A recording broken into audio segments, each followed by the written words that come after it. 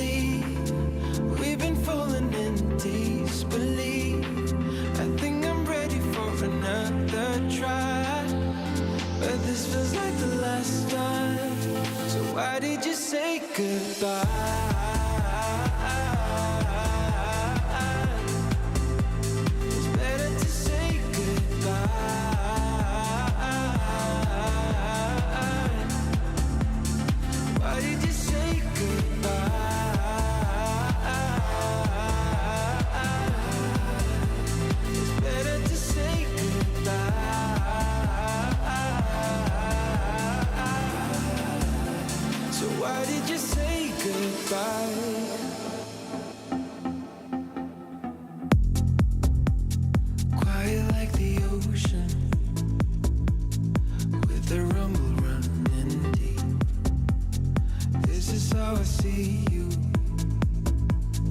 When you hide your feels from me, why you heavy-hearted? Cut the silence, talk to me.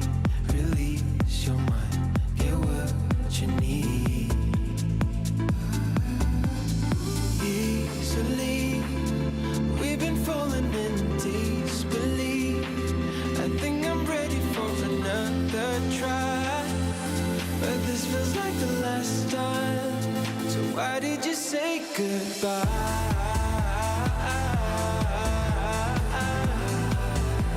It's better to say goodbye.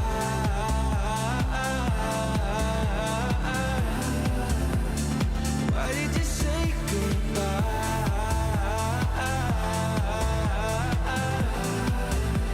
It's better to say goodbye.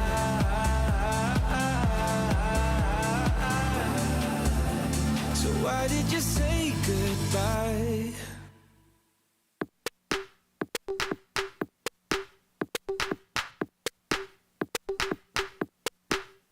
Deep minds, we were forced to be alone.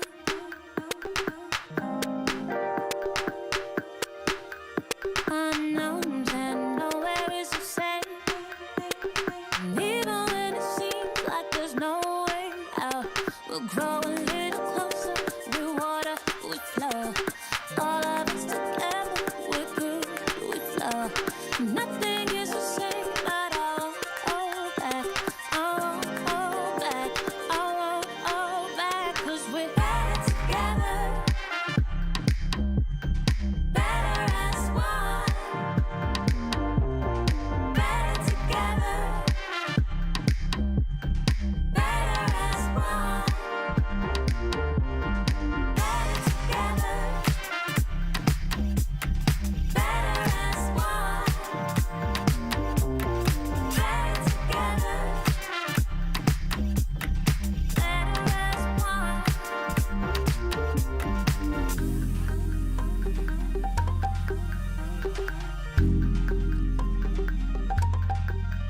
Deep minds, we were forced to be alone.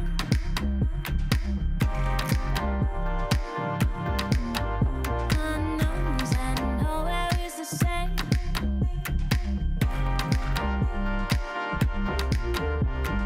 Grow a little closer, we water, we flow. All of us together, we're good, we flow. Nothing is the same, but I won't hold back. I won't hold back. I won't hold back.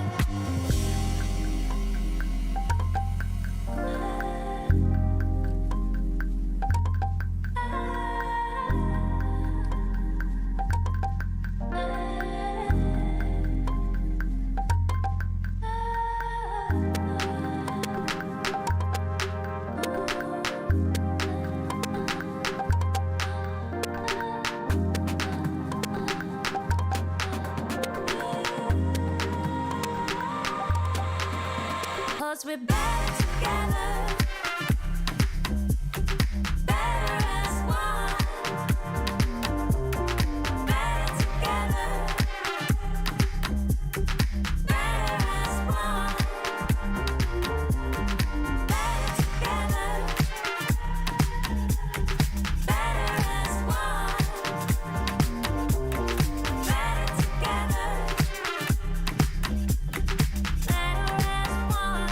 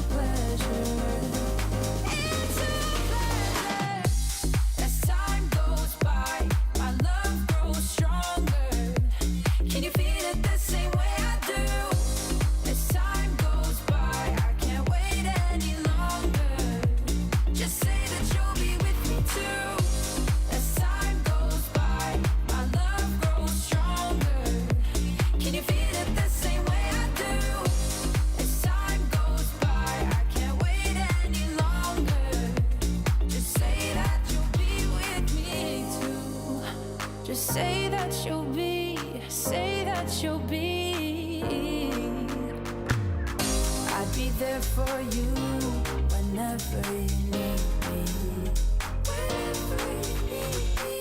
But you've been holding back.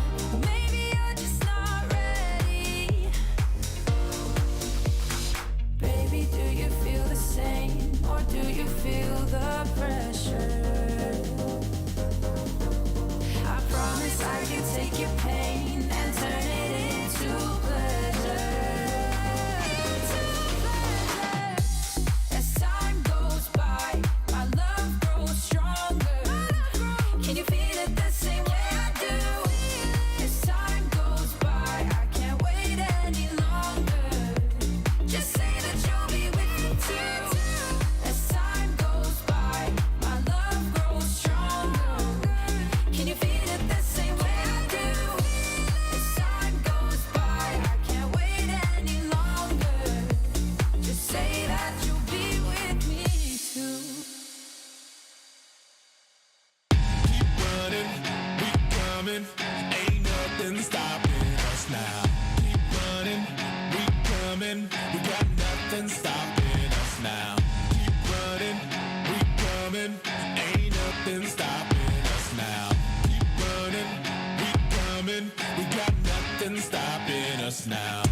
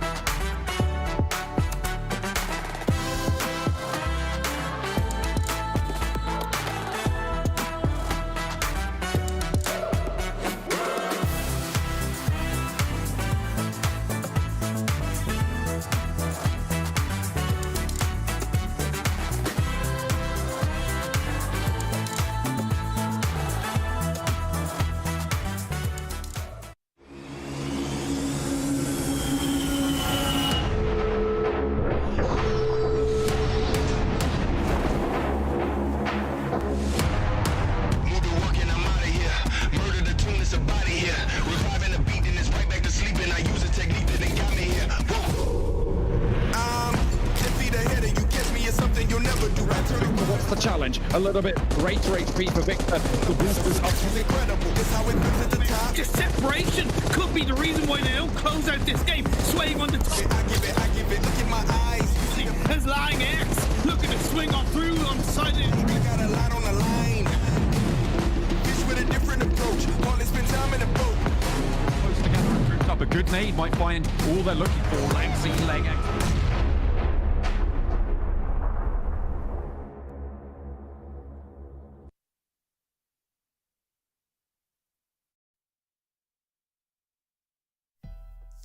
What's going on, everyone, and welcome back to the PUBGM Pro League Western Europe Summer Fall. I'll say summer every time until I get it right, and then I'll stop saying it. 2022. I'm your host, Jason Kaplan, joined by Maxman and Kalaris. And gentlemen, we're finally into our final day here of our first phase, and a lot of the teams here, there's a lot of money, not money, there's a lot of points on the line, especially to be taken into the finals.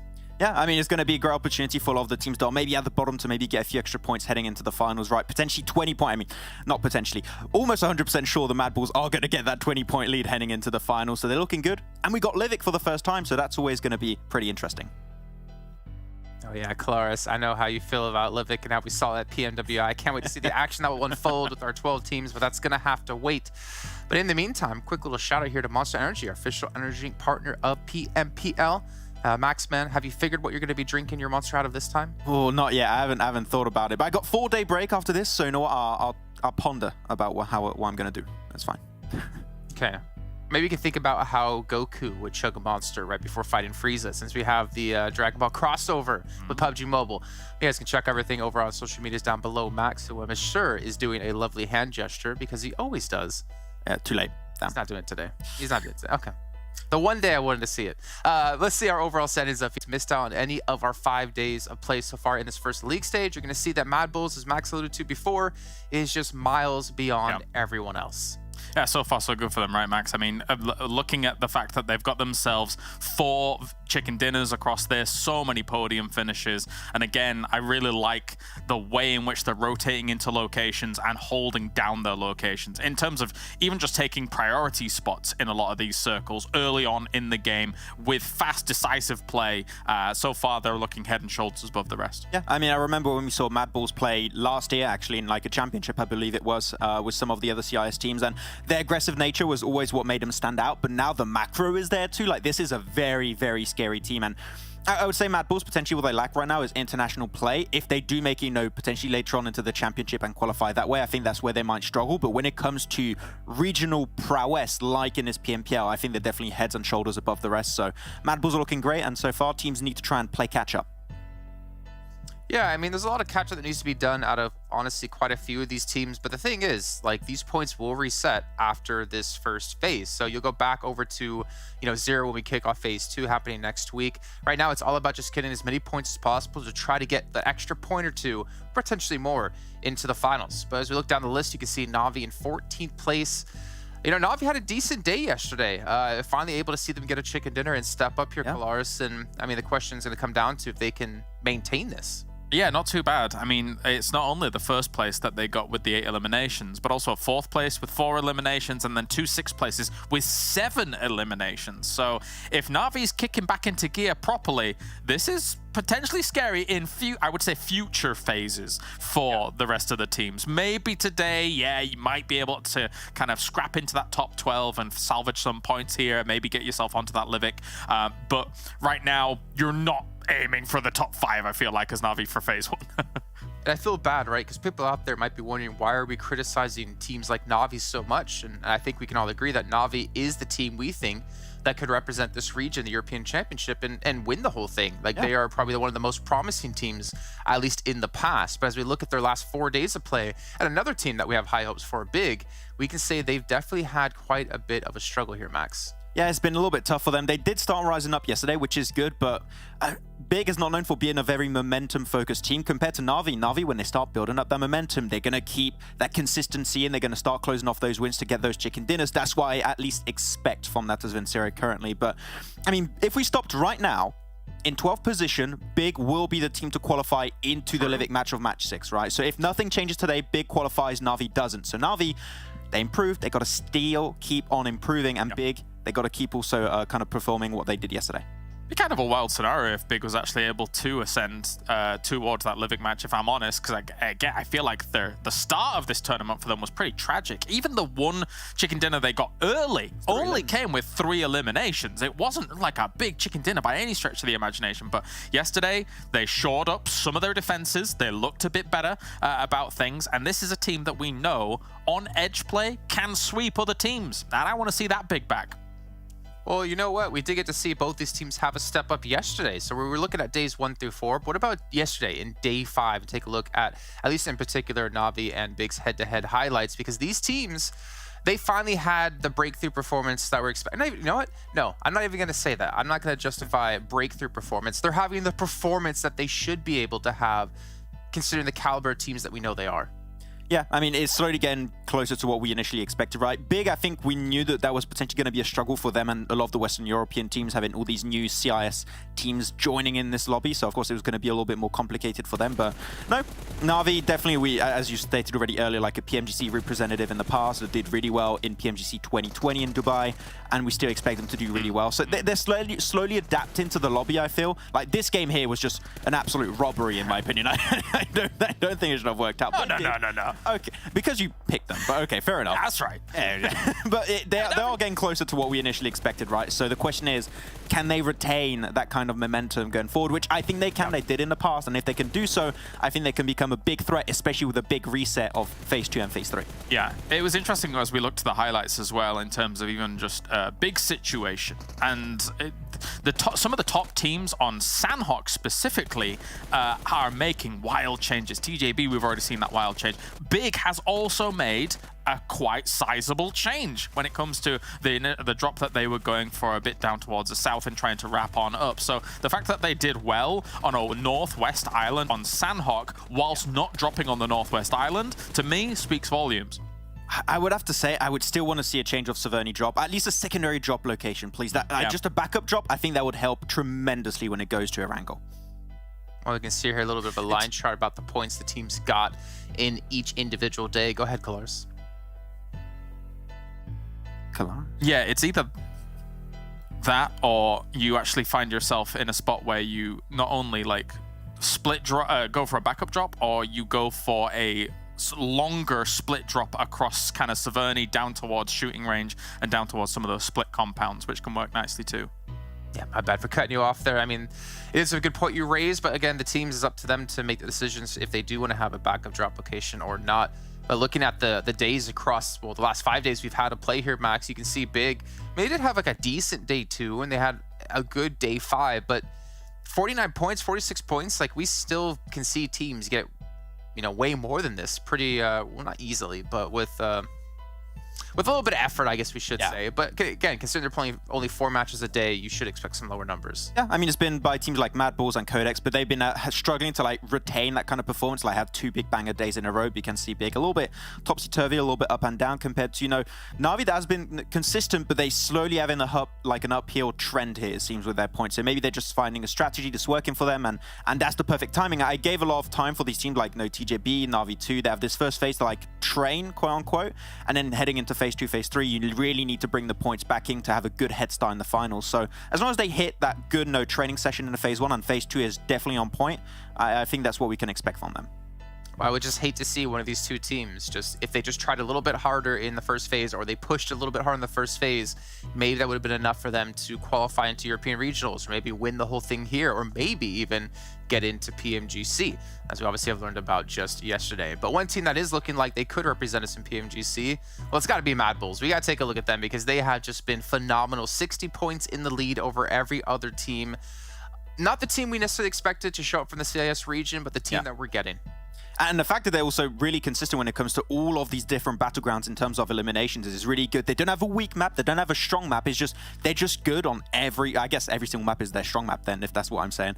They're able to perform on every single map, and you see that that can be the weakness of other teams, for example, that maybe only perform on Erangel. Sanhok and Miramar, not really their top maps, but here they just are able to perform every single time, always reaching a minimum of 20 minutes survival time. That means they always get into the late game. They're always able to frag out too. Like, those eliminations are really good for the amount of games they've played. So mean, MADBULLS, I just don't see a weak spot currently. They're efficient on their rotations, their aggressiveness is really good, their synergy is on point, and they control every single battlegrounds. Livik is going to be a bit of a question mark, but only got one, so it doesn't matter that much. I mean, so they're on point. Max, they have 39 eliminations on Sanhok and 40 on Erangel. Like, come on. To have that many elims on a map like Sanhok, which is like one of the hardest maps to get a high elim count on, that is just a true testament, I think, to how strong they've been. Yeah, exactly. I mean, because the main thing with them is they have really good macro. They're getting good position. The moment you have good position, eliminations come on their own, really, because you've got this lobby that teams are trying to push you. They're trying to breach your position in a good circle. You just got to defend it, and they do that extremely, extremely well. And then a point that also was brought up by Kalaris in the past is that they got this new coach, Pokemolid. I always struggle to say his name. Wait, I'm going to try. Pokemolidor. There you go, got it. That is actually helping the team along in the background, I believe. So it really seemed like all of the aspects of their gameplay is top tier. So, I mean, yeah, currently I would still have to say MADBULLS is the team to beat here. And maybe the Nova Killer, who knows? Maybe stop them from winning a third title at PMGC if they can get there. But what about our top 5 players so far in this event? You know, you would expect there to be a lot of MADBULLS players, and we're going to find out actually how many of them will be in our top 5. But it's important to note that obviously there is still an MVP award at the very end of this whole event where you get $1,000 for yourself. And we will actually, funny enough, only have one player in the top 5 out of MADBULLS. Yeah, it's actually very interesting because this is the very first stage, Jason, where MONIKEN is not one of the top fraggers. He was actually overtaken yesterday by Effect from MADBULLS, so that's a really big change of pace happening here. So really good on Effect to be able to overtake MONIKEN, which is surprising. MONIKEN was able to remain there for as long as, if I might say, after the big pop-off in day 1 and then kind of fizzled out. So yeah, MADBULLS been able to remain consistent. Effect is up there, but there's other players that can also be performing really well. For example, I can see Xeric is also not far out of this position. Xeric is also doing really well for the MVP position. He's actually second when it comes to MVP with 30 eliminations, so he's just shy of being on this position. So very good. Otherwise, Pioneer, Izumitsu also able to remain up there pretty heavily. And I also have seen a lot of people on socials. Okay, saw it.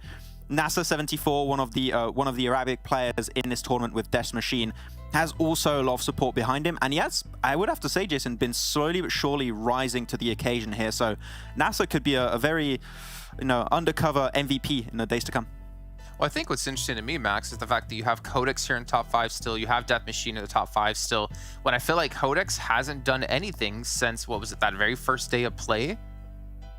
Yeah, I mean, that's the thing, right? He's been able to get a few eliminations. Yeah. I mean, it's just been double MONIKEN. chicken dinners.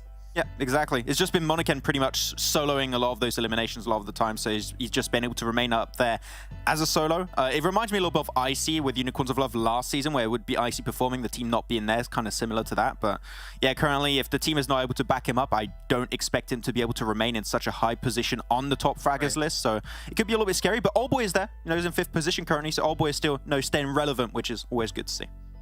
Before we do head into what matches we're going to be showing you today, I want to bring up the bonus point system that we did talk about on day 1. Now, these points are very specific to how you finish out a phase. Determining what place you're in determines how many points you get into our finals as an advantage. So, for instance, if you're MADBULLS here, you finish out this phase in 1st place, you get 20 points straight in the finals. You literally start the finals with 20 points instead of 0. And this will happen over the course of 4 different times. So there'll be 1 after each phase, which means we have 3 phases, so that's 60 points you can get.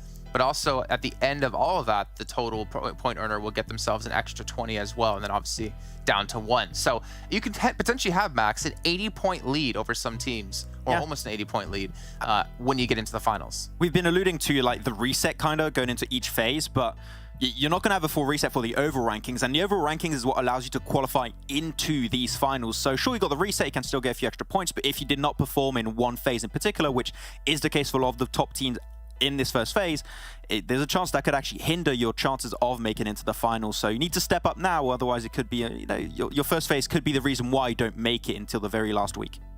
Yeah, you basically have to have the, as Max would say, pedal to the metal the entire... no, I say that, I'd say metal to the pedal. You would say it the other way, yeah. The entire time in this event, you cannot really afford to have a bad phase. You can't really afford to have too many bad days, or you might not make it into the regionals. But let's take a look at the matches today. Remember, we have 6. It's not 5 anymore. The last day of every phase, we'll have an extra match, and it will be over on Livik, as Max mentioned before. And we're going to be going into double Miramar and double Sanhok today with Livik at the end. And I'm excited to see how Livik's going to play out, to be honest. But I'm also excited to see if there's any teams who are going to make a massive step up here today. Yeah, it would be interesting to see. I know that, you know, I'm going to speak for Kolaris, he's not here right now, but I know that Kolaris, he loves crabgrass, and he wants to see all the teams dropping crabgrass. You know, that's going to be happening, I'm sure. But yeah, I mean, you could have a strat. You know, there's less points to gain on that map. You're going to get 10 points for chicken dinner. So if you want to try something a little bit weird, potentially even a hot drop on a team or do something a little bit out of the ordinary, you can go for it. It's one Livik match. You can have 3 total throughout the entirety of this event. So if you want to try something new, feel free, go for it. I mean, not to mention there's different points as well awarded on Livik, where you get 10, I think, for a chicken dinner. But Max, actually, I did hear from Kolaris as well, that he's not with us right now. He said, actually, he's been cheating on his predictions the entire time. And also because of that, because he's admitting to it, he's actually going to have you shave his eyebrows. So we'll see that happen at the end of this entire, not show day, but the entire PMPL Western Europe season. Let's take a look, though, at another quiz that is proposed to the talent here. It's a question about GK first and about his favorite dish. It's Turkish kebab, and he's ready to do anything for it. The question for us is this true or is this false? Okay, I went with no. Okay. Yeah, I went with no personally, because if it actually turns out to be the case and he loves it, okay, GK, I'm going to make you a promise right now. If you step up today, I will offer you like a full meal, okay? I'll do it, I promise. So if you do anything for it, I want to see a step up today from TJB. That's my deal. See, I said no as well, just because, well, they're in Italy, and I don't know how easy it is to get like a Turkish kebab in Italy when you have such amazing food in that country. He's from China though, so like he's Mr. Worldwide. Like he goes all over the place. Okay, it's he's Pitbull. Yeah, okay. Exactly. I believe Kolaris said yes. He has to be the. Oh my God, he's right. Oh no. Oh no. I don't believe this. Okay, the deal stands though, GK. Okay, I'll pay you a full meal if you win and you step up. Okay, whatever you want, Turkish kebab, I'll do it. I don't believe this result. I think someone's messing with us. Kolaris is just sitting there laughing in his void where he's not existing right now. Let's throw it to our casters who are existing. We got John on a blank to take you into the first match of the day. I'm glad that I exist today for the final day of Phase 1, Blank. We're going to be getting into the games. We're going to have the special Livik game at the end of today as well. We've got 6 games, and we're ready and raring to go. We are, yeah, 100%. Obviously, we've got a couple of Miramars going on, and also that Livik, as you mentioned. Kolaris, quite amusingly, not even there, still getting things right, even though the boys tried to sabotage him earlier on. I didn't hear any of those things, but, you know, I could also be wrong. I would like to see Max try to shave Kolaris' eyebrows, but with how spiky and steely those things are, I don't think that a razor would go up against them. You probably need to get yourself one of those hedge trimmers. I think the hair itself is probably the least of the issues. I think James would be too keen. You'd have to sellotape him to a lamppost to get him to calm down. That be able to is get right, towards John. him. Yeah. Well, I don't know what kind of sellotape you use. Something strong, hopefully. But we are heading over to Los Leones, where we do have some strong teams dropping in with us. See if MADBULLS can keep it up today. And there is a few things that are on my mind.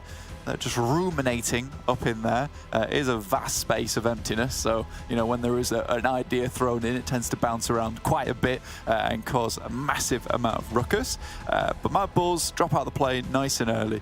Now, Jason was talking, well, you need to perform very well in all these phases, so you might not be able to get into those finals.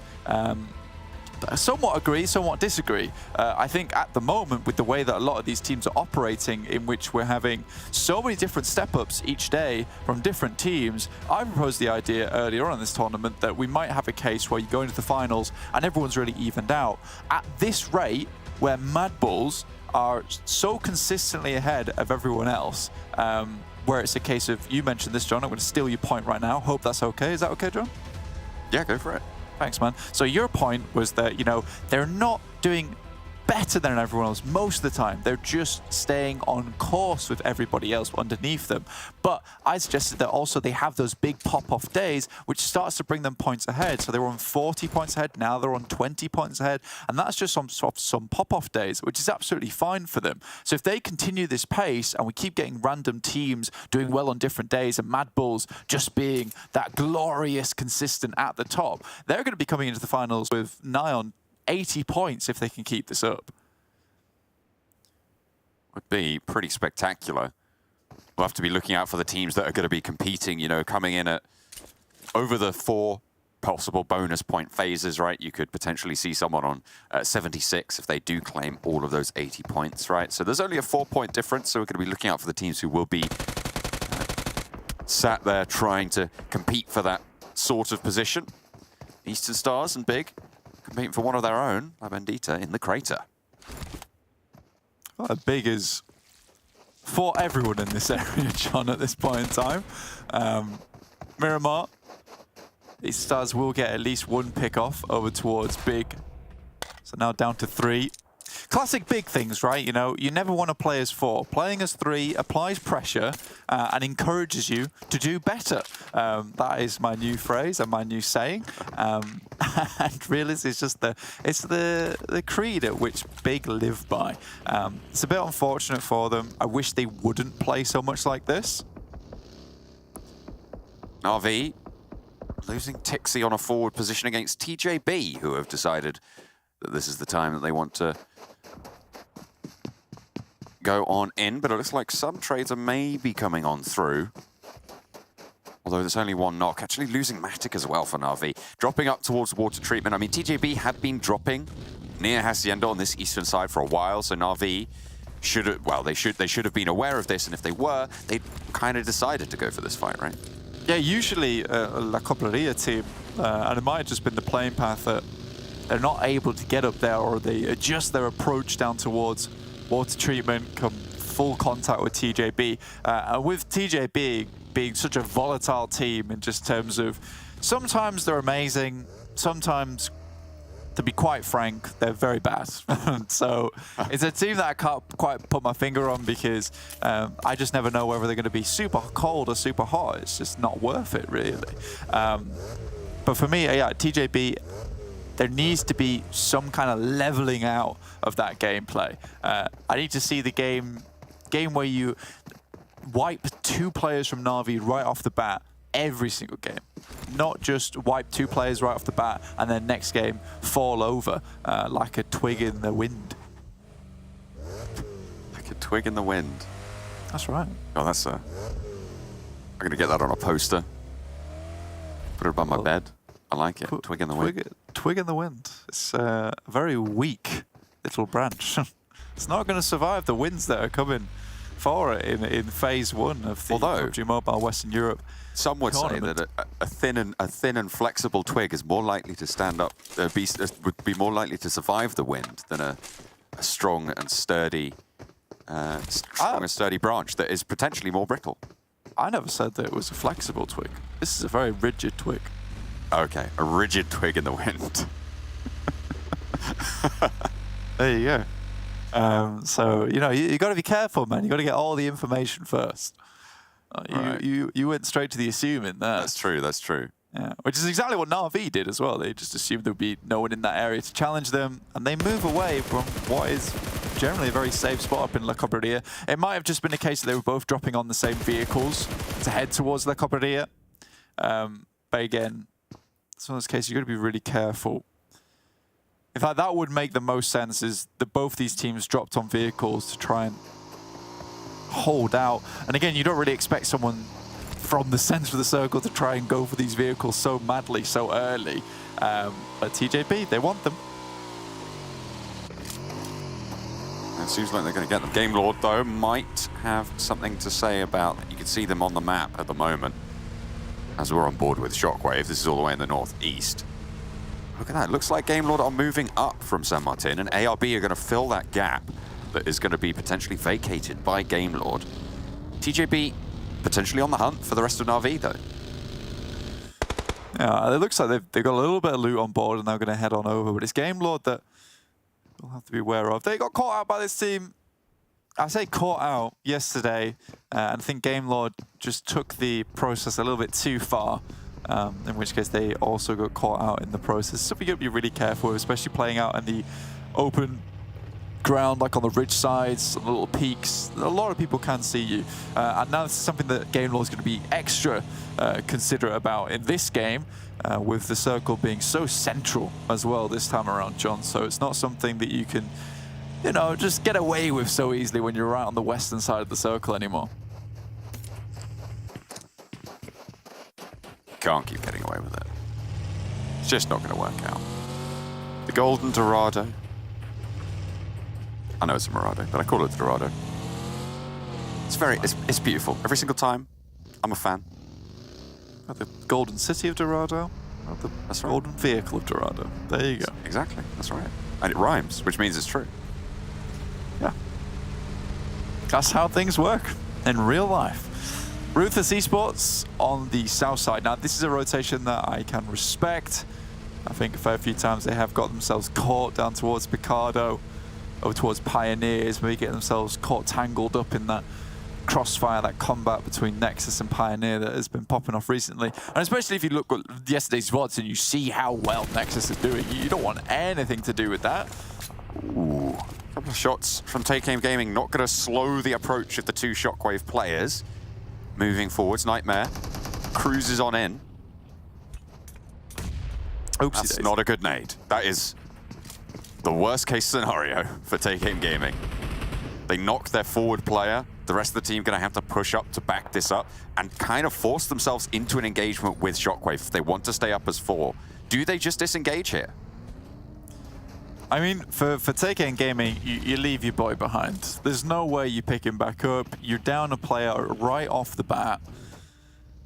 And for Shockwave, it's just a case of instantly sweeping that top side because they now have advantage. And there's no way TakeAim Gaming can solidify that stronghold they had on the high ground.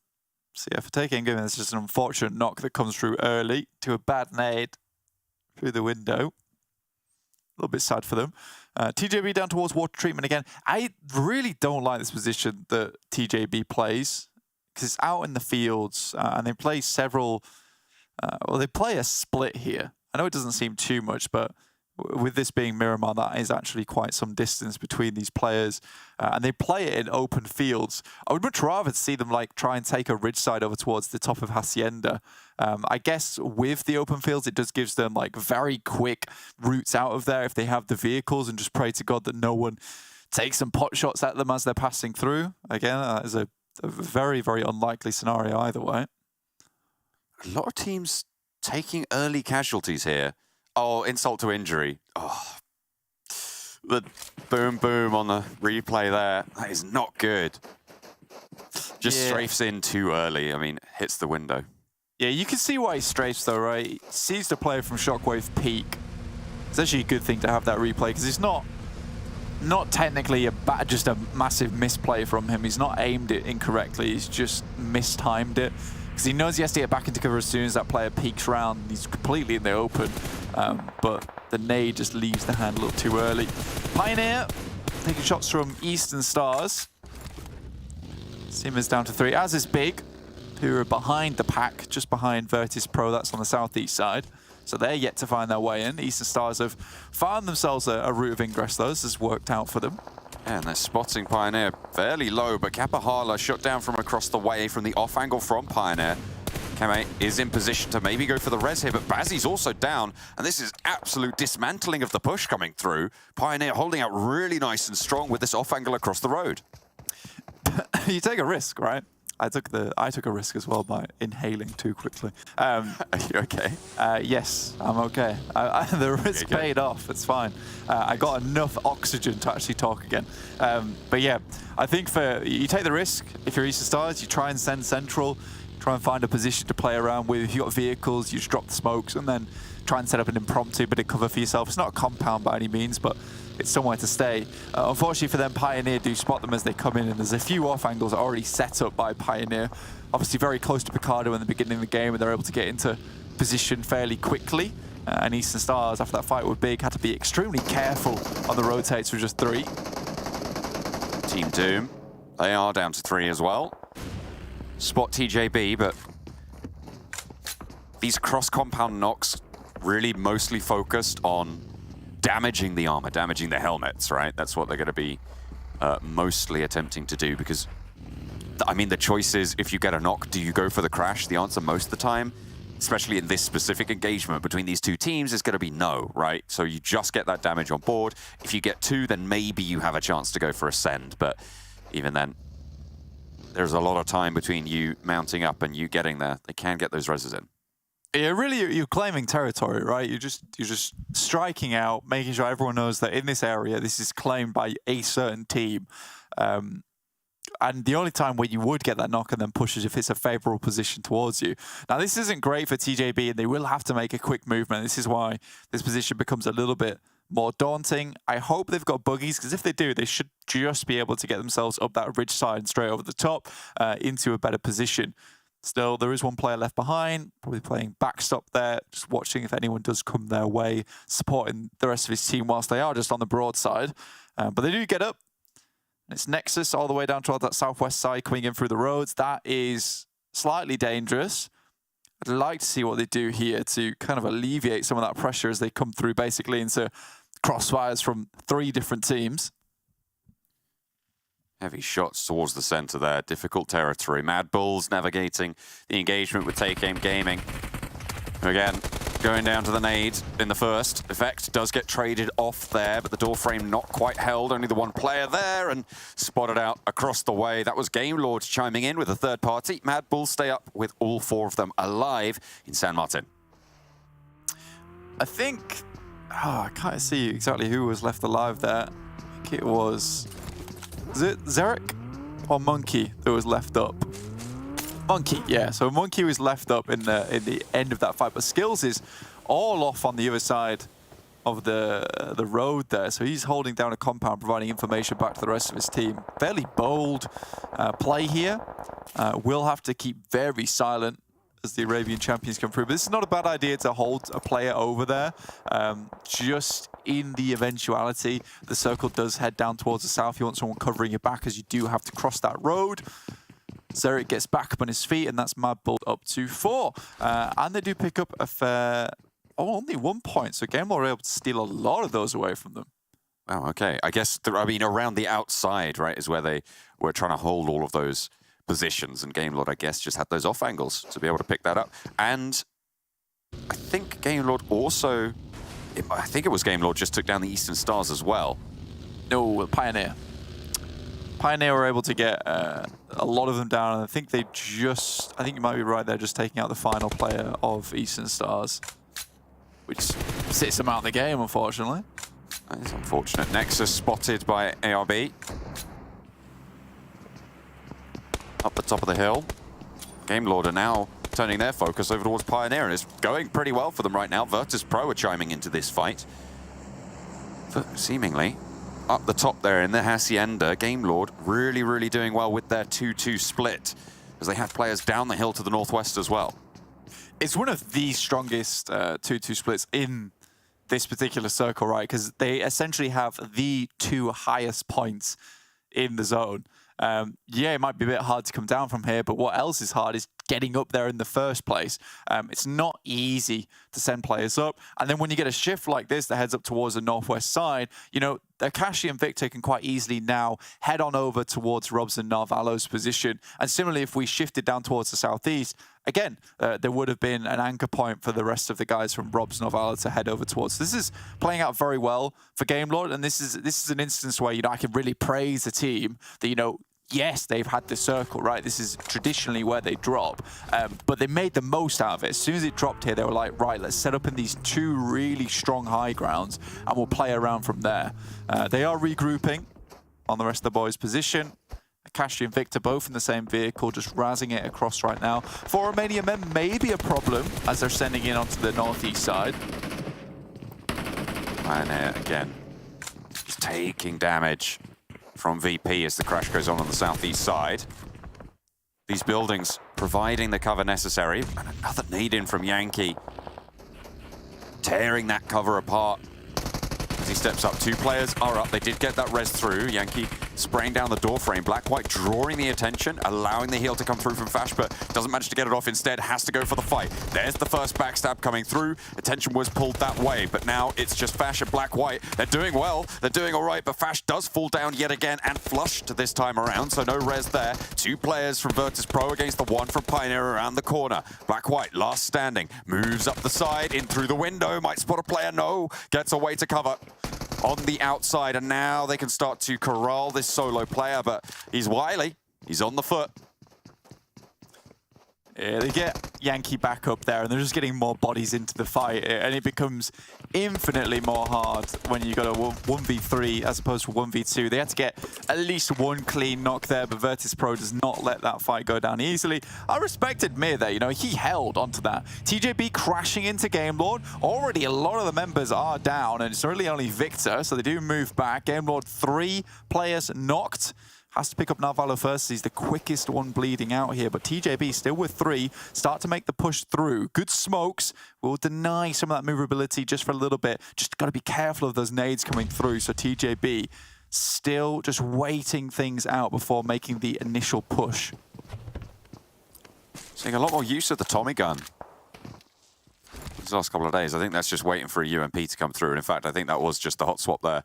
Game Lord now rebolstering themselves. TJB let that momentum go there on this engagement. The question I have is, did they want to just fully disengage? Do they not even want to take this fight? Because it feels like they have allowed Game Lord a second chance at this when they didn't really need to.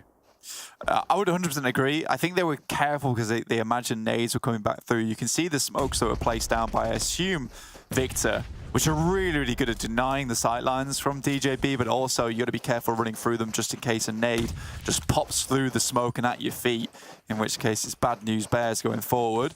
TJB looking for some more high ground around this compound. This is right on the northeast side. There's no one else here to provide support to either of these teams. Valo now in the ground floor. Spots a player upstairs, and it's 2v1 on the hold. Chow finds one, but taken down by the second as Narvalo hits the top floor. Victor was not knocked previously, so a little bit slower of a bleed out there. They're looking for more. One player as well knocked again. GK first outside. Tingsker now last standing for TJB. Zakashi drops down onto the outside, forced into the garage. There's the spray. What can you do? Akashi low and knocked as well, but Tingsker has more to worry about than that. Narvalo will be able to get this res. Everybody will stay alive for Game Lord on their high ground that they held for so long. Real instant refrag as well. Did not want to let that player get the flush. You know, Game Lord's very good when they're up as 4, so I think they're very cognizant of the fact that they had to quickly back up Akashi there, and Narvalo's like doing the lion's share of the work. That's not how nades work, don't worry, it is going to go forward. One would hope. MADBULLS not feeling the brunt of it just yet from VIRTUS.PRO, but finally Chilika pulls the trigger, and there's the flush from Old Boy as well. So all of a sudden the MADBULLS lose a member, and looking to lose maybe one more as Skills gets knocked as well. Beast is there on the sidelines, potentially proving to be a spanner in the works. SHOCKWAVE as well. He's right there. Ooh, spots a couple of cheeks poking out, and Old Boy takes the elimination. MADBULLS dismantled by VIRTUS.PRO on this push. Old Boy keeping it going. As per usual, it is Old Boy. He's such a dominant force within the lobby at the moment. Instantly hits the first aid kit, back into action once again. There's real no stopping of him once he gets grooving, right? You know, he just continues to apply the pressure. Mollies do go in. Unfortunately, will get caught by the off angle from Na'Vi. It's only the 2 players, though. Again, big, sending shots in. These guys have the 3 players. Again, our under pressure team. Everybody's starting to get really, really harrowed by this urban situation that they're mostly going to have to leave now. Only 2 teams, actually, with 4 players alive. SHOCKWAVE and ARB. VIRTUS.PRO, they do have 4, but they're looking for that res. As Ruthless Esports go down to the nades. Okay, VIRTUS.PRO do get back to 4, so that's 3 teams with all 4 of them standing. Yeah, Game Lord lost 2 in the process, but 10 eliminations this game. I mean, you've got to be happy with that. You're already onto, I believe that's the 3rd place for themselves. So this is, it's already gone fairly decently. Now they just want to keep laddering up, and they have pretty central compound to do that in. SHOCKWAVE off towards the north side, probably going to be their biggest problem, but we are having urban combat down towards the south side. Ooh, that I have cut down first. And flushed out as well. MUERTE taken down on a spray down the stairs from Sarah. Excellent firepower. Cannoning down the stairs there. Keep NEXUS at 2. You imagine that there's going to be a SHOCKWAVE game, honestly. I think it'd be very, very difficult for it not to be a Shockwave game.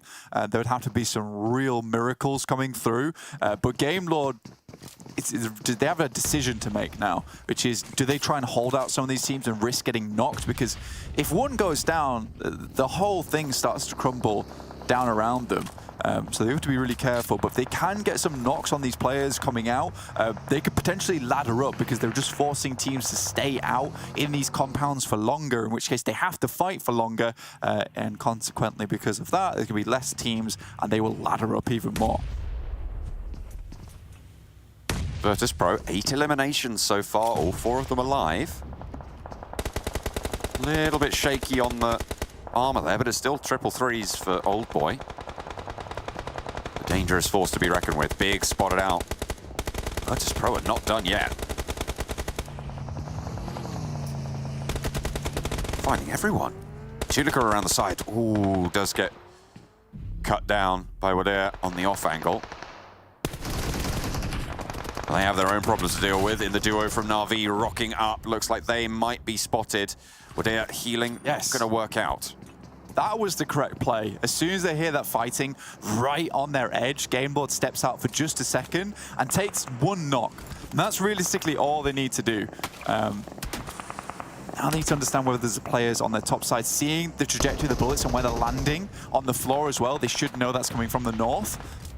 So they'll get back into cover. But they've done enough. They've done absolutely enough. That went from 8 teams cut down to 5. So already, Game Lord in a really good position. And Shockwave is not taking any chances with this chicken dinner. Oh boy, he's doing so much work. I mean, putting that nade in the back there, excellent. Now need to find Meku, the last player standing for Na'Vi. Nexus are taking heavy punishment as Redox looks for a heal, but they're out in the blue now, so they're just going to have to wait it on out. Chulika looks for the spray. They know the general position now of the last Na'Vi player, and they will be able to find it. Game Lord up the hill, spotted by Yankee. They know there's a player there now. Narvalo moving back past these generators and plays at the back of this concrete pad. With the oversight from Shockwave, Narvalo is penned in. Yeah, it's really hard for him to do anything here because he can't take a full-on engagement with the VIRTUS.PRO guys because they're sending nades in. Now it's all just down for Game Lord to try and live as long as possible, but this little platform will be the battleground, in which case Shockwave and VP will do battle. And the fact that VP have been able to get through this one with 13 eliminations at this point in the game, with 4 players, is nothing short of absolutely a miracle for themselves, but it's a miracle that they've made happen. Shockwave have complete control over this next zone, though. Nexus, the 3rd team in the fray right now, but looking like that one's going to go down soon enough. That airdrop might prove to be useful cover if they have a vehicle to crash on in, but I don't think VIRTUS.PRO are going to have that after their long on-foot stretch through the settlement.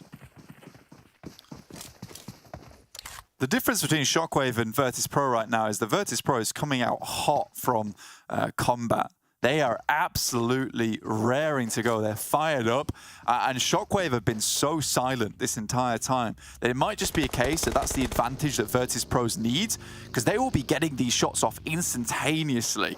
They're feeling good about themselves. They've got through that with 4. That's 14 eliminations as well now down. And Chulika actually somehow manages to find an off angle, almost gets the shots. We'll send a few more in, but that's going to lock those 2 players down and enable the rest of VP to try and move up. Trazy, you can see, already moving, and the nades are coming through on top of it. That's the danger as well. They didn't know exactly where these players were, but now Old Boy can zero in on this nade trajectory. Looking to try and hold this ridge line. They need some answering shots, but Yankee and Mur both shut down. That is an excellent answer for Shockwave to consolidate their position, to play this 2-2 split effectively. Old Boy and Chulika with it all to do now against 3 from Shockwave. Nightmare's there. Spotted out. Chulika wants to go for this spray. There is the threat of Aza across the way, but it's Trazen to take the final blow there. And now there's just the one. It is Old Boy with all the work to do. Only one, and it will be Shockwave to take it home from the north. Does zap one, but unfortunately Shockwave had just such a strong position. But it's not like they didn't try for that at all. They had a lot of eliminations coming towards the end of that game. That was 4 on top of the 9 or 8, I believe, that they had there. So it was a 13 or 12 elim finish. oh dear me, where are you looking? You are really going for that game. I like that a lot. But yeah, I think that VIRTUS.PRO still could have maybe made something happen there if that circle didn't head up towards the northern side, John. But again, that is the kind of VIRTUS.PRO that I like to see. Oh, you're back. Okay, you're just playing statues. Yeah, that's true. That's true. You know, I've just got to try and blend in with the background. I've got to not move. If I don't move, they can't see me. Hopefully, Tulika doesn't see me because he was fragging at his mind this game. Yeah, he was very much pumping. I think that's around about half of their eliminations that came through from Tulika alone, and 1,200 damage. The 1, 2, 3, 1. Very satisfying. That is some real good stuff coming through from Tulika. And we thought Oldboy was doing the majority of the damage there, but no. Tulika, in fact, just absolutely dominating from VP. Again, it's terrifying to watch Oldboy at work. Speaking of terrifying, the analyst desk. Unfortunately for you, Blink, your work involves having to watch Oldboy and watch him be flawless. Max, were you waving? Why are you smiling? He just said, oh, okay, I guess you didn't listen. Okay, we just... I heard it. Okay, cool. You just ignore it. Cool, fair enough. Yeah. Yeah, no, what a great game, though. Honestly, we were watching that, and when it focused on Haciendo, we talked about MADBULLS as being like the team in the perfect position, Max. And I want to start off talking about that before we transition to Shockwave a bit, because obviously the zone kind of didn't go their way. Yeah, I mean, that push from VIRTUS.PRO was on point onto that position of MADBULLS. Like, MADBULLS had the perfect position earlier when the circle started going towards San Martin, because they saw a lot of the teams that were trying to enter through San Martin, so they just played on the edge. If it moves away from San Martin, they're going to gatekeep all the teams moving. If the circle goes towards San Martin, they're already there, and they can gatekeep teams trying to enter San Martin. It's a really good position that offers you a lot of possibilities later on down in the game. But this time, you had VIRTUS.PRO banking onto the eastern side, smoking out all of the entry points. You had like 4 or 5 entry points in that warehouse, and they just clear every single one of them with those smokes, denying visibility, and then they can just push the building, eliminate one, two extra players from MADBULLS, and then just clear the entire team. So that breach from VIRTUS.PRO was on point and just enabled all of this end game to happen for them in the first place. And yeah, Shockwave, I mean, to be fair, I did notice Shockwave as well, and I mentioned when we're talking about MADBULL, that it's very dangerous the position they're in, because it's very gimmicky, right? If the zone goes their way, then they're looking good. If it doesn't go their way, well, you have to push into the city, which is going to be very difficult to do.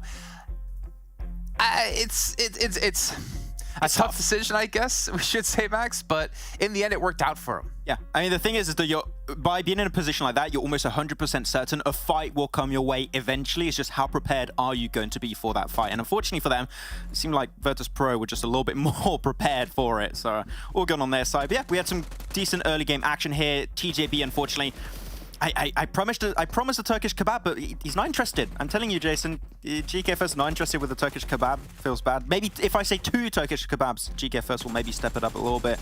But yeah, you can see we're going to see the breach eventually coming up here when you're going to be seeing that engage happen. Game Lord also getting a good game. And near.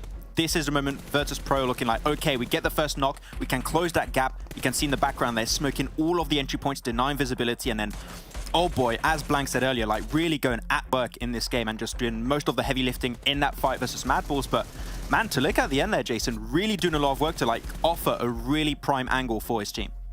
Yeah, the thing is, VIRTUS.PRO, again, pick up a massive amount of eliminations in this match, and we've been talking about them time and time again. They've been trying to close that gap up against Eastern Stars in our top 4, and they might have been able to do so here off of this match. And what's so crazy to me is, like, we know Oldboy played with Na'Vi back in PMGC, was it last year, if I'm not mistaken, maybe it was the year before, and he wasn't, and then we had Kitsune come into the team as well from Cloud9, but Kitsune wasn't allowed to play. We saw the Between the Battlegrounds where Oldboy wanted to bring Kitsune back into the team.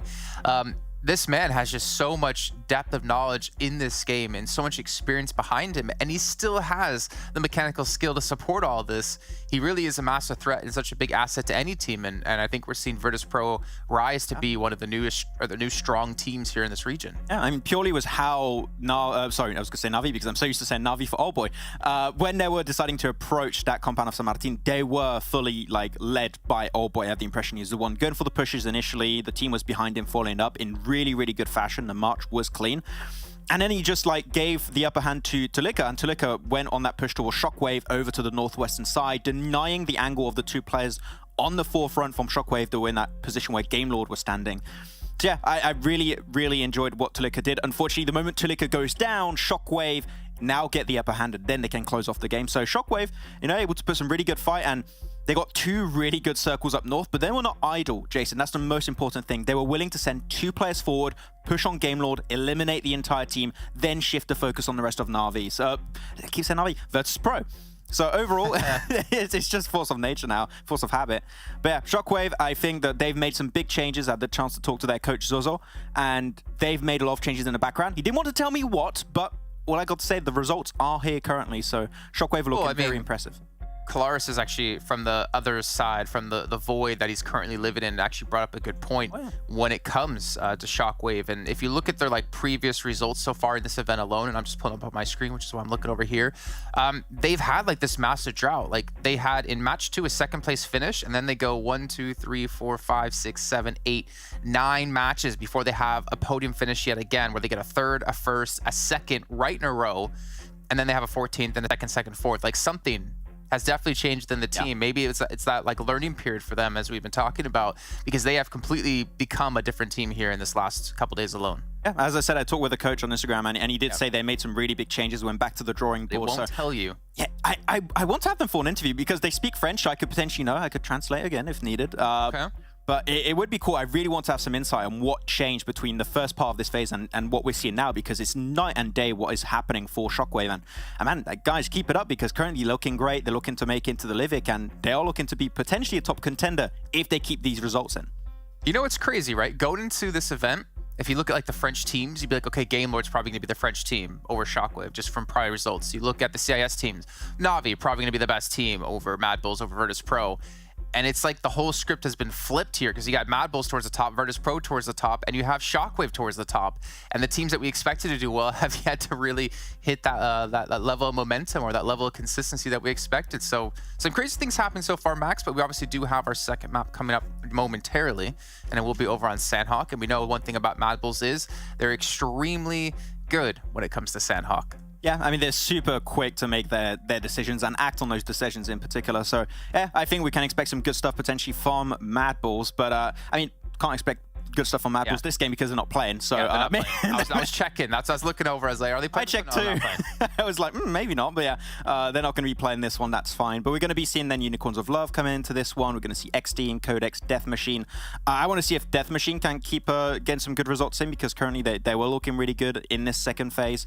And I hope they can potentially keep some results going in. But in particular, I still want to see TJB. I think that's the team we're still looking at. They keep changing their drop locations a little bit all over the place. It's kind of like testing the waters, kind of. But hey, yeah, we need to see some consistency. We need to see something out of them, because right now they've just been inexistent in this event. I mean, you're talking about wanting to interview SHOCKWAVE. I want to interview TJB and ask them, why have they changed their heal strat in Sanhok? That was not a pivotal like strategy for them when it came to last season, but it was one of the strategies that made them so consistent in getting points. Like, why change it all of a sudden? Maybe they're expecting changes in the future. You remember during PMWI, when it came to our after-party showdown, the circle did tick for more, the blue zone did tick for more, so you're actually unable to heal after, I think, the 5th zone, if I'm not mistaken. So maybe they're expecting changes like that to come into effect for PMGC. Maybe I'm just BSing right now and I have no idea what I'm talking about, which is very likely. But I do wonder, like, why would they change something that was so good for them? Yeah, I mean, they were getting hot dropped by MUERTE and Same, so that, of course, is an initial issue, because it's the best position is Same to get all that loot, to be able to pull off the heal-off strat. And also, so many other teams are doing the heal-off strat, so you're not consistently going to get a 2nd or 3rd place like we saw last season. And especially, you got, like, Take Aim Gaming that is really good at the heal strat. They've been consistently pulling it off really well with high mouth success and no contested hot drop. So I think it's just everything is going against the heal strat for TJB. So I think it is a good change, but they need to find another plan. And right now, they haven't found it yet. And they need to find it soon, because the more days pass without a plan, the less points they're going to bring into to be able to rank up high on the leaderboards. We'll see if they can rank up some points here, actually, as we have our commentators to drop into Sanhok with John, Allen, and Blink. Sanhok it is, up on the menu, ready to go for another round in the jungle. Having our very own little Rumble Blank. That we will. Honestly, I'm excited for this one. Sadly, some of the big teams that we want to talk about aren't actually playing this. So we don't have Game Lord or the guys from MADBULLS playing with us. So Paradise Resort is open, and off the west side of Paradise Resort is open as well. So there's a fair bit of the map there up towards Tatmok and Cow, which is just quite free. So I wonder if there's going to be any teams that do drop over on towards that side. VIRTUS.PRO making up some points here that last game. 228 behind MADBULLS at 263. So that 60-point lead has dropped to I think that's more like, you know, just around about 35. So we're happy days here for VIRTUS.PRO, and they're playing in the Sanhok. From that eastern side, we'll see what they can get done, but this would be a great chance with MADBULLS not being in the lobby for them to kind of even out things. Plane path starting to allow these drops. Looks like Big are back to their old tricks on the northwest. Not going down south this time around, no. They are going back to their basics, so Na'Vi will have to readjust to that, remember the old ways. Eastern Stars as well, going to be spreading out potentially a little bit further north than that wide east coast spread we saw on that northwestern island over the last couple of days. And actually sending 2 over to the mainland. Yeah, usually dropping over towards Hattin. And it makes sense that they would drop a couple of players over towards this compound as well. Again, Game Lord, MADBULLS not dropping in this match, so a lot of space over towards that northwest side, so they can comfortably take this to basically 2-1-1 split. So it works out quite nicely for them. In the meantime, Death Machine are taking Paradise Resort, and they perform quite comfortably over towards that central side of the map, and Paradise Resort is really good for it because there's a lot of capability to do some scouting.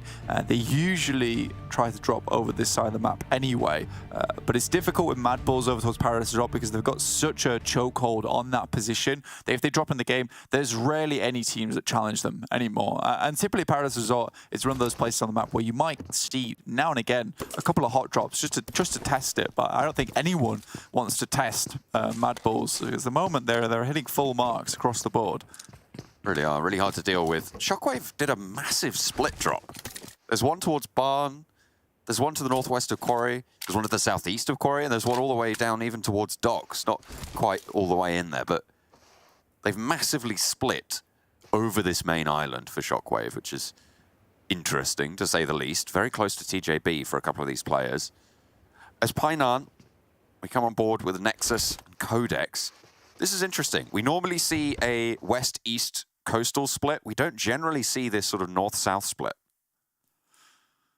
Not really. Not as much. This is a little bit different, and I think that NEXUS was hoping to drop on one of the players from QODEX. It's been happening very frequently, where they're able to drop on one of the players and then quickly sweep the rest of the team. So I actually don't mind that from QODEX because it does eliminate the possibility of, you know, you lose one player, then you lose the rest, just because NEXUS is able to quickly sweep both sides. But with them taking the 2-2, you know, it actually does give you an opportunity now. Oh, Trazen, be careful. Does give you the opportunity now to just chill with it. Maybe gets back into cover. Wow, that is lucky. Right on the mark. I mean, Shockwave. This is the massive split from Shockwave. They're paying the price for that. No backup. They did. There was a backup player, I think, at the top of the hill for TJB. So they can go for that trade, even if Tingsko gets knocked. I mean, you lose a player for Shockwave either way. It's not ideal. It's not ideal. You just want to disengage from those situations, but Shockwave are too far apart. Yeah, TJB been causing some problems in the side of the map. I'll put it that way. And I think it's been quite a few times now where we've seen TJB drop to the west side of Quarry, drop towards the top of Mongnai, dropping towards Ban. Like, Shockwave, you can tell they're a team that are invested now in macro over everything. They just want to get into a solid position with 4 players alive. Yeah, that massive split is not always the best way to do it, but if they want to get looted early in not the most ideal of situations with these kind of rubbish compounds around them, they need to do it this way. They kind of expected TJB to be more over towards the west of Quarry, and Trazen feels comfortable to pass through Barn. Unfortunately, TJB just read that in the meantime, and we'll just pick them up. So, good play from TJB. Unfortunate for Shockwave. It feels like they did do their homework there, but they were caught out by TJB's randomness on Sanhok. QODEX And NEXUS, no one pulling the trigger on this engagement. Looks like it's not a fully looted situation as well. I mean, potential that they have managed to get what they're looking for, but you can see no meds on board. Just the one smoke and a low HP bar. Not ideal. I feel like NEXUS are winning this engagement, despite it not really popping off. I would say that QODEX has succeeded, actually. I mean, you can say that they succeeded because they haven't died in the first 2 minutes, which is typically what happens to them. The fact they've lived this long, yeah, they're kind of winning the engagement, sure, for NEXUS, but at the same time, for QODEX, this is certainly a success for them, right? They get a little bit further into the game than usual. I imagine that they might be suffering from that success a little bit later on, though, with their low on those meds, low on that loot, having to move in what is a pretty crucial rotational area for teams on the southwestern island as well, across those Pine Arm bridges, towards those hills up to the east if it goes to the mainland. And similarly, if it goes to the southwest island, a crucial crossing point. So being in the line of fire with low loot, far from ideal. Looks like they are going to regroup, though, and go back to the coast-to-coast split. I mean, there is a ton of loot in Painan, right? So they should be able to get something on board. Again, it's a case of having to watch the angles, but one person can do that while someone else goes through a little bit of loot. Michu, bit of a dangerous crossing at the moment. Luckily for him, NEXUS hasn't quite fully made the move up to the end, and now they regroup. And this is kind of sending NEXUS for a little bit of a loop, because this time QODEX is showing them something different, which is a bit more of a slow game, which I'm happy to see. I think QODEX has been a little bit too fast-paced recently, not been able to, you know, slow things down enough for themselves where, you know, they're actually able to get a decent start on their matches. And typically what happens is they'll have to move up towards that northern side. They take the hill. Arab Champions, Pioneer cuts them off.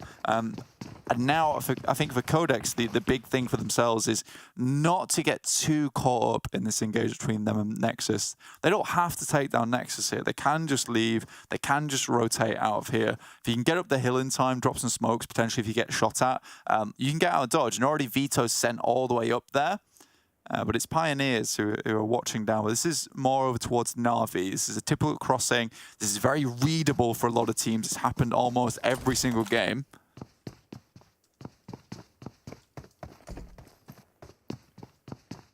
RV are all four still alive, which is good news this early on.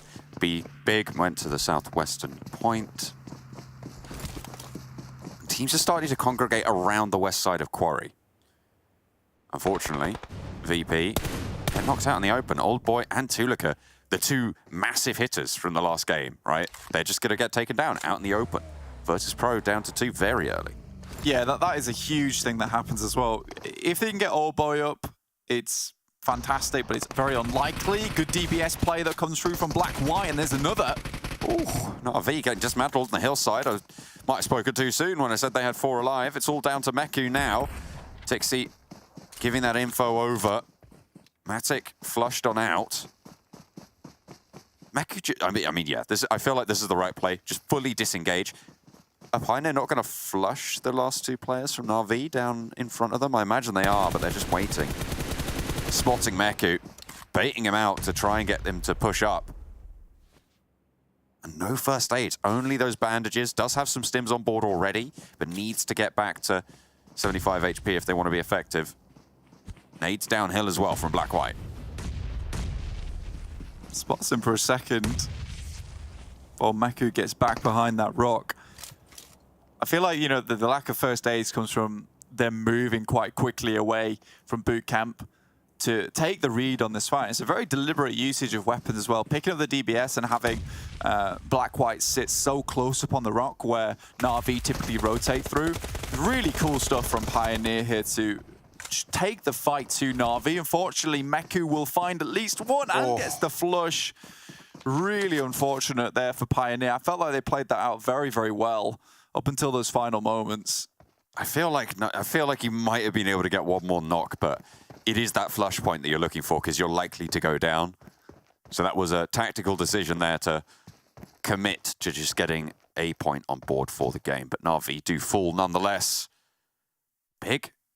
It feels like they just have been shut down a couple of times now on these rotates, trying to get around, trying to play under the radar. But Take Aim Gaming, they must have spotted those parachutes going over to the north side, because they are back to their old tricks holding. They didn't send out East early, which they saw that they did when Big weren't in the game. Yeah. Mihi actually does get flushed out there. Again, I like this from Take Aim Gaming. They know Big is in the lobby, so they hold on Ruin side, they hold towards Bridge. I said this yesterday when we were playing Sanhok on the last, I think it was the last match of Sanhok that we watched. The Take Aim Gaming actually immediately send over towards the Confluence compound on the walls, which is the smart play because Na'Vi's not in that match either, so they can pick that up. But this time they're going to try and hold out Big. They switch things up according to the playing path, according to the lobby. And that's what you want to see from a team. Unfortunately, Take Aim Gaming just aren't finding the shots that they're looking for and already happy down to Beast. I think that's a heads up scout from Beast as well, understanding, you know, that's probably one of the biggest crucial spots for Take Aim Gaming is on top of the bridge to try and get some high ground and maybe get a cheeky angle on the guys from Big. Yeah, spotting that out, really, really important. ARB under pressure from TJB. Deer around the side, trying to cook a nade. Wants to put it through two windows here, but Tingsker has one of his own and a teammate as well.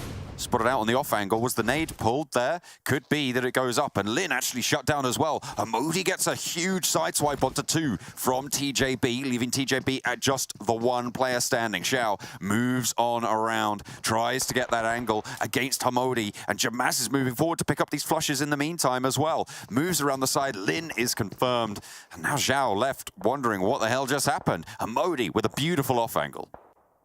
You know, the biggest thing that I noticed about TJB is that they're very tunnel visioned when it comes to some engagements, which is why you do see a fight between TJB and Na'Vi go so well, because Na'Vi is just very much death ball. Like, you don't have those off angles, and when TJB comes up against someone where it's like, it's very clear, everyone's in front of me right now, we can just take this fight, we know what to do.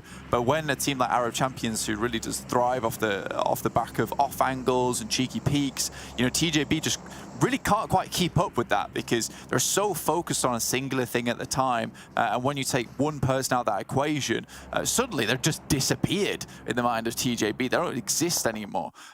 So I think for TJB, that's something that they can really work on. It is that tunnel vision, because it is really costing them a lot of these fights. Next circle coming in fairly soon. Big yet to leave that northwestern island. They haven't made that crossing down south. Take Aim Gaming haven't taken that compound as well. So there is that opportunity to just go for the Na'Vi crossing. So it shifts up north, so that might be probably the best play for Big. If they can get over to the compound on the eastern side of that shore, they might be able to gain some ground in it.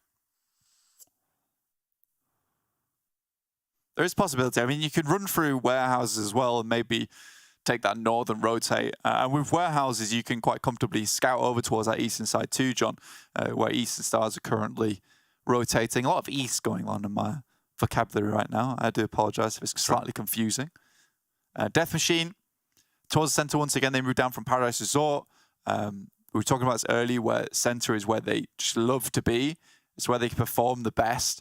I think under pressure, Death Machine performs very well when they're in a compound. They're able to take a lot of different angles. VIRTUS.PRO actually were able to get Old Boy back up. And I think that was one of the key things they had to consider there, because as 2, Sanhok becomes really, really difficult. But as 3, they can comfortably hold down the crossroads. Your only issue is now with this circle centering up towards here, so many teams are going to be looking your way. Hopefully they can hold one another out. That's what VIRTUS.PRO will be hoping anyway. Death Machine out to the north. Take Aim Gaming and Nexus really ringed in here. All 4 players inside this compound for both teams. And it is dangerous. It's really, really close quarters.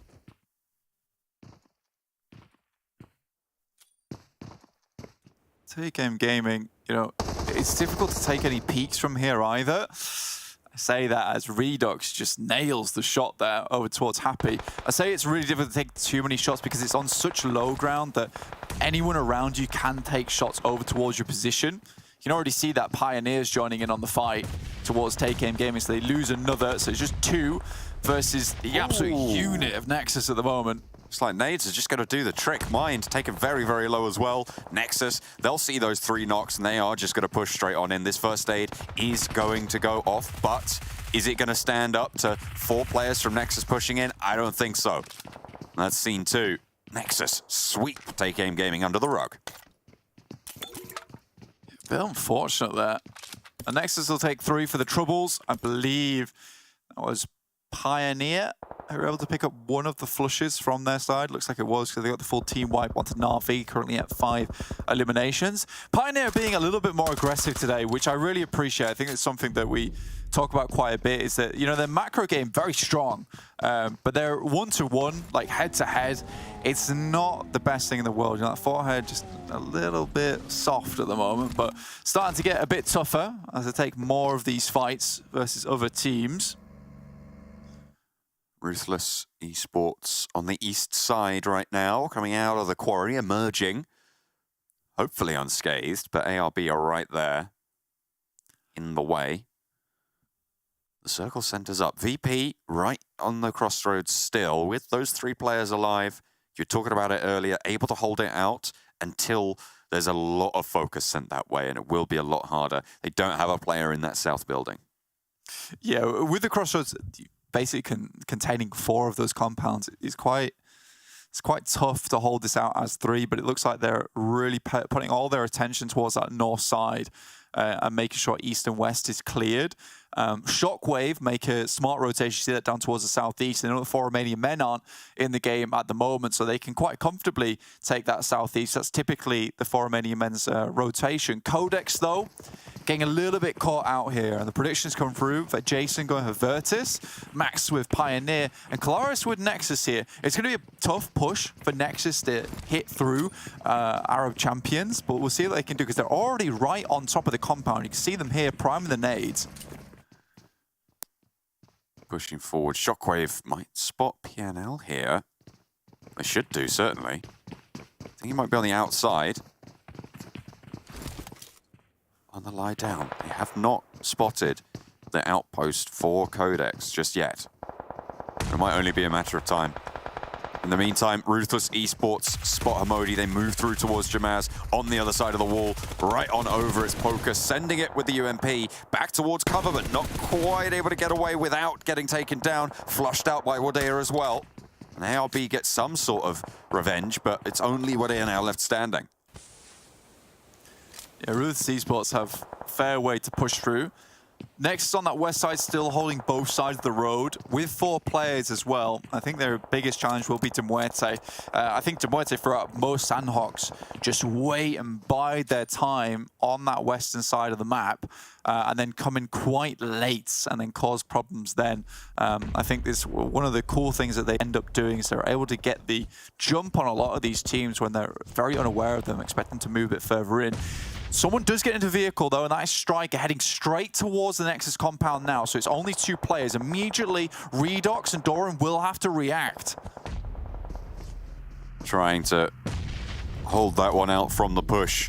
Xiao's moving fairly silently. No meds, no first aids anyway. We'll have to move in behind Ruthless Esports. Push in towards this engagement, but spotted uphill. Unicorns, I think, took care of that. Wadea as well eliminated. And Unicorns pinched that away from Ruthless also, so a lot of points being just swept up, slurped up by the Unicorns, and they look for another onto Ruthless. Here comes a little bit more. Unicorns are love heavy right now, who are currently just trying to finish the final players of Ruthless Esports, as well as the Eastern Stars, who are held out inside the blue. So MUERTE get a little bit of revenge, find at least 1 knock over towards Nexus there. They were able to find Striker on his approach in the vehicle. We're looking to get their player back up on board, but it's Death Machine. Again, that center position for them. This is where they can start to punch out just a little bit. This is that fight we were talking about earlier. Nexus attempted to get their player back up on feet, but with Unicorn, DBS in hand, very dangerous if they get them a little bit too close to their compound here. Sarah's just providing that information back, John. Doesn't really have any ordnance to chuck on in, and Nexus used a lot of nades in that engagement with Take Aim Gaming in this very compound. They will have to hold it out this time around. They will be on the defense. A first knock goes through, and Nexus are down to 3 for the time being. Octavian wants to put nades in, and a lot of damage sent towards MUERTE. A lot of them ticking down. Is the blue going to claim it? Not quite. Yes, there it goes. And there's the knocks. Nexus should be safe, but they are down to 3 in the meantime. Yeah, they have to leave. MUERTE has, again, caused problems. It's a team that does this quite frequently. Tried to get a few knocks on towards them. Now they're just going to try and go for the heal strat over off in the distance. That's with Dadaev. And unfortunately, Doran tries to move into the room to pick up as many meds as possible, but they've already been all dropped over towards Dadaev, so Nexus won't find any respite there. That is unfortunate for the team. We see Doran actually go down to the blue on the map. And with that, Nexus's run is kind of taken short by MUERTE trying to take down as many teams as possible so Dadaev can survive for longer. Hang on a minute, Dadaev did also just die, but that's, yeah, it doesn't even matter. That is really, really unfortunate. Blue Zone claims victim. Beast hits the final shot over towards Redox. We're down to 5 teams blank at the moment. Only Ruthless have a healer out in the zone, Nano Baby, over on the eastern side. We'll try and grab as many of those meds as possible. VP still in it. Ooh. Moving up now. I'm not sure about these smokes, John. Yes, you'll get your player back up again, but you're giving so much opportunity for VP to start moving up because you have no sightlines to play around with. I think this is a big mistake from Death Machine. I think you take the 3v3 here because VIRTUS.PRO have to move over open ground already. They're able to claim at least 1 life, but it's Unicorns a love chiming into this one. Do take down 1 player. VIRTUS.PRO, they're just not stopping. That might be the lifeline for the Death Machine. The Molotov out the window as well. Finds Old Boy and VP down to 1 on this push. Unicorns of Love playing spoiler to their chances here. Really, really hard up against it now. Big trying to move in as well on the back foot. Death Machine continue to take knocks. The good news is that Mer made it into a building, so has some cover. Did you just pull a max on me? Hit me with a mermaid? Yes, he certainly did made it into that location. But he'll survive for just a little bit longer. Here's Big, though, coming from the side. Not heard too much from this team this match, and they're at 3 players. Unicorns with their focus onto the Death Machine compound, onto the building that they hold right now. Heal did go off, but there's 2 players flushed in the corner. They're going to know that.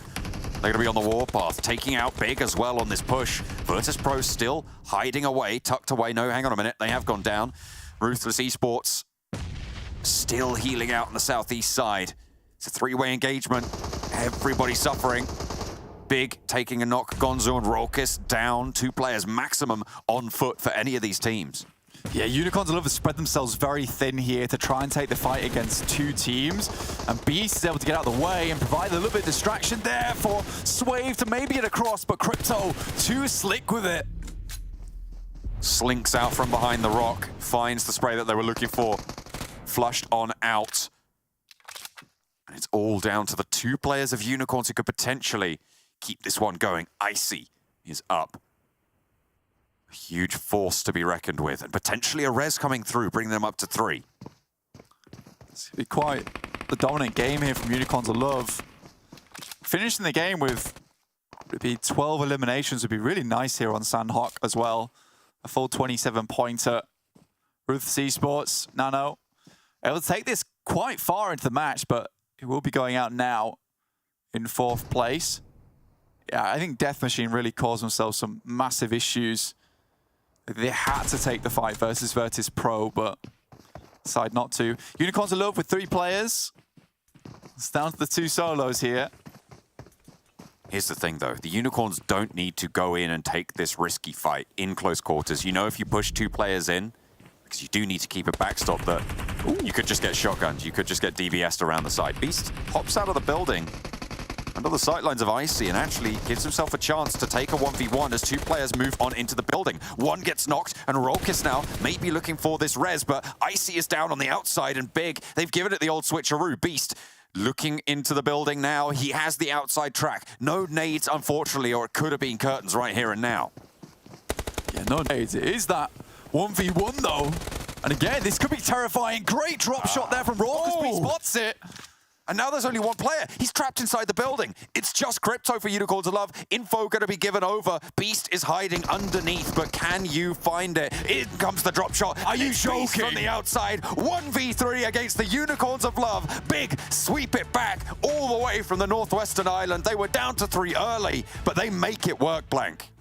Under pressure, and that's what makes those players better. That is just how Big operates. Down to 3, but still make it happen somehow. Again, Unicorns of Love tried to take several fights there at the same time, but I think Big gave Crypto a run for their money, playing 2 separate angles at the back. Again, I'll say it one more time. I think Death Machine absolutely should have taken the fight with VIRTUS.PRO 3v3. The smokes they placed in their own building allowed so many teams out in the open to just approach them at the end game. Unicorns of Love, though, again, another missed win, and it feels so bad. Yeah, it's got to be a little bit of a stinger there for Unicorns of Love. Highest damage for Crypto, but Beast taking that 1v3 at the end. I mean, the 1v1 with Icy, necessary, and that was what they had to be scared of. I don't think the Unicorns needed to go for that 2v1 inside the building. No, I don't think so either. I think it was a little bit awkward, but I do think Happy gave them a massive run for their money there, taking down one player very, very low. And for Beast, I think the most impressive thing, you know, it was the strafe out the building, right? It's straight behind the tree. Like, the fact that he pulled that off mid-air, I thought I was watching a different game completely. But yeah, very, very well done. Absolutely fantastic stuff coming through from Beast, surprising us all. Wonder what the desk have to say.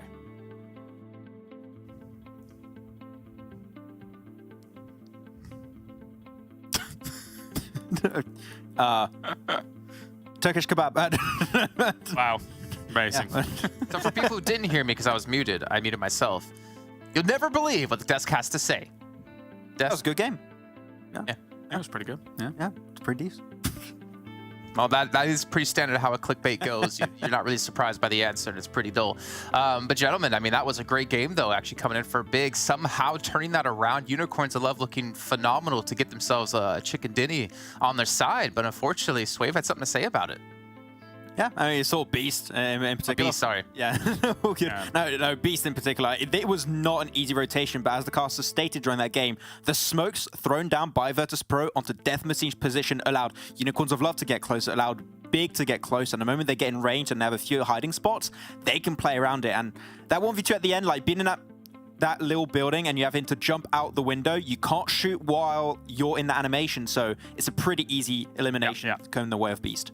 Is Big suddenly the crusher of Sanhok again? Because, I mean, like, the way that they were coming in from the west side, I thought was going to be Pioneer's path to victory. However, it wasn't. Beast came in north of them, was able to take them out. That's a very important moment considering that rotational move into the later circles, and then somehow, some way makes it happen in these final moments. I'm in awe, to be honest with you. I did not expect them to be able to get this victory. And they're back to their old drop against Na'Vi. I feel like the confidence is back for them. They're feeling really good. They're feeling on a high currently. And sure, it's not like the clean win where you get yourself like 3-4 players still alive at the end, but it is still Big, like looking way stronger. They were looking good a little bit yesterday, and now they're looking good on this game here. So this is Big potentially back in form, which is amazing to see.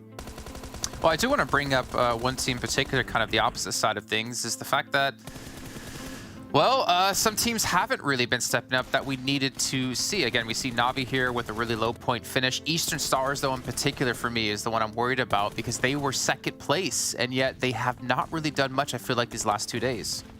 Yeah, I mean, they've been just consistently getting a few points here and there, right? Enough to remain in that first place, but with how VIRTUS.PRO has been popping off in terms of eliminations today, I think there's a very big chance. I don't know when we're going to look at the rankings, but I'm pretty sure VIRTUS.PRO overtook Eastern Stars currently and potentially are chasing down that position of MADBULLS because they eliminated MADBULLS a few times actually today. So, yeah, VIRTUS.PRO currently looking like a very dangerous foe for some of the top teams. Yeah, and I feel like they actually... So my prediction actually was VIRTUS.PRO because they had the zone center on them so well in that compound at that little crossing. But unfortunately, the shift away kind of broke my heart, but I'm kind of used to it now. But here you can see Beast in the last few moments. As you're saying, Max, there's no way... Actually, I think it was... actually, Clara's saying. I always get you two mixed up because you're so alike. You just can't get out of that window without, you know, getting shot at. No, it's not. With the position Beast had there, he would have to make a major flub to not win that situation out. So yeah, it's weird that you get caught like that, given the position in the building. But yeah, so it's not easy. It's not an easy win. In fact, it's an almost impossible win if your opponent doesn't mess up. Okay, is it actually possible to see some overalls here? I want to get an idea of where teams are currently standing. Remember, MADBULLS had a 60-point lead over other teams, but we need to keep an eye on this because it does determine how many points you get at the end of the day into the finals. And you can see here, the lead has been cut down, but it's been cut down by VIRTUS.PRO. Ooh, okay, this is an interesting one. VIRTUS.PRO, if I'm not mistaken, VIRTUS.PRO has played both games currently today. So they got one game ahead of MADBULLS, so MADBULLS still got 3 more to play today. But man, that is a very, very small gap. From the 60 points you mentioned earlier, right, Jason, to now just a few point, like about 20-point difference between MADBULLS and VIRTUS.PRO. Like VIRTUS.PRO, they pop off and get a win. They can convert that into a first place and a 20-point lead heading into the finals. Despite that game deficit that you were just mentioning here, Max, there is still theoretically a world where MADBULLS doesn't get first place. It's a marginal one, but it's still possible. That's actually kind of crazy coming into today, considering they had that 60-point buffer. Especially from a team that would say VIRTUS.PRO, first 3 days of this phase, didn't really show up too big, right? They were just like a middling team. MADBULLS always consistent, getting that big pop-off there at the start, then kind of middling, but still remaining consistent. The fact that they caught up so much so quickly in 3 days alone is astonishing. So, man, VIRTUS.PRO, they're feeling good in this lobby, and they're here to clap some people here along the way. Okay, we're looking down the list here. Ruthless starting to slip away. It's 16th place. They do have a chicken dinner under their belt, but Take Aim Gaming, one of the few teams who has yet to get a chicken dinner. Really unfortunate for them, but they're still holding on to 15th place. Looking at the rest of the list of MUERTE, you know, I know we talked about them yesterday. They were in 12th place at 73 points at the end of the day before that, but they have gone back to 12th place, but this time at 153 points, as they have been really, really kind of gone today and yesterday. Yeah, bit of an odd spot to be in for them. Hopefully they can be in that 12th position at the end of these 5 games today to make sure they can play that last little match. You never know, that Livik could allow them to get a few extra points heading into the finals if you have a good performance. But one thing that never changes is XTEAM being on the last place, and that's all my point. Oh, hey, at least they have a chicken dinner. Yeah. But there's no $1,000 per chicken dinner anymore, so even that doesn't matter. Yeah, it's unfortunate, but you know what? Again, it's just one phase. There's still time for teams to improve. And I know I keep saying that, but I really want to stress it because there are still 2 weeks left to go here of play. One of the 12 days of matches, I should say, of play before we can even get into our finals. But we have about 2 minutes and 40 seconds now before we head into our next match of the day, which will be over on Erangel. It's our only Erangel of the day. Tough times here for some teams. They have to be getting a little bit scared. As you guys were saying, there is a world where they don't come out first at the end of this, which would be quite surprising, but very impressive if VIRTUS.PRO could pull that off because of the gap they were behind. Yeah, can you imagine? Can you imagine? I mean, I think ultimately, I don't think someone's going to pass MADBULLS here, given that they are a strong, consistent team. But the fact that VIRTUS.PRO could even try get close, to me, is wild in itself. So let's see. Hey, VIRTUS.PRO are really good at taking care of actually teams that have good positions, right? We saw that first game, MADBULLS being a really good spot, and that breach was fantastic from VIRTUS.PRO. And if VIRTUS.PRO keep breaching these really, really strong spots, and MADBULLS are always in those spots, like it could completely mess up their position on top of the leaderboard. So I'm telling you, VIRTUS.PRO, I'm a believer that VIRTUS.PRO can be first place at the end of today. They just, if they can get one win, and I think they can make it happen, I think that would be the game that will put them above the rest. What about Eastern Stars, though? I know I brought them up before. I wanted to just dive into them a little bit because they have actually been very impressive this event. They're looking more like the Eastern Stars of the old that we used to talk about quite a bit, the Warlord himself. I don't know what's been going on, but if you look at their past results in the last few days, they just really disappeared off the face of the planet. It makes it even rougher that they miss out on this next game coming up as well, right? So they've already played 2 games. They're going to miss out on this one, and it's Erangel, which, technically speaking, we've seen Eastern Stars do pretty well on. So the fact that they miss out on the Erangel for today really doesn't help their case for this. I think that overall, some of what we've seen in the past couple of days, like as you see with the points coming in here as well, it's not been tidy. Like they got themselves the 2nd place with the 10 eliminations in round 25, which was about 3 games ago now. So I guess that's the 15-point conversion. But beyond that, it's yeah. I mean, we brought up a few points when we were talking about Eastern Stars compared to last season, which was they are a team that was very up and down, that roller coaster effect kind of happening. We're seeing it right now with this line draft, that there is that up and down tendency from them, which we wanted to hopefully not see this season, but it's coming back in form, which is not the best thing currently.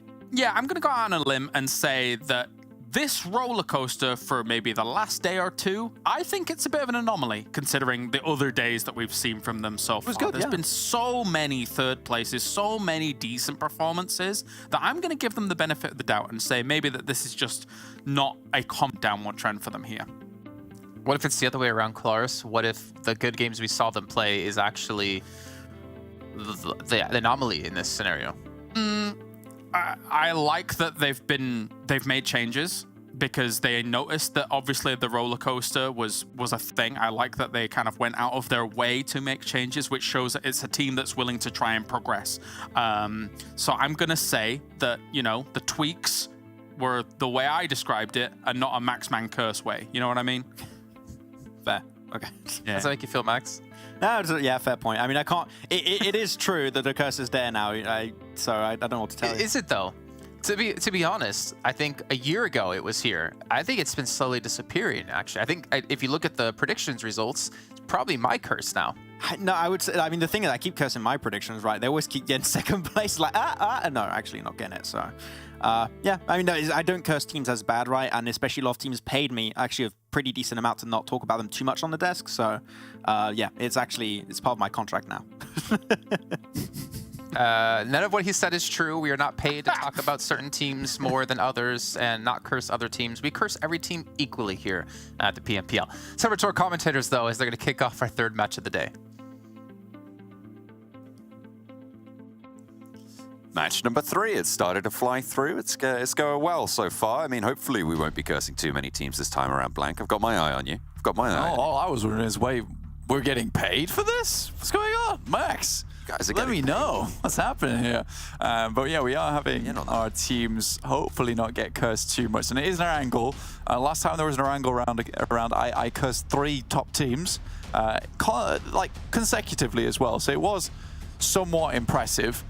We did call it the great cursing, and honestly, I hope that I don't turn into another Max. But he has kind of shedded some of his more mystical ways recently, which is nice to see.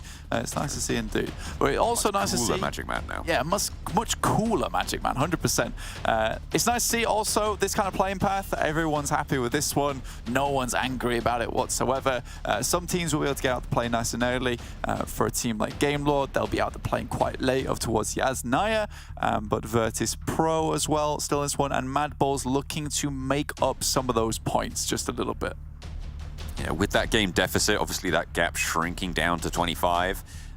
Ideal, sure, but you do want to be stretching that out. See what VP can do as well, right? Because if they just don't allow that gap to shrink, they can keep on trucking, maybe even close it down, depending on how the MADBULLS do. But the MADBULLS are out very, very early on the drop path over towards what looks to be a quarry split near Primorsk.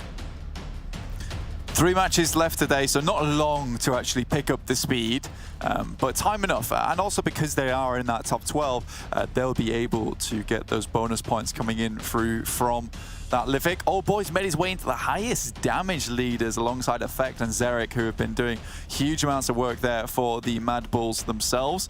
And Tudica just about on that longest elimination, 319, just behind the Veto. Unfortunately for QODEX and Veto themselves, not really a lot happening with that team. Just slightly dead in the water, and that is incredible to see. Moneyken slowly but surely been taken ahead of now with Old Boy 41, just a little bit behind MADBULLS. He has really been doing work. You know what the best thing about Old Boy is, John? What's the best thing? He has never let up. From year to year to year, he's still the same absolute blaster that we saw back in Berlin at PMCO. It is incredible to see such consistency from a singular player throughout the years. I mean, that's got to be coming up on 3.5 years, almost 4 years, probably next summer, I believe. He'll be at the top of the game, which is really quite incredible, all things considered.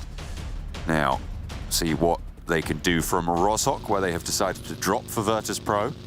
Na'Vi back over in North George. Team Doom taking South George this time around. QODEX split around the south coast.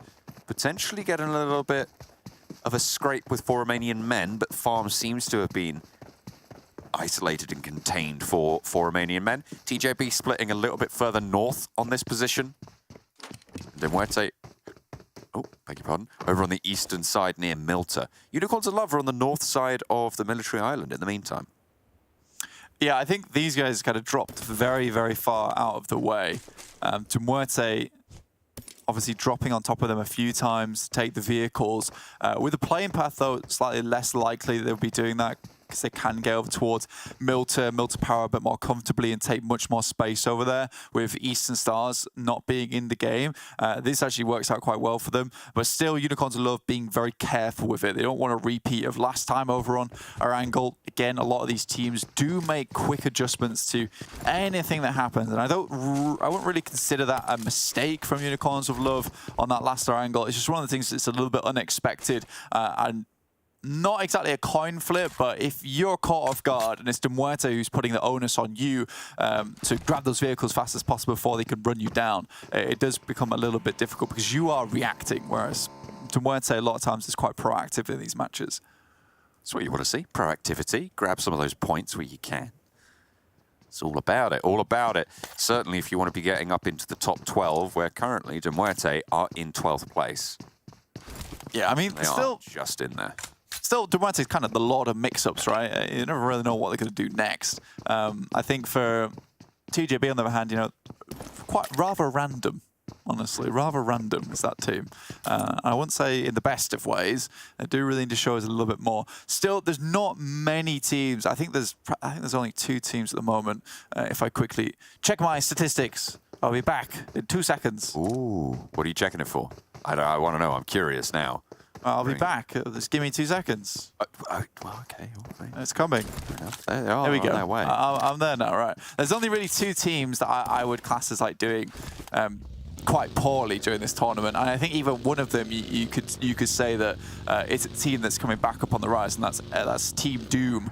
XTEAM, on the other hand, had a slight rise, but they really haven't done too much of it. 64 points, that's 30 points behind Team Doom. But from there, you know, you're seeing reasonable jumps up of every single team of like 10 points per like each individual placing up until the top 2 in MADBULLS and VIRTUS.PRO, 263, 238. From 3rd to 2nd to 1st, it's like a 30-point jump up each time, which I find very interesting. We do have really close boundaries at the top. So we have collectively 3 very, very strong teams who we know are good in our matches.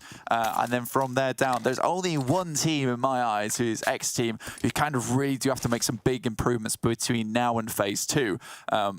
Overall, though, I'm super happy how Western Europe Fall has gone. This is probably one of our best tournaments. Yeah, it's been really, really enjoyable to see how this is all unfolding. The thing I'm thinking about now, you know, is the value of placement in these tournaments, right? In this phase, in this starting Phase 1 situation, right? Because the difference for MADBULLS, let's pose a hypothetical, right? If VIRTUS.PRO absolutely blast out for the rest of the games today and MADBULLS get no points, VIRTUS.PRO take that 1st place, phenomenal, excellent, huge, very impactful, but then there's only a 1-point drop if MADBULLS go down to 2nd place, right? They only lose without 1 point. They get 19 points instead of 20 for coming 2nd in this phase. Sure, it reduces the amount that they've added to their overall totals, but the impact of positional change at this stage is going to be quite limited, because it is at this point where teams will now really only shift maybe 2 to 3 places up, which is going to gain them 2 or 3 points moving in towards those finals, right? So it's, as much as it's sort of really interesting to see who is going to take that top spot, the overall impact of that for me at the moment is going to be lowered somewhat. I'm going to be interested to see how these teams carry that momentum forward into the next phase of gameplay. Yeah, absolutely, because you could have a chance where even if VIRTUS.PRO, you know, they get that 20 points, fantastic news, you could have a complete scenario where in Phase 2, VIRTUS.PRO come out in 20th place, let's say, for an example, and they get 1 point. right? You're at 1 point in that 20th place, and now they're down to 21, and MADBULLS, yeah, they took 19, but they're second place again in that phase 2. They're up to 38 points now over the 21 that currently VIRTUS.PRO would have held. So it is that case that phase 2 is where things will get a little bit more spicy in terms of those finals points. And I think with the volatility of teams that are stepping up from day to day, that's where you're going to see most excitement, because you might have a team that does really well in phase 1, is able to bank themselves a lot of points coming into the finals, but that next phase, not able to get many at all. And that is where you'll see teams start to get those chunk of points getting up towards the top, and it's really that overall where it's going to start getting even more spicy.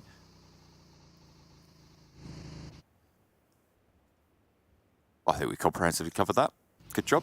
Death Machine spotting over towards VIRTUS.PRO, one of our teams of the hour, but Yankee backed off the rooftop by Hamodi with the spray on the Scar.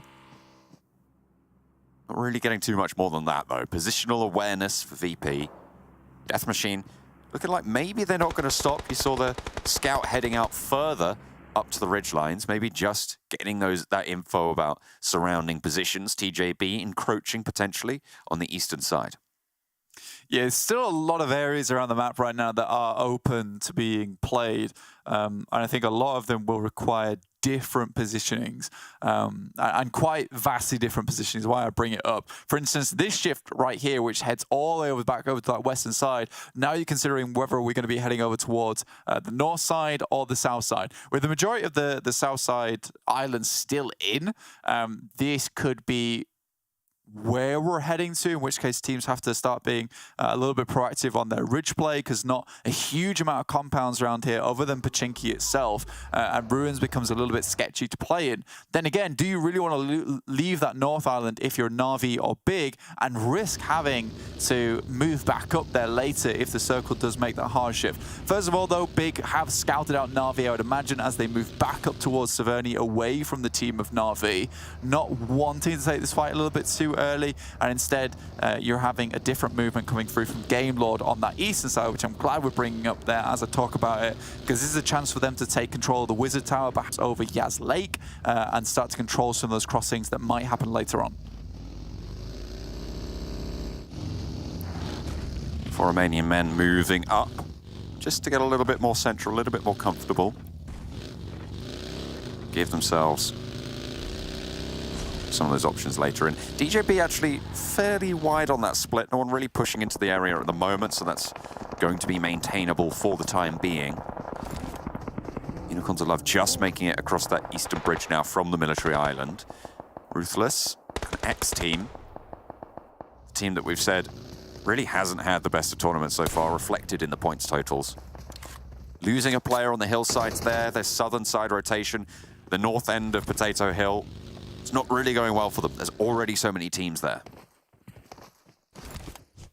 Yeah, it's very difficult now for XTEAM, because no matter where they go, they'll be running into separate players. I don't think short of heading down towards that southeast side to try and make a long rotate through Mansion, perhaps over Shelter on that open ground to move in towards fields. You know, anything they do at the moment is difficult. So the only option is to try and razz it through closer towards the middle of this circle, closer towards that action, and find some kind of compound to play around with. MUERTE, Unicorns of Love, very close to one another at the moment. Could come into contestation, but I'm not thinking it's too likely. Unicorns of Love being quite split, though, not ideal. I would say if they get picked off by at least one of the players from MUERTE, then things can come crumbling down quite quickly there for them. But there is a regroup in progress. Ruthless Esports with their hillside position, close to Team Doom, close to ARB. On the south side, Circle not quite yet forcing everyone in. Still early doors, so definitely healable. No one really outside. I'm looking at Unicorns of Love and MUERTE on the southeast as well. Close to one another. Yeah, this is something we're just talking about, and I think that regroup could be quite important for them. They have started to head on over. Again, it's who can pick up some of the best positions. Flyke on the back there in the buggy. does break the vehicle there to give them a little bit more access of taking the shots. And on the back of the boogie, you do get a little bit of high ground to play around with. Gonzo's going to be super careful. Getting knocked now would be very bad for them. Circle shifts all the way down towards that southwest side, and MADBULLS are absolutely laughing about this one. This works out really well to their favor, but it's directly on top of Pachinki. So perhaps taking a strong position on the edge of Pachinki is a good idea, or do you want high ground? It all comes down to how aggressively MADBULLS want to play, and we know they are quite the aggressive team. They're looking like they want to play in the compounds to the northeast side of Pachinki at the moment, not falling back to the church on the high ground, not trying to control that sort of area from the back foot. Those headshot hills to their northwest side as well will be absolutely deadly for the teams trying to move across them. That's Na'Vi, that's Big, potentially even Death Machine if they're forced out that way. It's going to be real hard on this eastern side though. Everybody's there. Everybody wants a slice of this pie. Yeah, Na'Vi actually being able to push back Big so early on has allowed them to get into Sunken City early, but Big's going to make a bit of an alternative play and instead head over towards Box Compound and down past Ruins. That's the east side of Everest, and moving on the west side of the circle, which is not a bad play whatsoever. TJB making their great migrate through the circle at the moment, but MUERTE, they have Overlook. That's down towards the south side. They're coming in behind Unicorns of Love. I like what Unicorns of Love did as well. There's so many rotations to talk about here, John, because it's a mad dash into the circle. Unicorns of Love instantly disengage from that MUERTE fight, knowing that they have the west side and moving just behind Pachinki on the hillside. RV and Big potentially coming back into conflict now over the south side of Ruins. Na'Vi can hold some ground there. It'll be good news all round for them, but Big certainly not someone you want to mess with. They proved that in the last Sanhok. Beast shutting down a 1v3, excellent work from him, but will be potentially a little bit harder now without that positional advantage. SHOCKWAVE on the outskirts with a massive off angle if they want to go for this push. And it looks like Big are going to approach on foot as everybody's still squeezing themselves on the east side. It's that east side of the circle which is the major problem, right? And I think for Big and Na'Vi dropping on the north, that's where they get the most advantage out of that position, just because there's no one really there holding them. And with it going hard down towards the southwest, there's really no reason for Game Lord to hold out any teams on the north side anymore, so they just have to find their way into the circle. Initially, Akashi's going to scout. Shots close, up and personal. MUERTE, 1 for 1. Auto shotty for Striker, pushes up to the headland. 2 players up there for QODEX. And the pan in hand, maybe looking for a cheeky little flush there, but the teammates are in as well. 2 players down for QODEX. Unicorn repositions for MUERTE. QODEX really suffering in a lot of these engagements that we're seeing them in at the moment. Trying to get that res, and in they swing, trying to maybe get a rundown, maybe get some position, but ARB are there to guard out as well, taking shots over towards QODEX, trying to knock them out of the vehicle. Hamodi absolutely beamed there. A laser from Unicorn's M4. Super quick on that one. Another hardship towards the northeast side. Game Lord pleased with this. Luckily for a lot of teams, they didn't move too far into Pachinki itself, and MADBULLS quickly get back up into position towards a compound just on the south side of the circle. Na'Vi again ahead of the pack there in front of Big, are able to get towards the south side of Sunken. Has a lot of high ground to play around there in terms of compounds, so we'll be able to see a couple of teams, but this is real rickety terrain in front of a lot of these teams. We are looking over towards the east side at the moment, but it'd be nice to see the west just so you can see how open a lot of this is, and Na'Vi should be able to have a lot of good vision. That's Jason going for the MADBULLS pick. The other 2 over towards Na'Vi, got a lot of confidence in them. They'll have to win out that Sunken City engagement. MUERTE locked in it with ARB. 2 of them are down. Hamodi close. They did manage to get that res early. I think they know where he is. Yeah, MUERTE really suffering now. That nade over the top will be the final blow dealt. And ARB stay alive with all 4. They can start to look to reposition, but they are now right at the back of the queue blank. Very rough. Luckily, they leave all 4 members up and running, which is the main thing when you get into these engagements. Having a knock late in the fight is horrific for you. Unfortunately for them, Ruthless Esports, Ulysses already drops up into position. They might be facing another fight here. I think for them, you know, that north push would be the most intelligent one, but Ruthless Esports, yes, they're not in the circle, but they take great advantage of this. Up towards the shack, gives cover, gives high ground, they can peek over the lip, and it's absolutely done in at least Omar here, and now Ruthless Esports can try and clear some of this space on the southeast side, making it slightly easier for them to get into the circle. Although easier might not be enough. It is still a gauntlet. Ruthless trying to take shots, take some knocks over towards 4 Romanian men. But the trees providing just too much cover. And those smokes as well actually giving a little bit of maneuverability over to 4 Romanian men. Ulysses low, very, very low in fact. The nade a little bit long coming down the hill. Ulysses knocked, more put in. Salazar wants to approach in the buggy, will be able to swing out wide, but doesn't quite go around for that characteristic rundown that we see from him so long. Instead diverts. Ulysses a priority in this scenario. Get back to the feet, get back to 4 and run down the hill as a full squad. Vehicles mounted up from ARB from the back as well, so if Ruthless aren't careful, they could be crashed into, but ARB divert around the north side. Yeah, we just, I believe that is the one player. Not really much point there. Unfortunately, Salazar takes down Nano with a nade. Horrible way to end this.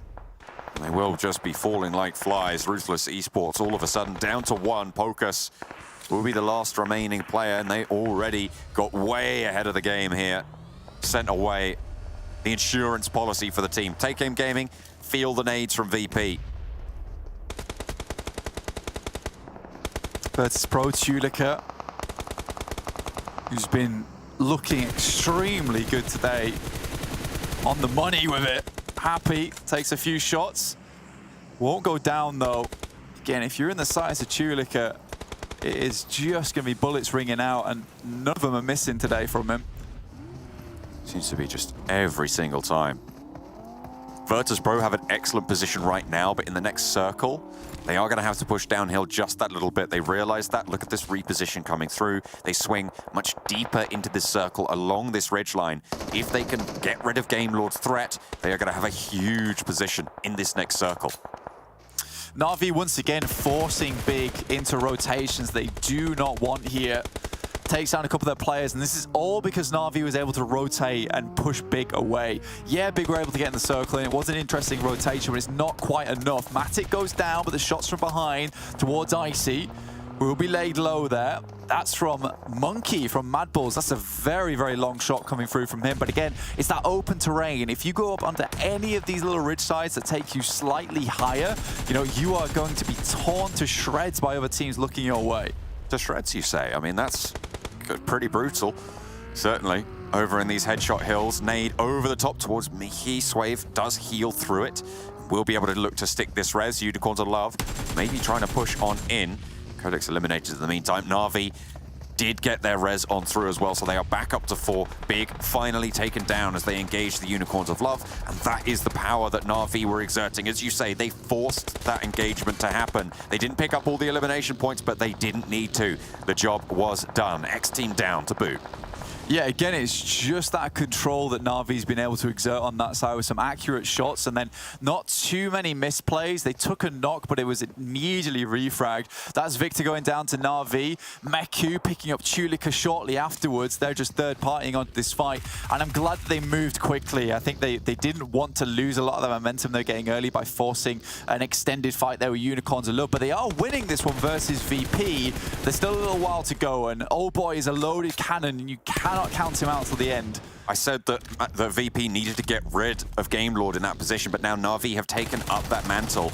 A knock did get sent back that way, but Take Aim Gaming have similar ideas. They are splitting the focus now on the northern side as teams tear themselves apart on the south, looking for this northwards push. VP locked in a really dangerous conflict now and losing players fairly significantly. Na'Vi all the way back up to 4. Yankee taken down on the knock. Na'Vi swing on in. Take Aim Gaming looking to take the other end of this ridge as well.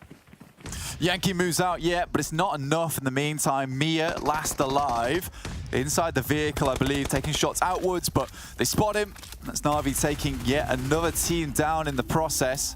Yankee also falls. MADBULLS able to get all back up, and they've just weathered the storm on this south side, but now they're coming up behind MADBULLS. This is something that we have to be really careful with. Good shots, but they'll have to refocus as soon as MADBULLS come in. Meku has spotted them, taking shots towards their position. Oh, up for the trade, and it's not going to go the way of Take Aim Gaming. Matic, 2 on the ball there. Didn't manage to get the knock out in the field, was actually healed up behind, but there's the knock coming through, and Na'Vi take control now. MADBULLS on 3, trying to swing out wide, but it is spotted. Kitsune suppressing, 2 knocks over to the MADBULLS. Last player standing is Effect. Death Machine and Team Doom taking the fight, and Team Doom come out on top with 3. 7 eliminations to the team as well. Sorry, only the 5 at the moment. 6 so far they've been able to pick up, but again, it's been all about control this match. Pushing teams into not ideal situations, into choppy waters.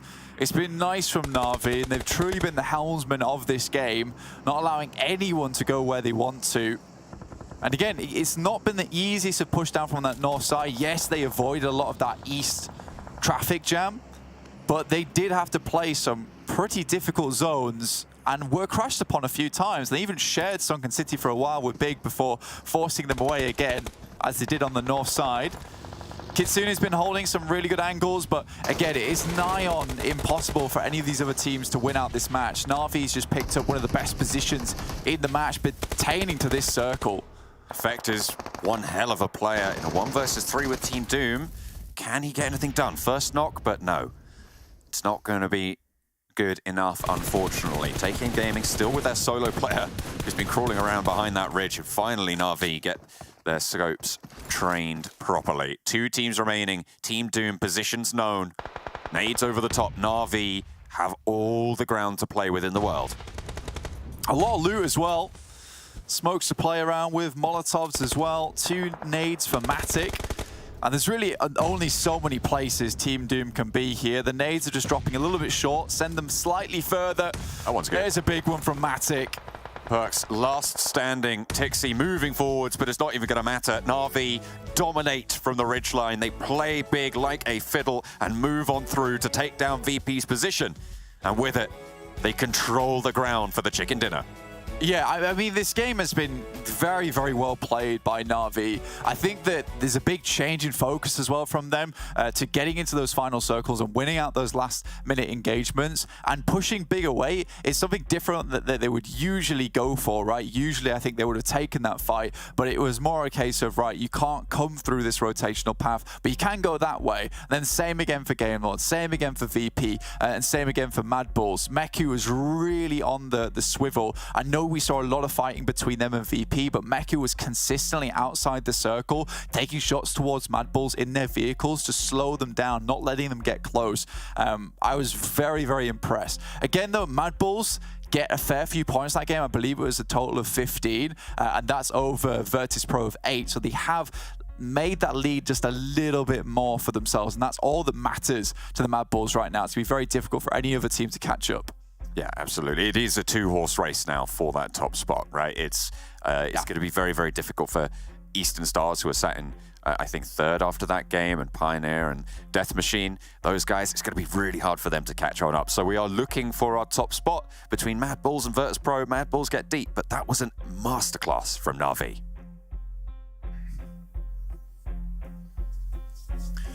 You know, I'm finding this unfair, guys. I'm finding that you guys are just copying each other's picks. Just one of us is copying the other's picks, right, Max? Let's start. Yeah, I mean, just Control C, Control V. You know, it's pretty quick. Take Kalaris' pick. Exactly. Yeah. It was, as you explained earlier, it was a similar situation to that game where, when MADBULLS won, right? It was the exact same position, just like kind of a different entry point, etc. And Na'Vi, the only way they actually come out on top of this was if they wanted a third-party fight. You had the fight versus Game Lord and VIRTUS.PRO North on that big ridge line, or you had the fight versus, it was Unicorns of Love and another squad down on the southwestern side. So they committed the fight versus VIRTUS.PRO, clear VIRTUS.PRO, get the 4 eliminations, and then have the high ground position to peek and use that ridge to get information. It was clean from Na'Vi, and Na'Vi starting to, as you said, start building a little bit of momentum here. It's good to see. I mean, when it comes to predictions, I'm playing the very hard shift circle meta, let's put it that way, with mine as a whole. And for Na'Vi here, looking at how things played out, quite honestly, if this hard shifts south, I don't think they get this win. If this hard shifts south, I think Jason gets the win off the back of this with MADBULLS, who were still able to prevail long into this game without any decent shifts onto them whatsoever. So, yes, I might be ahead, but that's by the point. We have still same thing here, where Na'Vi played this game out excellently, despite the circle favoring them slightly. They chased up to the north. We were musing, Max, over to whether or not they should be moving, or they should be third-partying the fight south of them or moving north. I thought maybe going north would have been the better play early, but they still went up there anyway, and the fight against VP, with them being third-partied by Tag, was extremely important. If that third party doesn't happen, then maybe VP's not as stretched thin against Na'Vi there.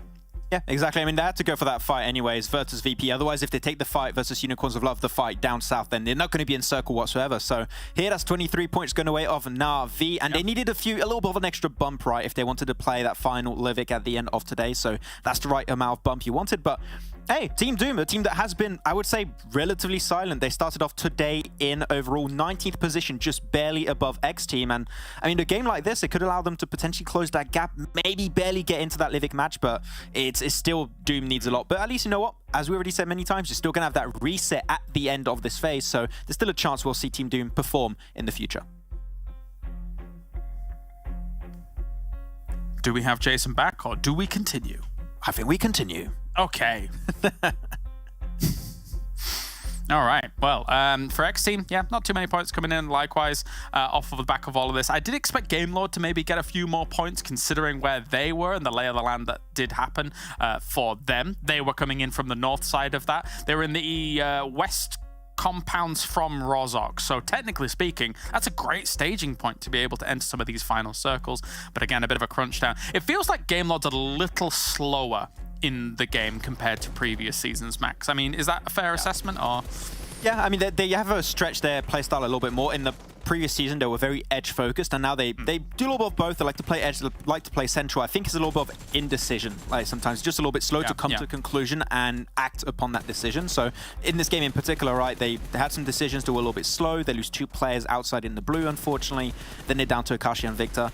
It is a bit slower from what we've seen before, which is a bit odd. And Big 2, talking about slow, I feel like Big was also a little bit slow on their rotation. They were right up north of where this circle was about to end, and Na'Vi just completely blew their position out of the water, taking a position on the east of Sunken City. So yeah, I think some teams could try and speed up the process. And well, if you don't, teams like Na'Vi will be able to play spoilers. Yeah, as an eagle-eyed viewer might be aware, as watching the highlights here, there is just not much hard cover to work with in these final circles whatsoever. If you don't have a dip, if you don't have a good ridgeline to work with in this area, I'm sorry, but you're prone and you're hoping no one sees you, and that is rough. But MADBULLS was a case of this, right, Max? I mean, if you look at their approach towards it, again, I think that they did really well in surviving as long as they did, as we compare them to Na'Vi right now. But it was too hard a transition to make for them constantly in these final games, in final moments. It truly was a test of width, I would say, for MADBULLS. They were just got everything thrown their way, and they were able to survive quite a bit. I think that MADBULLS have shown that they can deal with these situations pretty well, but I mean, every team has a limit, right? And I think that MADBULLS eventually was going to hit that limit, so it was going to be a bit tough. But overall, we're looking at the stats here, you can see that that's some good damage conversion from Na'Vi with those 8 eliminations.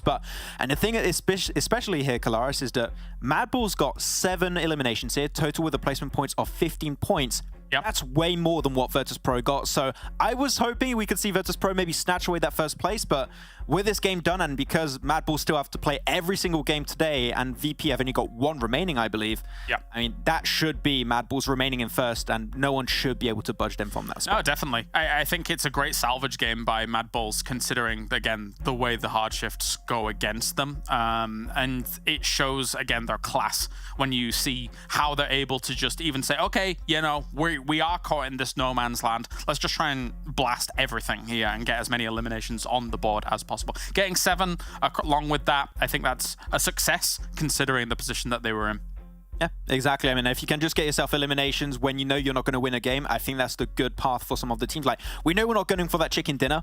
let's just get as much of what we can do with this position we currently have. So let's eliminate all the teams down south, and then we're just going to hit our limit naturally and just can't go any further. But at least we did as much as we can do, even with a bad circle. And I think that's a good mark of a team that is trying to retain consistency, and that's what MADBULLS, to some extent, have been able to showcase so far. But now we got our next matches that are going to be coming up, and I would say it's more fight now for top 12 to see who can make it in that Livik match and who can potentially get a few extra points here and there in that final game of the day. Yeah, I'd be curious to see the barrier with only 2 games remaining to try and get onto that Livik. What is the entry point here for top 12? Because right now, I think actually there is quite a few teams that are in that pack max to try and lash out at the top 12.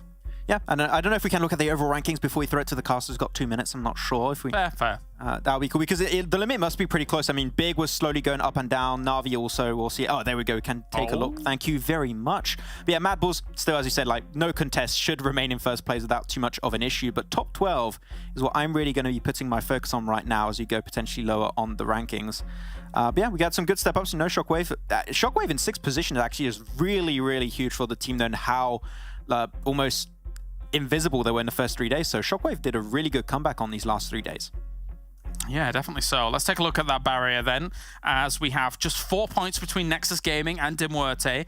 MUERTE technically, because of their wins, there's been kind of the, again, I said it last time, the QODEX effect from them, where they get that back-to-back, but what have they done since? They need to be able to bump up a little bit. But take Aim Gaming, RB Champions, likewise. I think 13th, 14th, and 15th, those are the teams we should be looking at to try and get into the top 12, because maybe for Ruthless, it's just a little bit too out of reach right now. Yeah, exactly. Like, you would have to convert some actual wins if you want to see them making in top 12. So I think Ruthless is potentially out of the question. And then TJB, I still want to see TJB step up. Not this first phase, unfortunately, but I haven't seen significant improvements. We'll have to see if they could try and get himself a win here. But with that said, we're ready to jump into our next game. So we're gonna throw it right over to John Allen and Blank. Hey, thank you very much. We are going to be getting into this next map. Hopefully, we're all ready, raring and rocking, ready to go. I've completely forgotten which number. These games just go by so fast, Blank. It's difficult. It's difficult to remember which match we're in. I think it's number 4. The 4th one. I think it's the 4th one. You are correct. This is match number 4. Yeah. There we go. Match number 4. Yeah. Okay. Fair enough. Miramar on the cards. Okay. I'm set. I'm ready. Yes. We're ready to go. We're going through into Miramar. Match 4. We end on Erangel. This is how things usually happen. Don't you worry, John. I'm here for you. But we're not ending on Erangel today. We do have Livik still coming up, which will be coming through very, very shortly.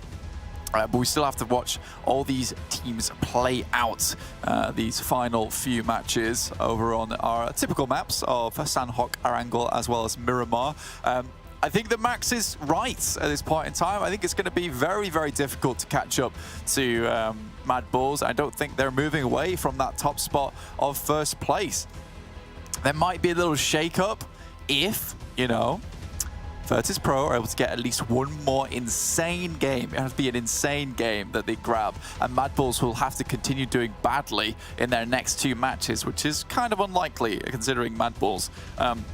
But if that happens, they could potentially ladder up to first place on that Livik match. But that just requires so many different factors to take place and happen in the meantime. So I think we can safely say that MADBULLS are pretty secure in their first place position.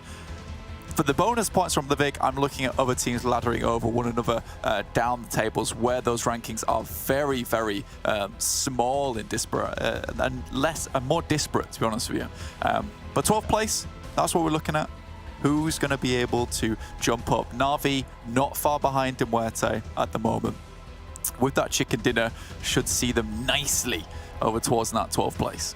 Yeah, they jumped up to 10th at the end of that game as well, which is a real nice comfort for them. But they only have the 1 game left to play. So if they want to solidify it, they're probably looking at getting maybe 10 points or so on board for this game to have that shot to be in the Livik game that is still yet to come. NEXUS as well, sat in 12th place currently. They have a game in hand, right? This is good news because it means that, sure, whilst they are on the bubble right now, everybody around them has 1 less game to play, so they only have that 1 chance. If NEXUS can spread that pressure over 2 games, that's excellent. And if their previous performances have been anything to consider, they have gained a little bit of mojo. This has to be one of the hardest Northeast shifts I've seen in Miramar in a long time, Blank. Yeah, it's pretty insane, right? But yeah, I think for Nexus, it's happy days because a lot of these teams will finish their matches right now. And then you can see where they ended up, and now you have a visible target to play around with.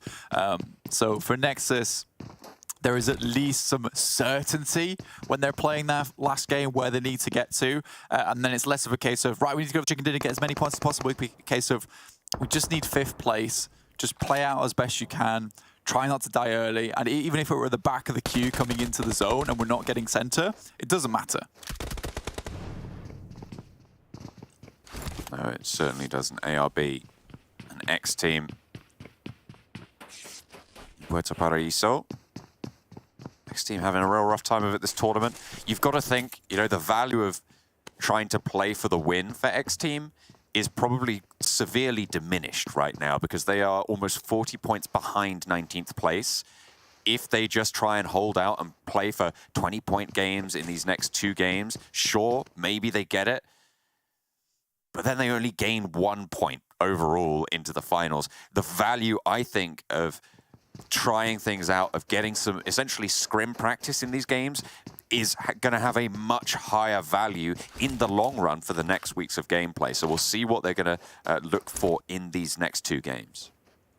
Yeah, they just need to practice. And Fights versus Arab Champions, I think a team that's not similar in skill, but not exactly a MADBULLS to drop on top of. This is a good team that they can keep harassing. Although they are dropping on the same position multiple times. This is right down in Porto Paraíso. So I don't know if XTEAM are just following these guys around because it was over towards, I think it was up towards Power Grid last time we saw these 2 teams duke it out. So interesting plays coming from XTEAM, and like you say, it's just that scrum practice. That 1 point, it's not going to matter too much to them right now. It just has to be a full reset coming into the finals itself. And they have to make it to the finals as well, John, which is the scary thing.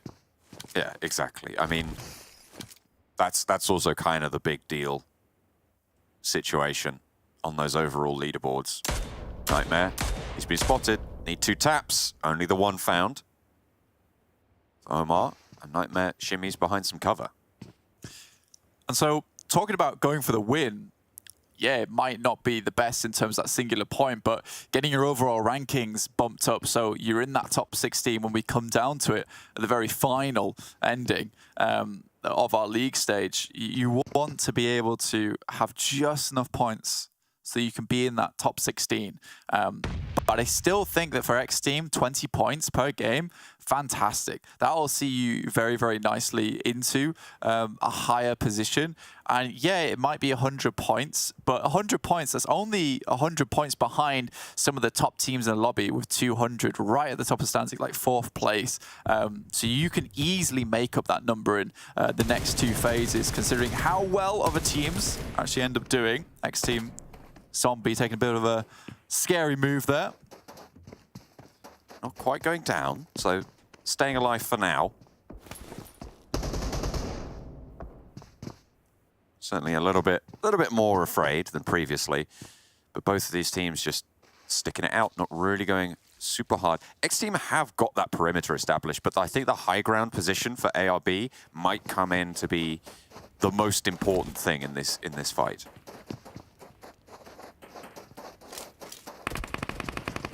Still just waiting for one of these teams to potentially go for the engage. I think both these teams play very warily. The issue is that by the time they start fighting, I think one thing that ARB currently are doing a lot better than XTEAM is scouting singular players and then taking them out. XTEAM tends to take these really long fights, and by the time you get to that engage from Arab Champions, they already have all the information they need. Zombie's moving, clearly visible, they know the position he's moved to, and the rest of the team's just not quite backing him up here. Still no knocks going either way. They're just all biding their time. Taking a look around the map, there's really no other hot drops going on. TJB allowed to maintain some semblance of safety out to the east of Hacienda del Patron, although Game Lord are moving along that road, potentially to come into conflict. Eastern Stars from the south might be spotting out for Romanian men not too long from now. So a little bit of kerfuffle maybe in the center of this next circle. Yeah, TJB move up from water treatment. They pass over that dangerous ground and decide that, you know, it's not as worth it as they originally thought it was going to be. Game Lord, again, central towards their position. They can take another high ground spot.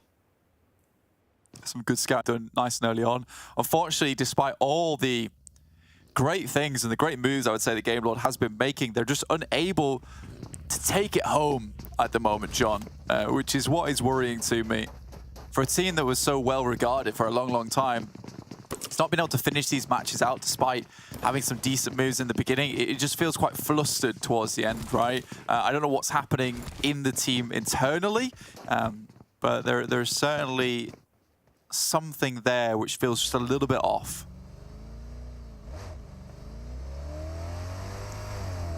High ground position.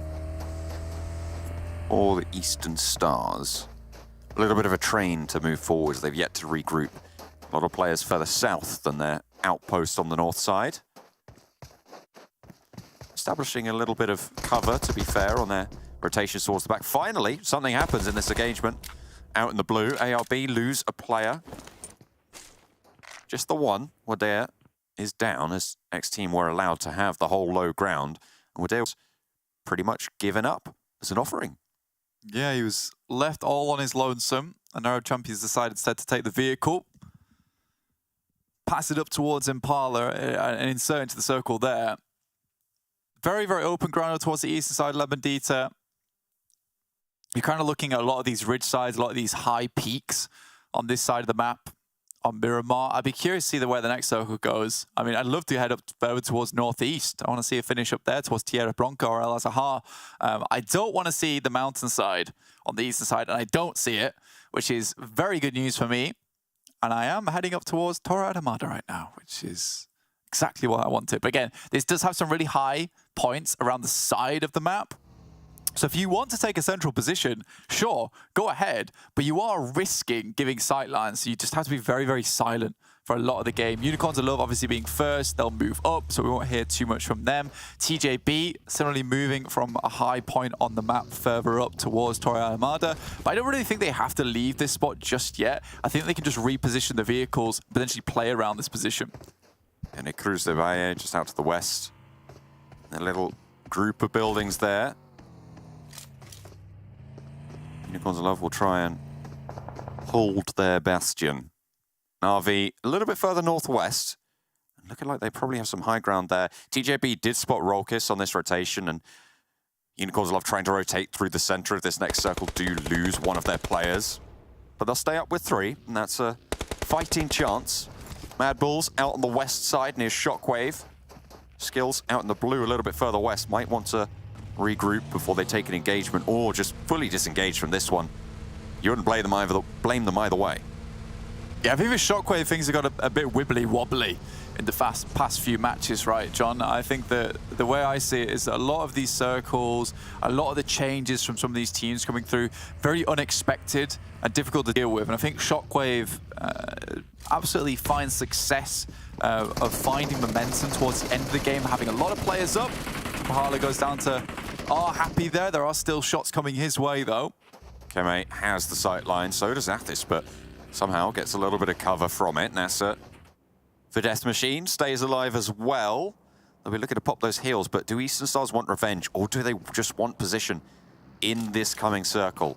They are in this next circle towards the south side. Look at Athis' repositioned there. Ultra very, very close to it. Forces Ultra down the hill into the compound with the rest of the players. So now they have a full off angle, the full breadth of angles to play with. But if Athis gets knocked, if he gets spotted, that could be really difficult to get him back up for the Eastern Stars. It's probably one of Athis' signature moves, right? It's these wild, wild flanks that he makes happen. the fact that he's bold enough to go for this whilst exposing his back to the broadside, I think the only way that you can get away with doing something so bold as this is if you know that a lot of that side of the map is clear to yourself. So currently, Eastern Stars have scouted around both sides. This is towards Death Machine on the south side of the map. I think that you can comfortably take that position that Athis took because there's quite a few rolling hills before you actually will spot him. And he should hear teams get in that position. But with the fact that this fight is not finishing fast enough, the returns of having Athis in this position are becoming much more diminished. They have found that cover. And Eastern Stars will have to worry about other teams now. Moving in, Nexus on the west side, skirting around Shockwave. MADBULLS leading that charge from the western edge. Just looking to put consistent points up on the board, maintain that first position. That is a Na'Vi hard shift. Where are we off to right now? This is fun. We like this. This is exciting. This is good stuff. Na'Vi, though, extremely happy with this position. However, it is one of the few positions that is really available to play, right? Very, very up on high. And now it's going to be a lot of teams like circling around Na'Vi, asking for just some crumb of land to play in. And everyone on the south side is there's not enough space here. There's not enough space here, John. The fighting is going to start to pop off soon. Certainly think so, but TJB seem to be the first to feel the brunt of it. They are right in that mix near that airdrop. Tingsker and GK first, trying to keep one another alive as Game Lord look down on them. Another of the few playable positions for Game Lord as they spot out Na'Vi as well. It's a good ridgeline for Game Lord, but it is very, very condensed. They don't really have a lot of scouting ability. The question is, do they even need that right now? Is it just a case of lockdown, control this site, control the area, and stop TJB pushing in, stop Pioneer as well? You are slightly in vision of the Na'Vi players, but I'm pretty sure that they're so comfortable that it's such a long distance for Na'Vi to take shots at. And they have the cover behind them. It should be fine. I don't think Na'Vi is going to move anytime soon either. But yeah, it's just a case of locking down this south side. The main issue with the circle is there's nowhere really to inject on that direct north edge. 4 Romanian men have been able to make into it, but it's just going to be a case of these queues are going to get very, very long very soon. And at some point, people are going to start cutting queues and people are going to get angry. And then you're going to start seeing some fisticuffs between these two teams. So we'll see exactly when that does start to pop off, but I assume it's going to be very quickly. Perks, sliver of HP for Team Doom. Phantom drawing some of that attention, but it doesn't matter. Perks does get shut down out in the open. Red dot for Crypto actually lands the shot over onto Perks, takes that flush. Phantom now in the sight lines of the M4 from Crypto. Tickles him with one, but not really doing too much more than that. Behind the rock, finds some safety. The wheels, though, of the buggy, not so lucky. Phantom will make his final stop there. It's unlikely that Team Doom's going to get too much further with Phantom alongside them. Crypto taking shots over towards, I think that's a bike over on that side. Just wants to eliminate as much movement as possible going around the map on this side. They want to claim the east. Eastern Stars, though, are coming in. Unicorns of Love will have to be ready for them. I think that is Gonzo on the top side that moves back down towards his team as soon as he spots them. So really good information being paid back. Next circle heads all the way down towards the southeast. So this is over towards water treatment. And we're going to get a water treatment ending. Extremely deep is the water treatment itself. So most teams won't want to play in there early on. It's one of those places that you'll often head over towards if you don't have anywhere else to go. But Game Lord can hit up there nice and early, just purely because they can play on the upper edges along those catwalks, which is very, very useful for them. But again, see how long that lasts. There's still high ground around here. There's still shots that can be taken towards water treatment. I don't think it's the best place to take early on.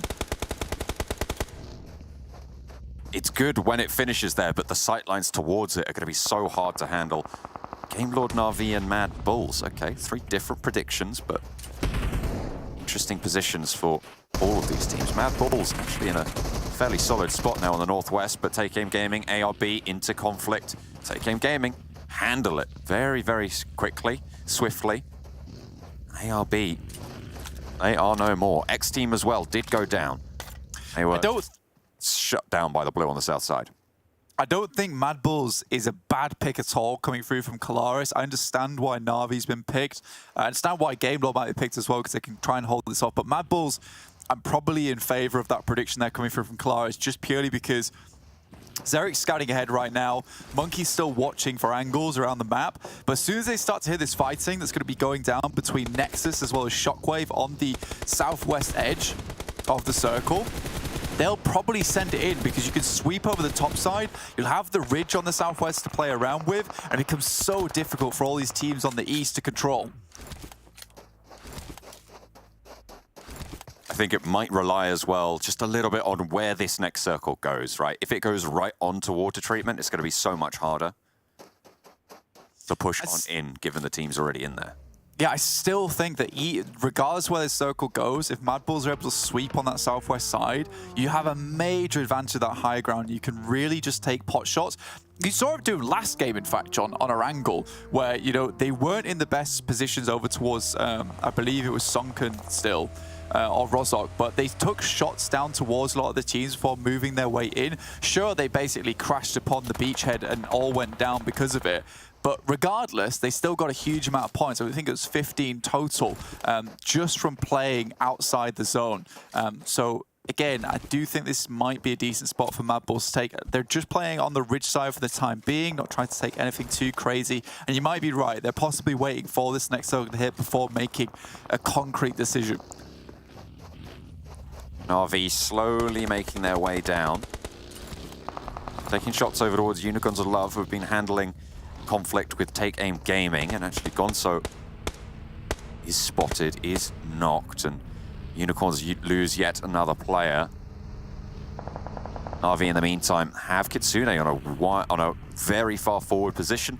Excellent scout position there, and they can regroup on it. But look at the damage being sent on in. GameLord actually has something to say about that. Kitsune is knocked. GameLord sent a little bit further up towards the north side, but again, it's those two teams. This is why going into water treatment early on is a little bit rough. I think it's doable to defend it purely off the back that, you know, most teams that are going to head over towards position will be heavily damaged at this point in time. They're just looking for some safety. Circle moves up towards the north side. MADBULLS don't have to sweep that southwest edge anymore. And because none of the teams get to the north in the first place, this is real smart play from them. Taking control of the north, where they know practically no team has been able to make that wide sweep on the east or the wide sweep on the west because they've had angles on it the whole time. Now they can really control a lot of these players down towards the south. So I think this is a smart play. I think their main challenge will be Na'Vi, who still have a shout in, but they've already lost one player to a knock. Unicorns of Love still suffering with 2. Na'Vi do lose their player and down to 3.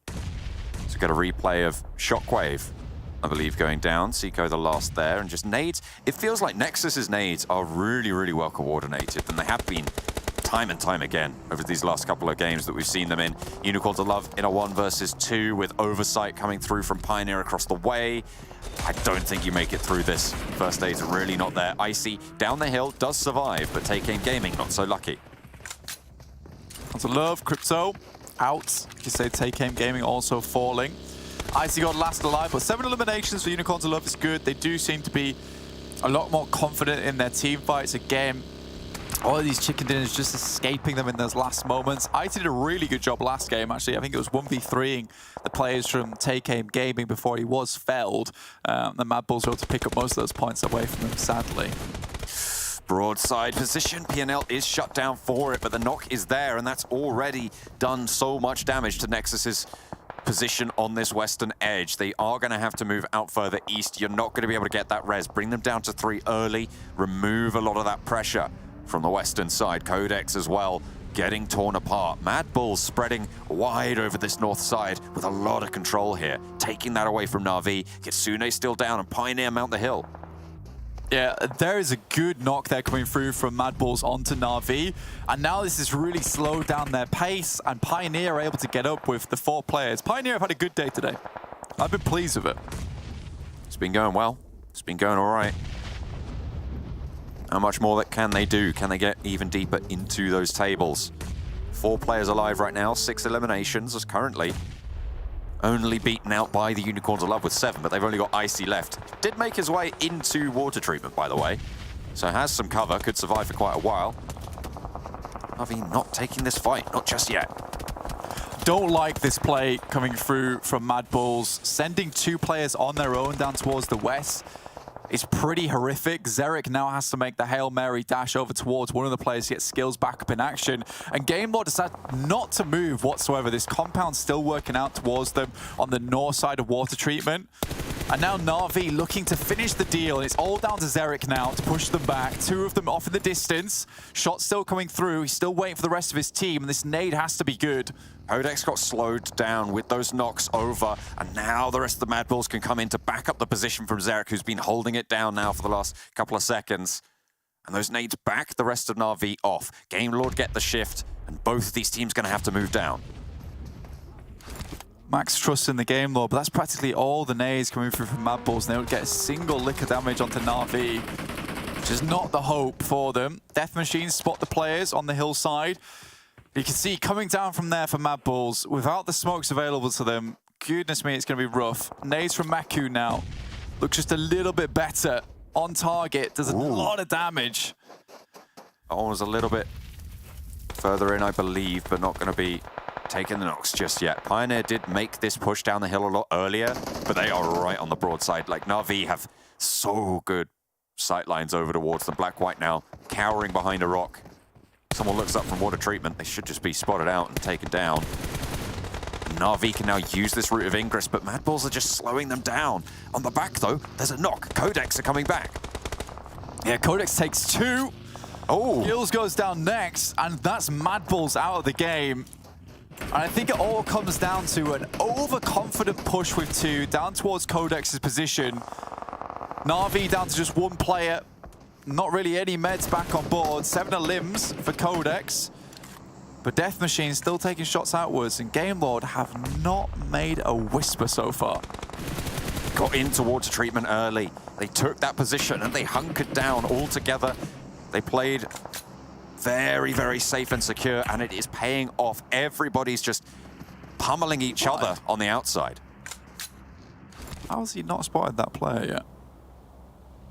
I think it might be because we have the X-ray, but yeah, thank you. Okay, it's not because we had the X-ray. He was blind, but now he can see. No, you'd hope so. Death Machine still have the angle, but their attention is over towards QODEX right now. Can Meku take it back? That's distraction. Pushing on in Michiu, the last guy up on the top there. They know exactly where he is behind that rock, but not quite finding it. Some terrain cover from GameLord right now, but the blue not so kind. Meku still needs to come down the hillside as well, but spotted out. Na'Vi out. 5 limbs, 5th place. I mean, Na'Vi's just looked like overall a better unit today, and so hope to see more of that coming into phase 2. Now GameLord to finish out the final players. Circle makes a mad switch over to one of the cylinders over towards the right side. Icy has been surviving this whole time. I don't know if Death Machine know that he's there. Oh, he's part of Death Machine. He is going to have to move soon. He's one of them.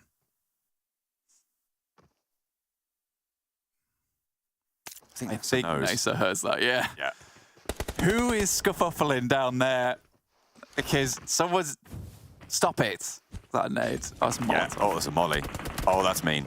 Icy definitely spotted. He's out of the way. But Nas, yeah, he is out of the way. Didn't get burnt there, and Nas's out in the blue. Has to drop up. Icy has a chance to, and he burnt knocked himself. No, and Icy gets flush. Position given away now, but he's on the outside. Death Machine have a thorn in the side to worry about. Needs to get one. Gets the player on the vault. Looks for more, but is shut down. Both very, very low. And now GameLord have all of the control they could hope for. It's easy lineups for Victor. They're on the outside. They had to deal with Icy, but he put them on ice in return. And GameLord take the chicken dinner. It feels like a very unfulfilling chicken dinner coming through from GameLord. I'm pleased to see that all 4 members were there at the end of the day. But I think the real victory goes to Icy in that situation. sure. And I don't want this to be another PMPL Western Europe where Icy does all the work for the team. It feels again that we're going in that direction, and it's not a direction that I like. I'd rather go the other way, just because Icy is such a good player, and I think that he does need those good teammates to support him and back him up. And I think that with a little bit more time, a little bit more practice, this team could be one of the greats within this lobby. But we still have to find out. We're going to take a quick look at the match report and see exactly who came out on top. Crypto, there's one of you boys who's looking good. 6 eliminations from him, and it's really Icy to take it home towards the end there. Very good plays coming out from him. The fact that he's able to get out that molly so instantaneously, and just unfortunate for NASA there, John. Yeah, it was really swift movement there coming through that jump punch, really saving the bacon. And he nearly got that spray down as well. It looked pretty good. I thought he'd managed to get it actually at first glance, but both of those players then dropped down on top of it, and it was just a little bit too much to bear. I was waiting for that miracle play, but it was third place. It was still solid from the Unicorns of Love. They'll put that one on the books very, very happily. I mean, for Na'Vi, they gave it their all. I was really proud of Na'Vi that match, actually. And I think for Game Lord, good stuff, you make it happen. But MADBULLS, I think that's one of the biggest mistakes we've seen from that team in a long time. It is just a big sign of overconfidence. But you know who I am confident in? It's the analyst desk to break all this down.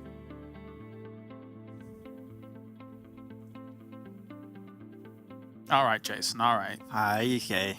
Gentlemen, you can't see my hands, but they're there. Broken clock is right twice a day. up? All right, just... It's okay. It's okay. You know what? I'm catching up to Matt. There's no will I to don't catch think up so. to me. Maybe.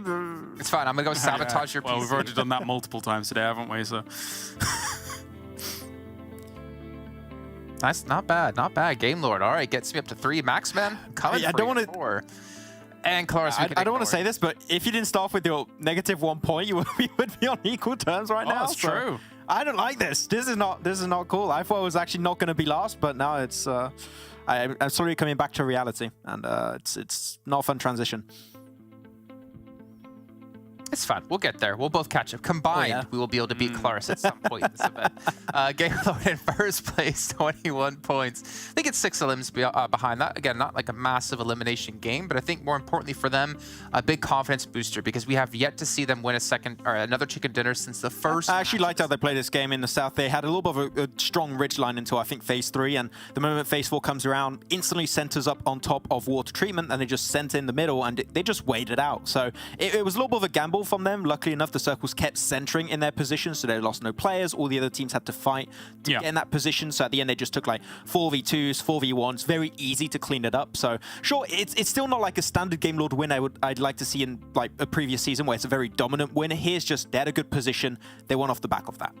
Yeah, water treatment was a nice place to play from. I mean, a lot of the teams up in the north side kind of end up ending each other's games, ending each other's campaigns as they're trying to breach down on towards that location. Likewise for Death Machine and Unicorns of Love, it was kind of the similar thing. And also, by the way, it's a good job, Jason, that you know, Dragon Ball is slowly making its way into PUBG Mobile, because then you two can do your little fusion dance and try and catch up with me with your combined scores. It'll be great.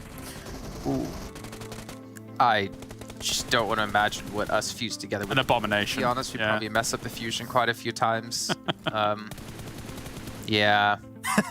Anyways, I don't want to think about that. Jason was no nightmares. But maybe we'll catch up to you together. Oh, please. You know what? There's so many things I could say, Max, that I've agreed I wouldn't. So we're just going to move on from this, because I'll tell you when we get on to break. Come back crying. But either way, we had Na'Vi picked... Oh, you will. You will, definitely. But then I looked on the leaderboards there, right? And we saw TJB on 2, Eastern Stars on 1. I know we keep bringing stuff up, but I'm getting really worried, though, for certain teams here who have just fallen off the face of the planet. I get it. It's just one phase. It's not that big of a deal. But for teams like, you know, Eastern Stars in particular, those PMGC points are very important for you. And every time you're not showing up here in these matches, you're just getting... At least it's lucky for Eastern Stars that they have started to like perform a little bit less towards the end of the phase. They're still going to get a decent amount of points from this phase heading into the finals. But as we already said many times, you're going to have a full reset into phase 2, into phase 3. If this is the new standard we see from Eastern Stars, we even saw it on the pre-show, right, where it's a little bit up and down. That roller coaster effect is back in play for them to some extent. that could really hurt them, not only for making into the finals, but as you mentioned, also the PMGC points. We're not sure how close it is, but currently we're seeing the Game Lord were not performing that much. That was an opportunity for Eastern Stars to take home that first place, and seeing how the two teams are now struggling to perform, it's really anyone's game up there. Yeah, it really is. Well, let's actually go ahead and take a look at our damage report, though, from this last match, because I'm just curious, with a lot of teams having the same eliminations, who was really standing out when it came to damage. And we will see Game Lord, yeah, they're going to be up there actually in first. Kind of expected, though, I guess. These numbers look like Jason. That's right, they do. I mean, I think it's, again, it's kind of symptomatic of the circle and how it played out. It's an unusual ending for us here on Miramar, and it was an unusual way for a lot of the teams to try and approach these final circles. So you're seeing a lot of these very heavy third-party fightings, very scrappy fights going on as people are trying to approach the middle of these circles. So yes, good job, Jason. Sanhok numbers. Yay, yay, I did a thing. I'm so proud of myself. But, I mean, looking on the rest of the list, I mean, Nexus is down there actually in 8th place, I believe that is. Haven't really seen them too much in the event overall. I know we did get to see them get a win yesterday, which again was very important, and they got 19 eliminations. But for some teams, I think we're seeing they still struggle with hitting that consistency level. Even QODEX, I mean, starting off the first day strong, getting 2 back-to-back chicken dinners. We don't normally see them into the top placings anymore, so consistency seems to be lacking. I mean, especially for QODEX, right? We're not seeing them get to that late game as much. They did get a really good clear on MADBULLS, so for that I appreciate it. Kalaris doesn't get his prediction correct that way, so thank you, QODEX. They shut up when it matters. But also, we saw it early on the show that MONIAN is not currently also in first place. He's fell off pretty significantly, and currently for today in terms of MVP, like Crypto's looking good, Tulika, Meku, Old Boy, like a lot of CIS players are towards the top, and of course Crypto from Pakistan. So I don't think we'll see MONIAN back in that MVP position anytime soon, because other teams have been able to show consistency, and we had some really good highlight players like Old Boy in particular, Zerek, Effect are always on top. So I think the race for the MVP position is actually going to be very tight between some of the CIS players.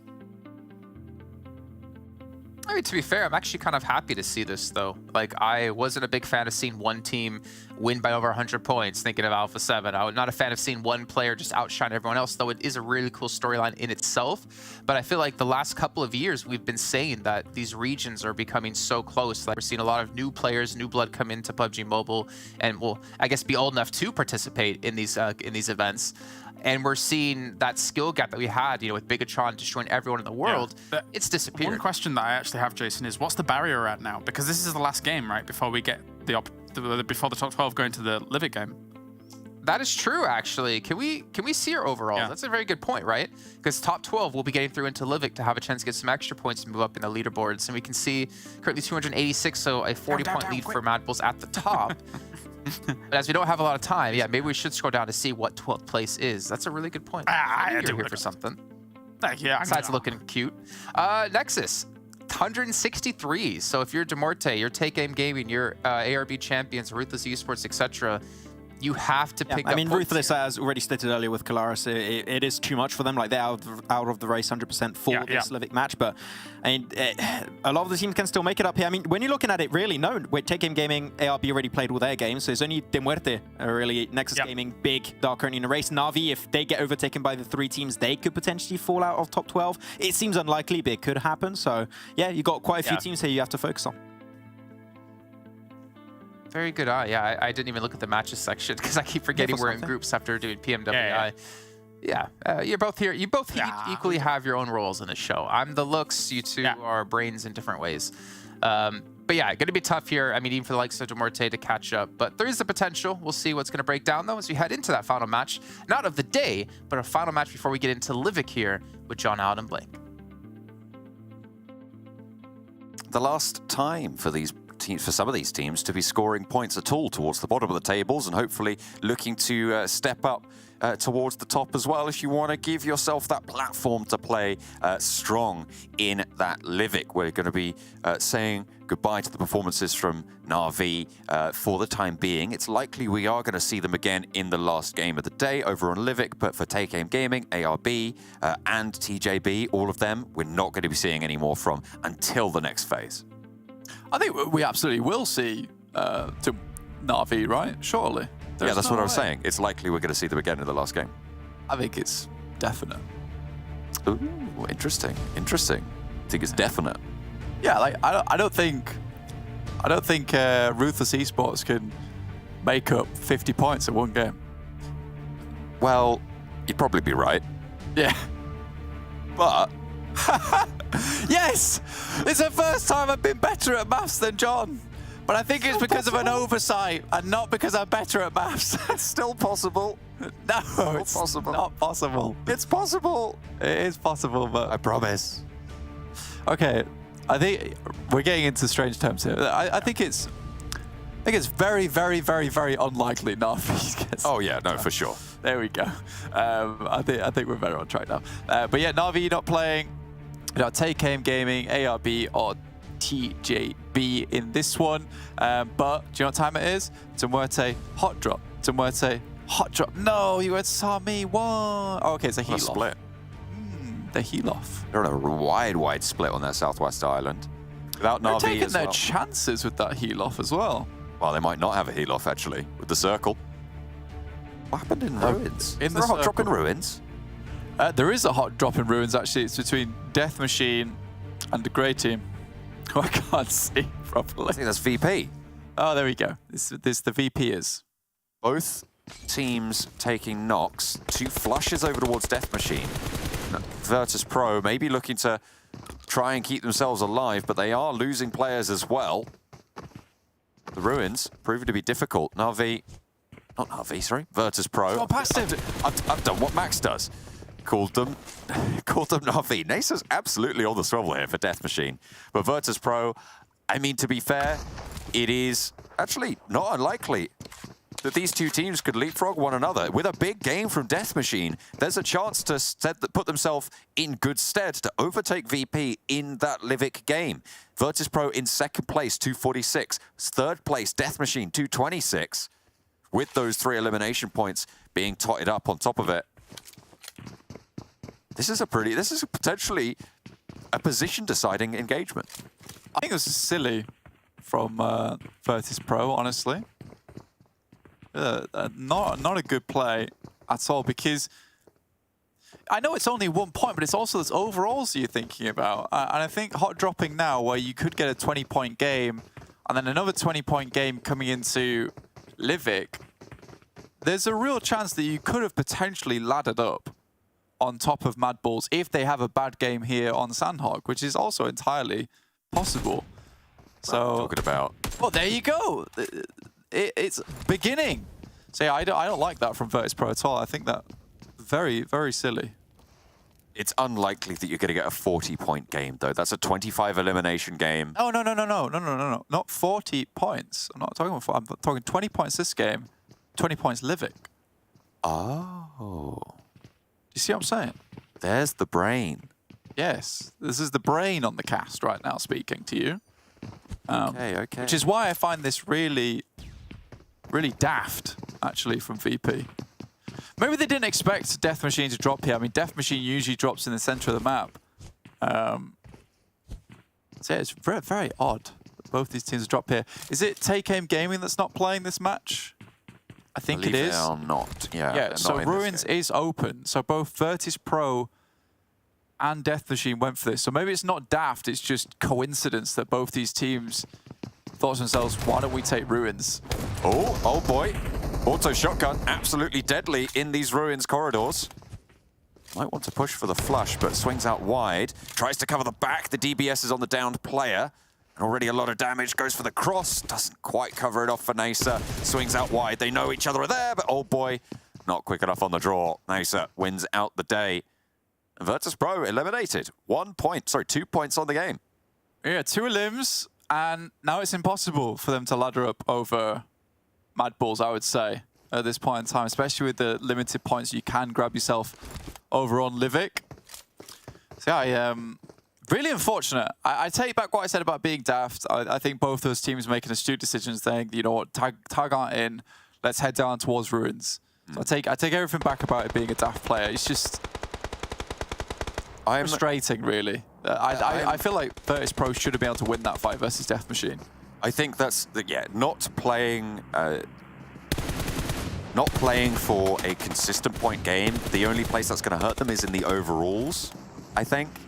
I think you highlighted that quite well earlier, right? If you put another 10 points into those overalls, that could be really, really important down the line, gaining those bonus points for overall points totals. But it's unlikely that they get taken out of second place this time, this phase, unless Death Machine keep going with a really, really strong game. The good news is, for VIRTUS.PRO, is that they've taken 2 of the Death Machine players down, and we spoke about it before. It is very, very hard to play Sanhok with 2.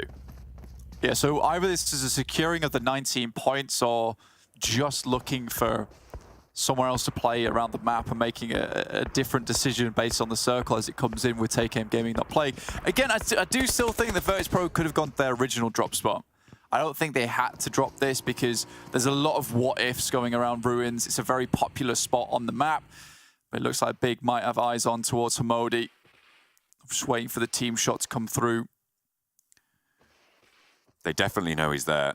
Yeah, they went for the second player, I think. Beast and Mihi are both in position. There's a third player out on this broadside. They are waiting.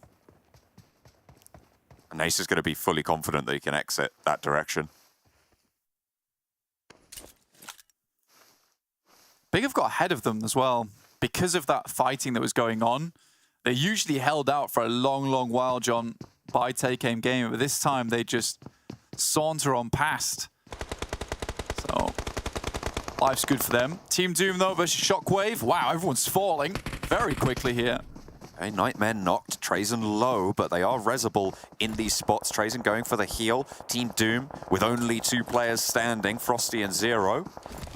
Spoken about the prowess of Frosty, but that's not going to matter here. Does Team Doom lose yet another? Zero now trapped between Shockwave and QODEX. QODEX move out nice and early over towards Quarry side. So another slight change coming from QODEX. They don't want to get locked in combat with Nexus anymore. They decide, you know, it's a much better idea for themselves to just leave that fight alone. In the meantime, Death Machine do go down to Big, which is one of our major storylines this game that we need to pay attention to there. So that'll be them going down. Behind them, I believe that is in 227 points to VIRTUS.PRO's 248. So a little bit rough. This is now a chance for Pioneer. It is now a chance for... Yes, this is a chance for Pioneer to take 3rd place. Again, everything will still be decided over in that Livik match, so there's still 1 to go for the top 12 teams who will qualify. But yeah, Pioneer can put enough of a lead ahead this match.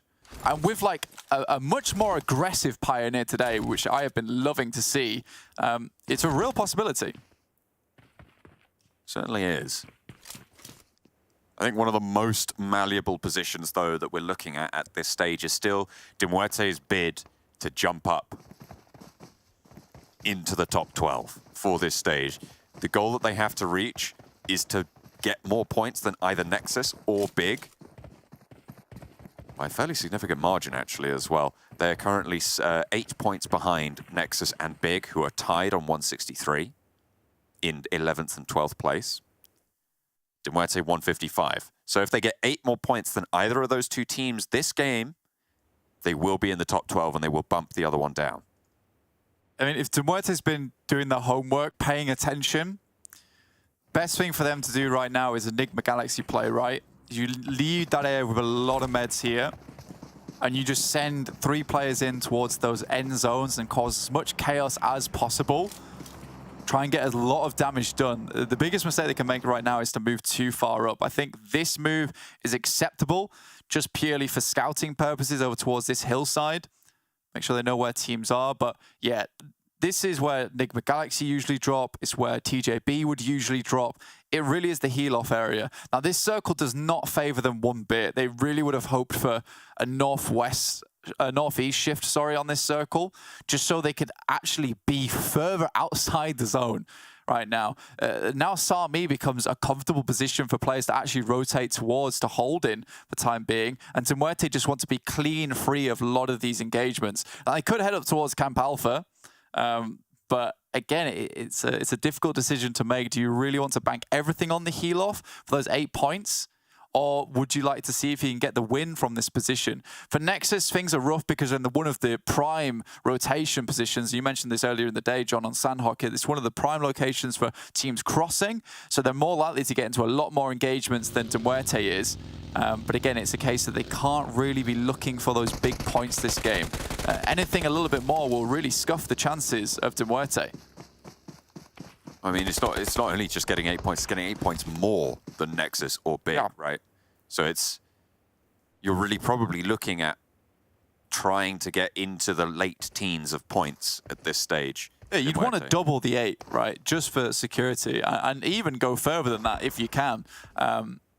However, issue with the heal off is that MUERTE still needs to get some eliminations to secure something really big. I think they can be quite comfortable going for this heal off though, knowing that Nexus is in this position and they are going to be coming under heavy fire very soon. Though they have done a massively good job of holding on to PIONER before, and I think that's the real scary possibilities, that some of these teams coming through this location might just not be able to bear down on top of Nexus properly and get taken out. Fortunately for MUERTE, it's MADBULLS that are coming in. So, you know, this is quite the competent team. Very much so. This is the thing, though. If you are a team moving in, you just don't want to go into PIONER because you're locking yourself into a conflict that, sure, you might be able to win, but you're going to take damage, and there's going to be teams behind you also looking at doing that. You could get third-partied. The danger, I think, outweighs the value when you could just cross at another point down to the southwestern island. I don't imagine Nexus are really going to get challenged here. Yeah, it's curious because there's a lot of different things with PIONER, right? Is that if you're playing in your just pub games, it's difficult to head in towards PIONER anyway because you know there's going to be teams there. Playing in competitive, on the other hand, like this in a tournament, is slightly different. At most, there's going to be one team inside of PIONER with the other at the initial start of the game. If there's two teams when they're leaving, either losing a couple of players or opting to just drop out early. And for Nexus, it's very, very hard for them to hold the entirety of PIONER, which is why you can see a lot of them. You can't see them right now, but we can see that a lot of them are stacking towards the north side of PIONER, trying to hold out as many teams coming down from boot camp as possible. Ooh. Andy looking for the knockover onto Aza. Zombie sets up the crossfire, but it's traded off. Trazen spots Zombie at the back, immediately rattles. That's a resable scenario.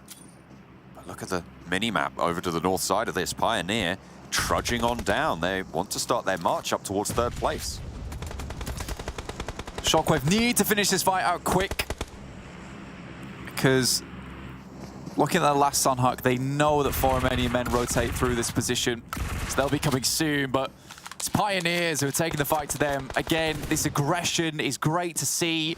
I want to see more of it coming through from Pioneers, and they're just third-partying this one up. They have the high ground to play around with, and they're opting to take the third party and sweep. It's working. It's going pretty well. There's nades coming through. Nightmare goes down. Trazen knocked to boot. And PIONER can look to pick up some points. Beg for mercy. Spots Aza.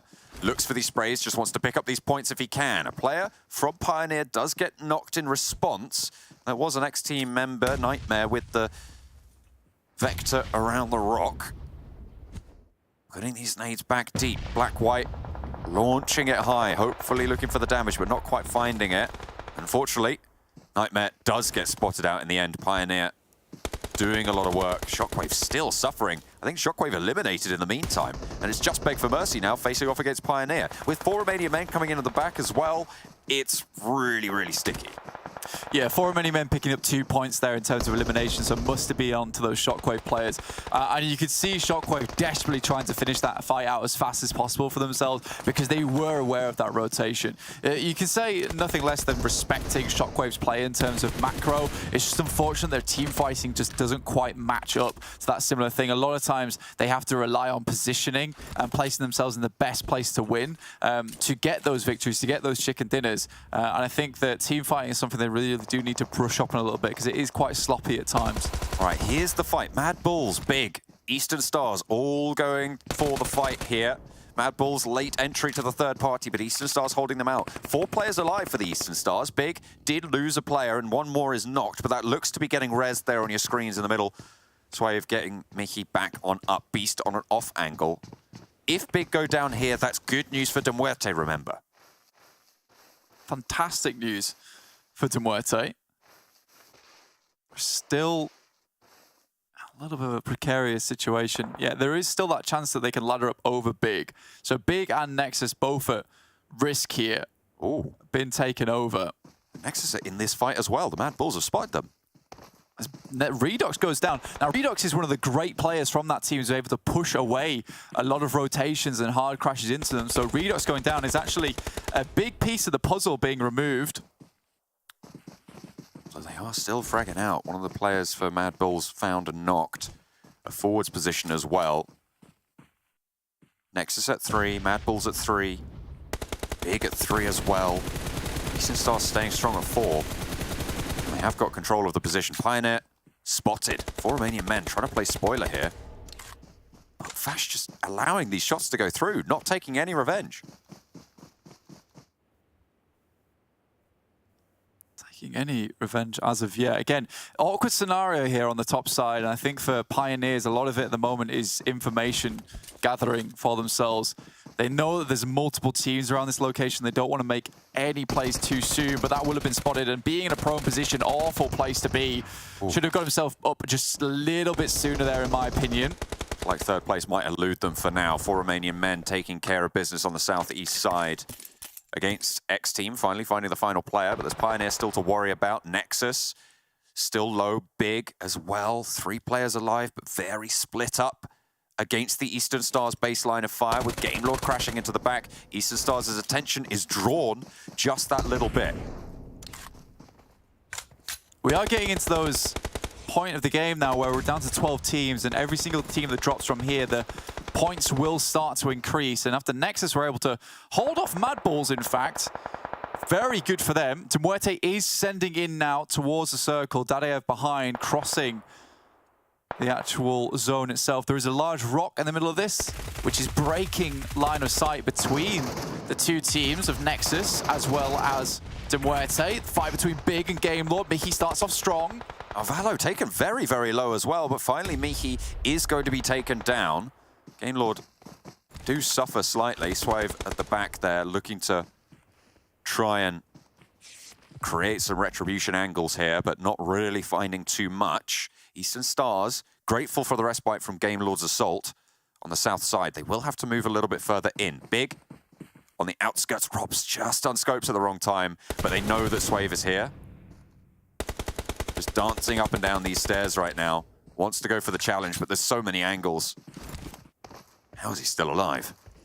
They'd really like to clear that player because he's a massive thorn in the side right now. With high ground advantage as well and vision towards them, they can't comfortably take this fight between them as well as Eastern Stars. In the meantime, though, it's the MADBULLS coming behind Eastern Stars with a nade, long range.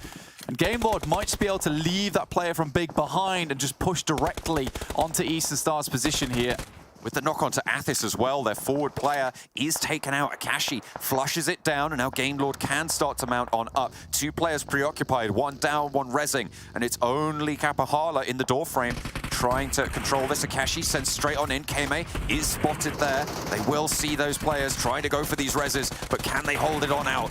Around the rock, it is absolute decimation. GameLord rolling in strong against Eastern Stars up the top of the hill. Big, 2 players still alive, and they've been left well alone on the western edge. SHOCKWAVE and Beast still popping. We know that Beast is one hell of a solo player, but MUERTE do find a really good position in the circle. And now it turns into big decision times. Do they want to keep playing this one out, try and find a win here, or go for the heal off? Again, now I feel like the win is in sight, and Kalaris even sporting the MUERTE prediction there. Another GameLord pick coming through from Max, but they're getting picked apart here over towards that western side just a little bit. Both Big and Nexus are still in this lobby. The elimination count's not super high, but there's 4 on the cards for Big, bringing the total needed to leapfrog them up to 12 points on the game for MUERTE. And then you have to add on those placement points already. But that is going to be at least the same for both of them.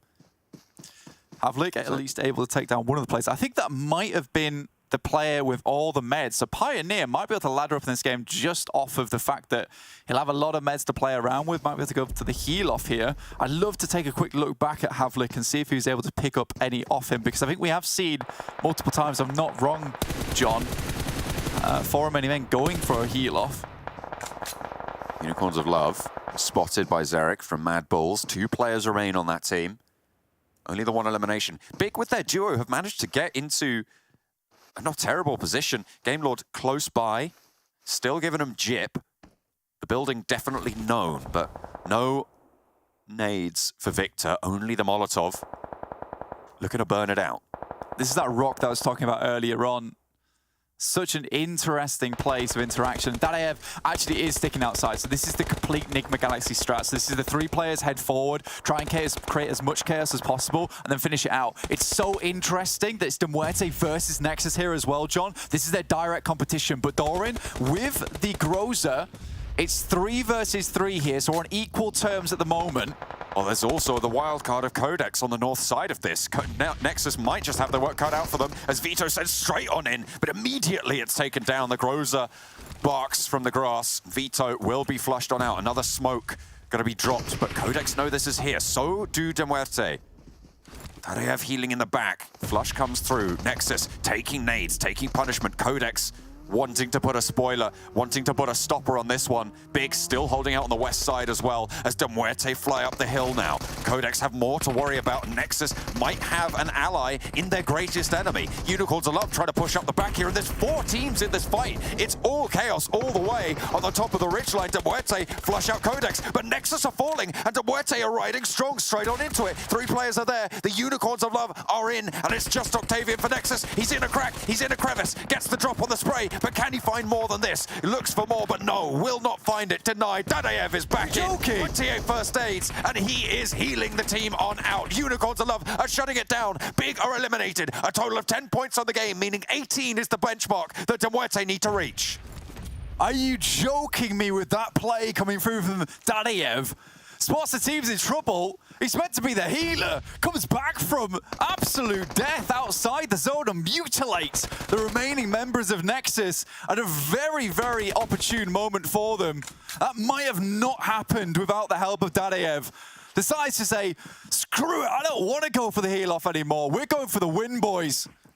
There it is as well. 3rd place now guaranteed for MUERTE. It's actually NEXUS the benchmark. I thought it was big, but it's NEXUS. 14 points necessary to draw even on the game. They are right on the door. They've guaranteed themselves 14 points. I don't know who wins the tiebreaker. See here, already Narvalo's down though. And MUERTE looking to strike out with some more points.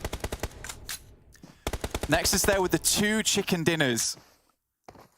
And they will have more placement points after this game, so if they go to a tiebreaker, I think MUERTE will win if they get the chicken dinner. Either way, they get those points on top. I think it will come down to the elimination points, which currently NEXUS have more of, so MUERTE cannot go down in 3rd with the 4 eliminations. Either way, Big are safe. They are in. It's NEXUS versus MUERTE, and at the moment, MUERTE are looking good to take this one down. Game Lord with the 1 player healing on the outside. Victor moving through. As soon as he dies, that's it. MUERTE are in, NEXUS are out. They've made it. They've done what they needed to do on the southwestern island. Now it's just the MADBULLS in their way. What a way to make their run, taking down the top players in the lobby, but they still have skills to get through. Finally, they take it down, and it is MUERTE with the miracle run to the top 12. What a final push coming through from MUERTE. And you know what? Dadaev just has to be my MVP from today. It's not often you see the healer switch mid-fight to the DPS spec and come in there at the final moments and pick up that last player from NEXUS on Octavian. I did not see him coming around at all. I love that Dadaev, he just tosses it all to the wind at the end. He's like, look boys, the chicken dinner, it's right there around the corner. We can take this, and just sprints back into the zone with the Nikes on. Goodness me, I think that's probably one of my favorite chicken dinners out of the entirety of the tournament. You know, they were just feeling it. Recall Dadaev back to the fold. That was absolutely chaotic. And in the mix of that, That's NEXUS losing out as well. The team that was the main focus of that engagement, that Dadaev came in and saved the day for MUERTE on, took down the team that they were trying to chase. It is so poetic for this team to be able to make it this way. Absolutely. I think NEXUS, you know, they just make the wrong play, man. You got to do the same thing as Dadaev there. NEXUS just try and play the passive game and stick around on that 12th place, but they don't make the full push, just like the team of MUERTE, and they go for the kill. We're going to go back to the desk now, where they'll break that all down. See you guys later. I don't know how to break that down because Kalaris predicted something that should never have happened, and Max is sad. I'm sad. The world's sad here.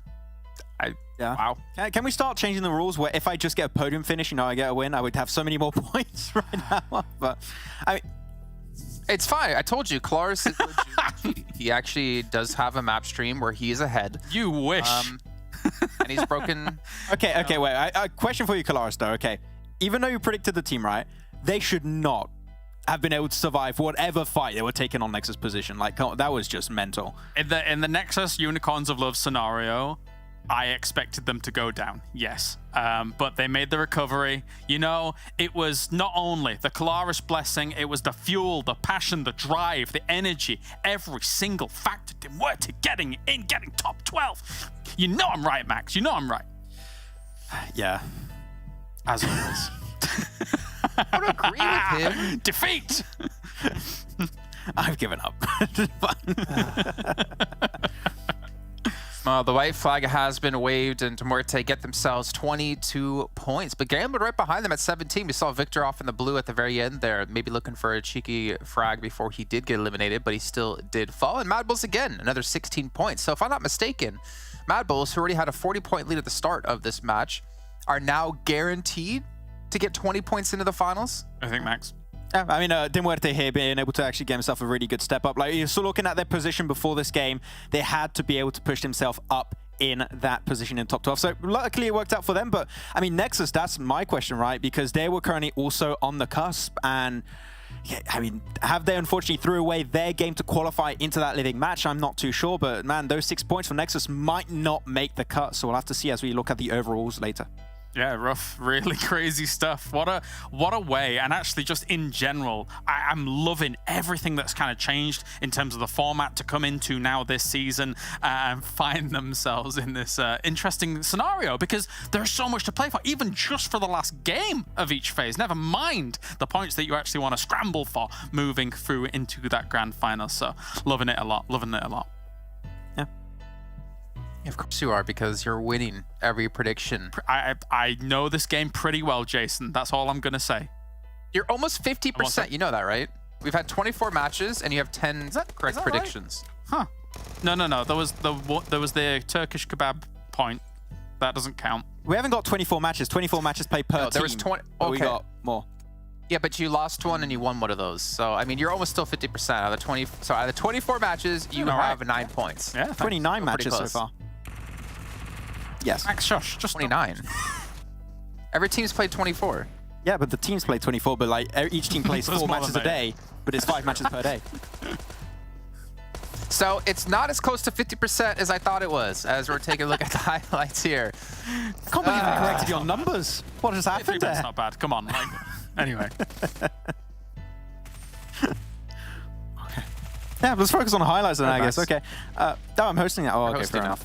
Yeah, but we saw MUERTE. Do I have to talk about this? I don't want to talk about the moment I lost my prediction again. But yeah, I mean, the fact that they were able to get back as a 4-man crew out of nowhere was really surprising. MADBULLS still able to make it there, but they just, I mean, skills can't take a 1v4 at the end. So, I mean, yeah, it's the win for MUERTE, and normally they push themselves up in top 12. It's funny because something that actually makes it difficult on Sanhok in terms of when third parties come in, because such foliage cover and stuff like that, makes it hard for MADBULLS and Game Lord to punish MUERTE on the other side. It's exactly the same thing that makes it hard for them to punish on the other side, because it's difficult to push forwards and kind of hold them out and punish the knocks that come in their way, right? So it's Sanhok things, man, and for MUERTE, it allows them to recover in quite the spectacular way. Yeah, I mean, looking at their player stats in the last match, nothing really outstanding, to be honest. There's 4 eliminations for Unicorns, but I mean, 353 damage. I mean, this is kind of, I guess, what you would expect out of a Sanhok. You shouldn't expect too many eliminations, but as you're saying, Max, this might have been enough, or I guess would have been enough for them to move into top 12. I mean, we'll obviously have to take a look at overalls. I don't remember what the gap was between It was a very small gap. So I'm almost 100% sure they made it up there. My question is, though, for, as already stated, for Nexus, them unfortunately not able to close off that game. I think that might be, unfortunately, the reason why they do not make it into that Livik match. So I'm mainly looking at Nexus Gaming to see where they are. So we'll have to see it. But MADBULLS, 300 points at the end here, like mental first phase from these guys. The question is, can they do it for phase 2 and phase 3? If so, they could kick off like with so many points in the finals. It's so excellent, isn't it? Like, considering the amount of work that they've been able to put in, very impressive stuff so far. I think regardless of what happens on Livik and beyond, they have surpassed, I think, a lot of our expectations here when it comes to the point gains that they've got. Yeah, and obviously, like, with them having that big of a lead, there's no way they could be surpassed. So MADBULLS should be going in with 20 points. VIRTUS.PRO should be going with 19 points. As we move down the list, though, we will see MUERTE has made it in. Na'Vi almost getting knocked out. NEXUS getting pushed out there at the very end, out of top 12. So that's unfortunate for them. But to be fair, I mean, look at the point gap between 9th and 10th. It's really hard to move up in points. You need to get a lot of eliminations here if you're MUERTE to try to pass QODEX, to sneak by an extra point. It feels bad for Nexus, right? They would have just been able to get a few extra eliminations here and there, just being able to survive just a few more placements more, and they would have been able to play at that Livik, but unfortunately not going to be there. I mean, it's not the end of the world, right? It's just one Livik they're going to be missing out on. It's fine. They can still get himself a few points from their position here in 13th. But yeah, at the end of the day, it's big able to make it. Na'Vi too, and Na'Vi has really, I would say, flipped a switch during these last few days. So if they can keep that momentum in phase 2, like, Na'Vi's going to be a really scary team to go up against. Yeah, but if they can, that's the question, right? We're always going to have this ifs, ands, or buts, and we've already talked about consistency out of a lot of these teams, and they're one of the teams still struggling with their own. But to see TJB down here, by the way, out of top 12 after playing in PMWI, yeah, I don't know. I don't know what to say. I don't know if I have any positive words for them right now, because that's yeah, be I'll acceptable. take it for you, Jason. It's a disaster for phase 1. This is not what we expect from TJB. It's not where they should be as a roster as a whole, especially with some of the star power that they have on their team as well. I would say even to a lesser degree, Ruthless. I don't think they should be down here either, considering what we expect from them as a roster. But that's how the cookie crumbles for phase 1. I mean, they've been a team, Ruthless, that's been in the region for so long, right? You would expect them at some point to be able to find some semblance of, like, consistency, but they just keep showing us some good games every once in a while, and then it just falls back down and unfortunately flat on their faces and can't quite perform. So yeah, it's unfortunate to see that some of the teams down below, but hopefully they can bring changes in the future phases. But we saw that even in last season with TJB, roster change to take the entire league stage to improve, and then they make it in the finals, and then they do well. But unfortunately, you can't afford to do that here because you got that point lead, right, heading into the finals, so that will not be enough this time. Phase 2, phase 3, we need to see a rise from the bottom teams. Otherwise, I mean, I'm pretty sure we won't be making it into the championships whatsoever. Yeah, honestly, there's a lot of teams. I'm, by the way, just to go back to TJB, I'm happy you brought up Ruthless here, because they have been playing in these PMPLs for like 2 years, and we saw a huge step up out of them last season, but now going to this one, yeah, I don't know. It's seeming like the UDAR killers that we knew before, unfortunately. But as we do move into Livik, as you can see, we have about 2.5 minutes till we get in there. There is a change up in how points work. So we can actually show you guys at home, because we've been kind of mentioning it, right? We said MADBULLS should be secure in first place, getting 20 points. It's because you can only get 10 points for a win here, which means you have to pick up a ton of eliminations if you want to be able to surpass any teams. But there's also less teams, so there's less points to actually be won by any team here. Yes. Are we going to see it? Yes. Yeah, well, I guess we're not going to see it for now. But we can tell you that's why we've been talking about it's going to be pretty impossible for MADBULLS to be surpassed.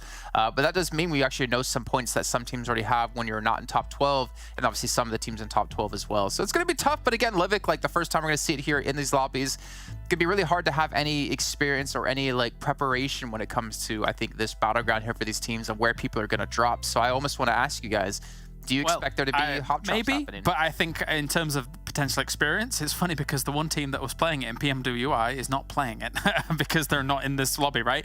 But Max, the M1014, yes, please, more of that. Let's go. What do you think? I feel like we had a shift of meta actually since PMPL. Like we're seeing a lot more DBS being played, like the Saiga's being played for once in a while, and especially in Livik, like the M1014 is a very, very strong weapon. So yeah, I still hope we're going to see the P90, but as we already had this conversation during PMWI, right, where like muscle memory will trump weapons that are maybe a little bit stronger on the individual map, and I think players will still stick with the UMP. But if someone can get hold of a P90 and use it well, that could really allow you to like have a major step up on Livik. So I hope I want to see a few P90 plays there. Yeah, I think it would be exciting. Sorry, I'm just trying to find the points if I can see it somewhere, because I wanted to actually take that into effect. But we'll move on from that. It's not a big deal. We'll obviously check it with overalls when we do get to the very end of it here. But is it going to center on Crabgrass? Yes. That's my question, Max. We know how much Kalaris loves it. I want to see it. I will give up all my prediction points if we can have it just to there. spike Kalaris here, whichever team drops in Crabgrass, they get my prediction. Okay, I'm just going to commit to it. Okay, I'm going to hold you to that. I'm holding you to that as well. I'm going to hold you. Oh, there we go. Oh, so there we go. There's the points, how it works. So Livik, you can see you get 10 points for first place, you get 6 points for second, 5 for third, and 1 elimination will still equal 1 point. So that's what we're talking about before, why it's so difficult for teams to actually catch up to MADBULLS or to move too much in the leaderboard, but it does give the opportunity to sneak by that extra point or two. And not to mention, if I'm not mistaken, Max, this does work towards your points. It does. Every single game that is played counts towards that PMGC, like the race to PMGC leaderboard. So this point, now these points could get potentially for your game laws, your Eastern Stars. It could have a major impact. So they should still try and take it seriously. All right, well, let's see. We're going to bring it over to our very serious commentators, though, of John Allen and Blank. I'm very serious all the time. There's no fun allowed, Blank. This is PUBG Mobile. Well, you think this is a game? It's serious business. I won't hear anything different. M1014, I can't wait to see you again. I love Livik, man. It's good. It's good. It's the happiest days around. What are you doing? Don't look like that. This is all fun and games on Livik. Looking for exciting times. from your... You can't have it. You're in here with me, behavior. boy. Yeah, you're stuck in here with me. That's the way it works. Fortunately, you do have a small box to assist you, so it's all right, John. It's all right. Look, I can't get quite. That's right. Yeah, it's very rough. That's right. So you're okay, but we are heading over towards Livik, where we're going to see some of that shotgun meta. Crabgrass obviously being the best position on the map. That's a lie, by the way. But we are heading over there right now, and the players are going to drop in. This is our top 12 teams from Phase 1 dropping right in, and we'll see exactly how this does all pan out. Very, very small map, so the circles are going to be coming in quick. You got to move fast. Power plant, we saw the PMWI, that was Damwon Kia's location of choice. Worked out quite well. Didn't really have to participate in too many fights. Here's the fun fact, Blank. Ready for you? Fact. It is possible to draw even with MADBULLS for VIRTUS.PRO.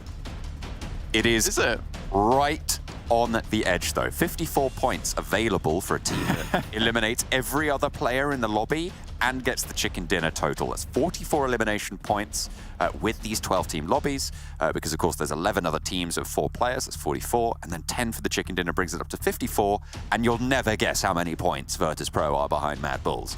It's only 54 points, right? Oh, 54. So it's possible to draw even. However, MADBULLS have 4 chicken dinners and VIRTUS.PRO have 1. So the tiebreaker goes to MADBULLS every day, which means that MADBULLS guaranteed mathematically to get those 20 bonus points now. Finally, I love guarantees, man. They're my absolute favorite. Death Machine over towards esports on the east side of the map. Athis, though, from Eastern Stars. Oh, yeah. It's Na'Vi. That's not Na'Vi. That's Eastern Stars, mate. What? No, that's Na'Vi. They've got different colour. Yeah, the yellow team, Na'Vi and Crabgrass. Oh, right. I'm talking about the team that's right on our screen right now, John. Come on. Oh, yeah. Okay, well, they're in a different place. That's what I want to know.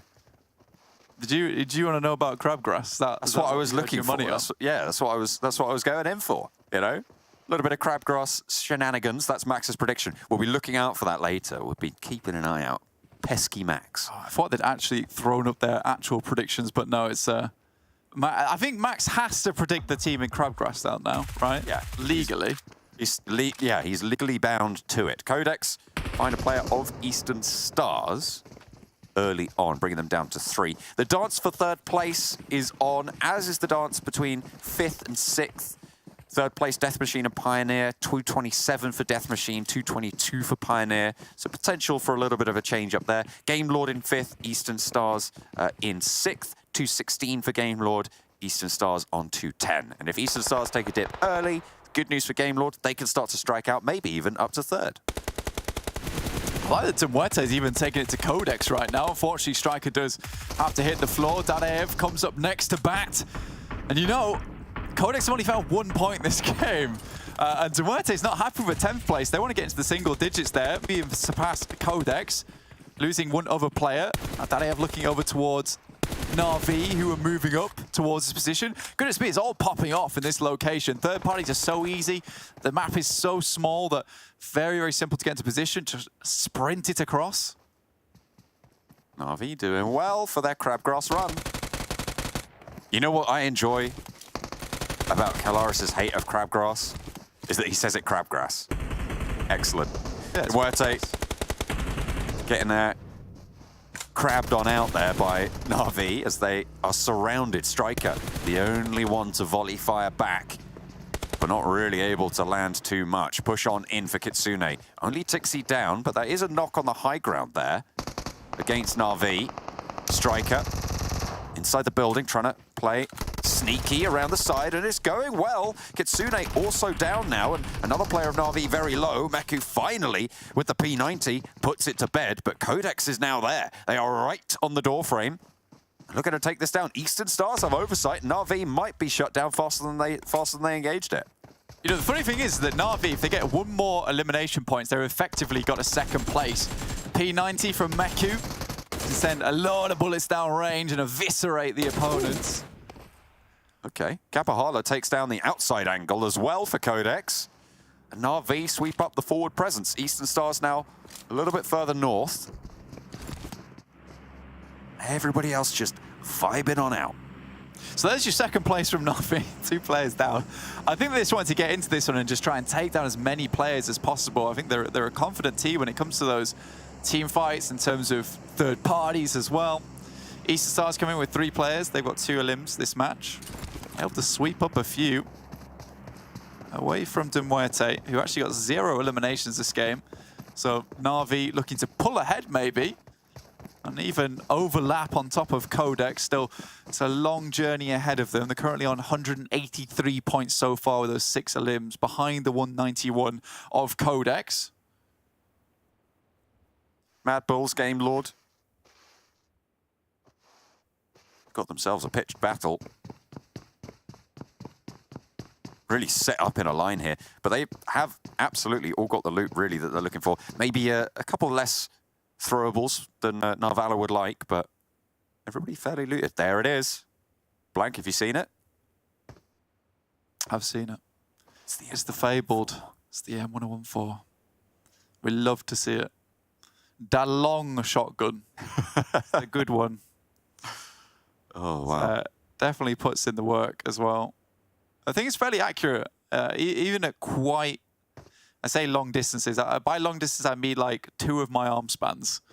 So you can definitely get a decent compound finish on it. I do have gorilla arms, though. I am an albatross of a human. It's true. So yeah, it's fine. Though you actually have longer arms than me. You're smaller than me. So I don't know how you dare say this. Spider crab. Spider crab grass. Spider crab. Narvalo mollied out by the MADBULLS. So Game Lord not able to get up too much. But again, this is a team that would love to get some points this match. Just 6 points would see them tied with Pioneer in 4th place. Death Machine, VIRTUS.PRO around the ruined building. And 1014 in hand for Hamodi. Tulika repositioning. VIRTUS.PRO, they're fairly secure in their 2nd place, but they don't want to give too much away.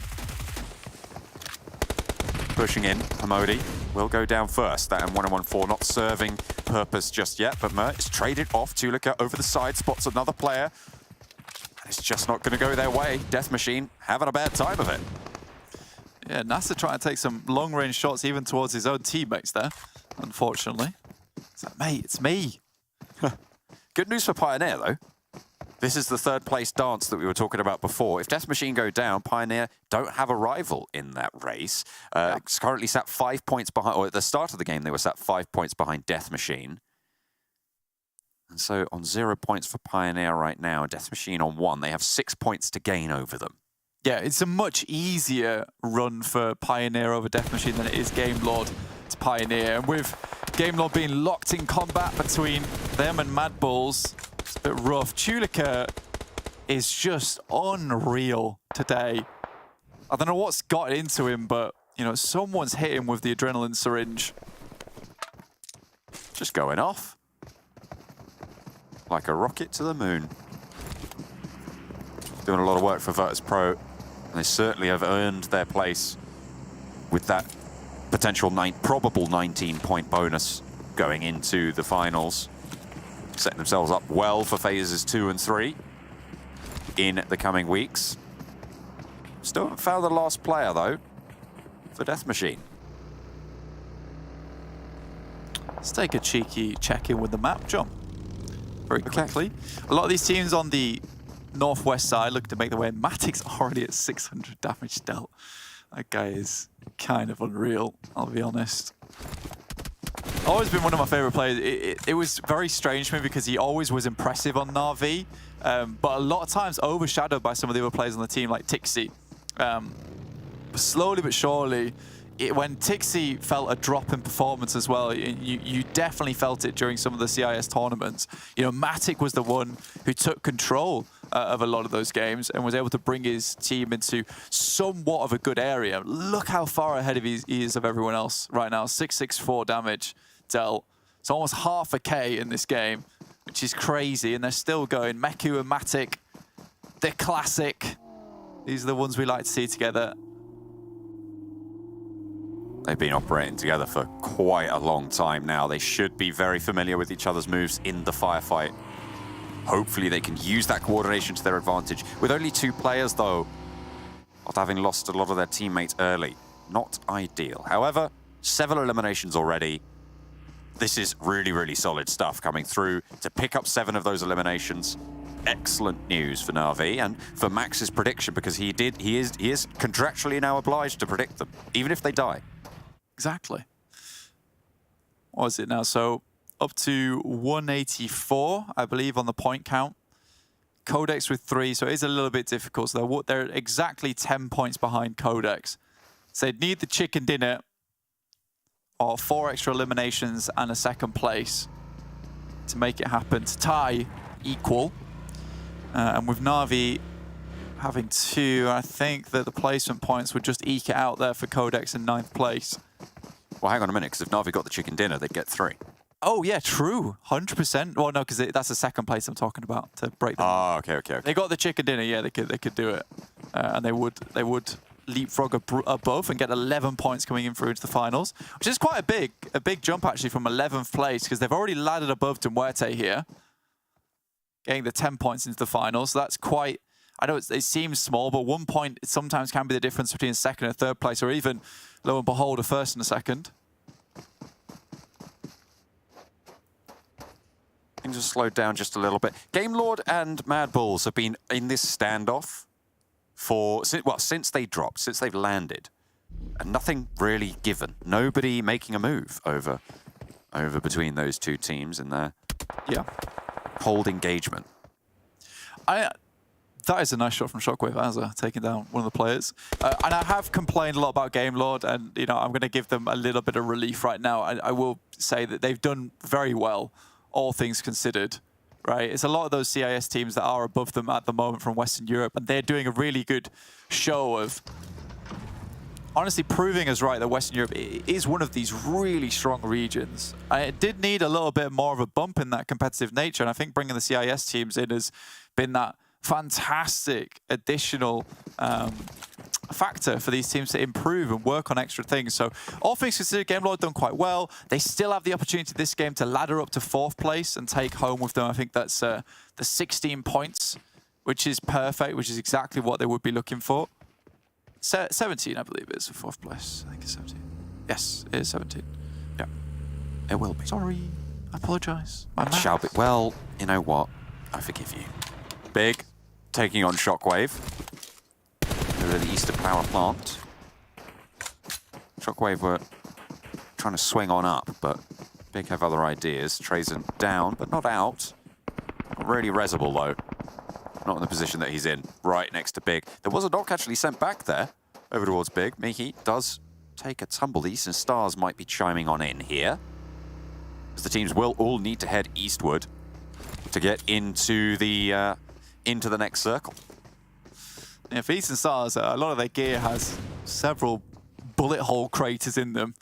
So the amount of fights that they've been taking there, John. So it's been a bit weird overall for Eastern Stars, but they have made it through. They're in an awkward spot right now because they don't really have much of a choice than to engage towards Big or Shockwave. They could swing down south and maybe go for a crossing over the river. Who's out into the delta there? Jason and Claris both going for a VIRTUS.PRO finish here. All right. Very confident with that position towards the center of the map. Game Lords still have a tough deal ahead of them, right? They've got to move through the MADBULLS, who are unlikely to let them go through this position unscathed. And it's 4v3 at the moment after that first Molotov at the beginning of the game that did take down Narvalo. And Narvalo being one of their heavy hitters as well. They've lost a big amount of power. Okay. So Jason and Claris, this is good. Did Max pick Na'Vi? He did. Good. I'm proud of him. I'm real proud of him as well. That is solid. Stick into his guns. It's very good stuff. Proud casters we are. Eastern Stars very, very low and bandages only for Kame. I don't know if that's going to out-heal Zone 4 right now. It depends how much stims he has, and Kapahala definitely won't be able to out-heal that. Kame, though, wants to fight. Unfortunately, he just doesn't have the time to do so. Eastern Stars taken out. Yeah, now Big has to move in. Na'Vi moving up towards the ridge that looks down towards the players of Shockwave. It's on the northwest side. They've just come from one of the compounds that they were holding beforehand. Fortunately, Beast does get hit. I believe that's by some shots coming through from Pioneers, in fact, off towards the south side of Reeds. Everybody's going to have their work cut out to chase Na'Vi's points total right now. They might just want to disengage and try and send around the north side of Reeds. There's not a lot of cover there. It's quite open, so potentially even skirting around Midstein. It's a difficult set of rotations ahead for Na'Vi, so perhaps even fighting into Shockwave could be one of the better ideas. Potentially. Only one first aid kit, though. Nice shots coming through from Meku, but has to leave and reposition Matic. There it is. 4 first aid kits. Supporting each other beautifully. Yeah, unfortunate that Meku goes down. Their Game Lord, equally unlucky. I think Akashi's just going to try and heal this one out as long as possible. There they go. Na'Vi down. Heals are there. VIRTUS.PRO get the shift as well, and it looks like the predictions are going well for Kalaris. Is that Jason's new strat? I wonder. Just copy Kalaris. Try and beat Max, not be last. I think for VP, life has become very easy just because of Reeds, right? They know the general location of a lot of these teams where they come in. It's either north or underneath Reeds or down towards the compound that Unicorns and Love are holding. Around them, it's all open grounds. The difficulty with Livik is a lot of times, because the map is so small and we get these circle shifts, if there is a compound in the circle, really rough without the use of smokes and a decent crash to dismount a team. You have to be super quick with it. And if you're on the sidelines as well, you're unlikely to get it out. But that's some good shots coming through from Robs. Does eliminate a fair few players from MADBULLS, and that could be their run just absolutely decimated because of Robs alone.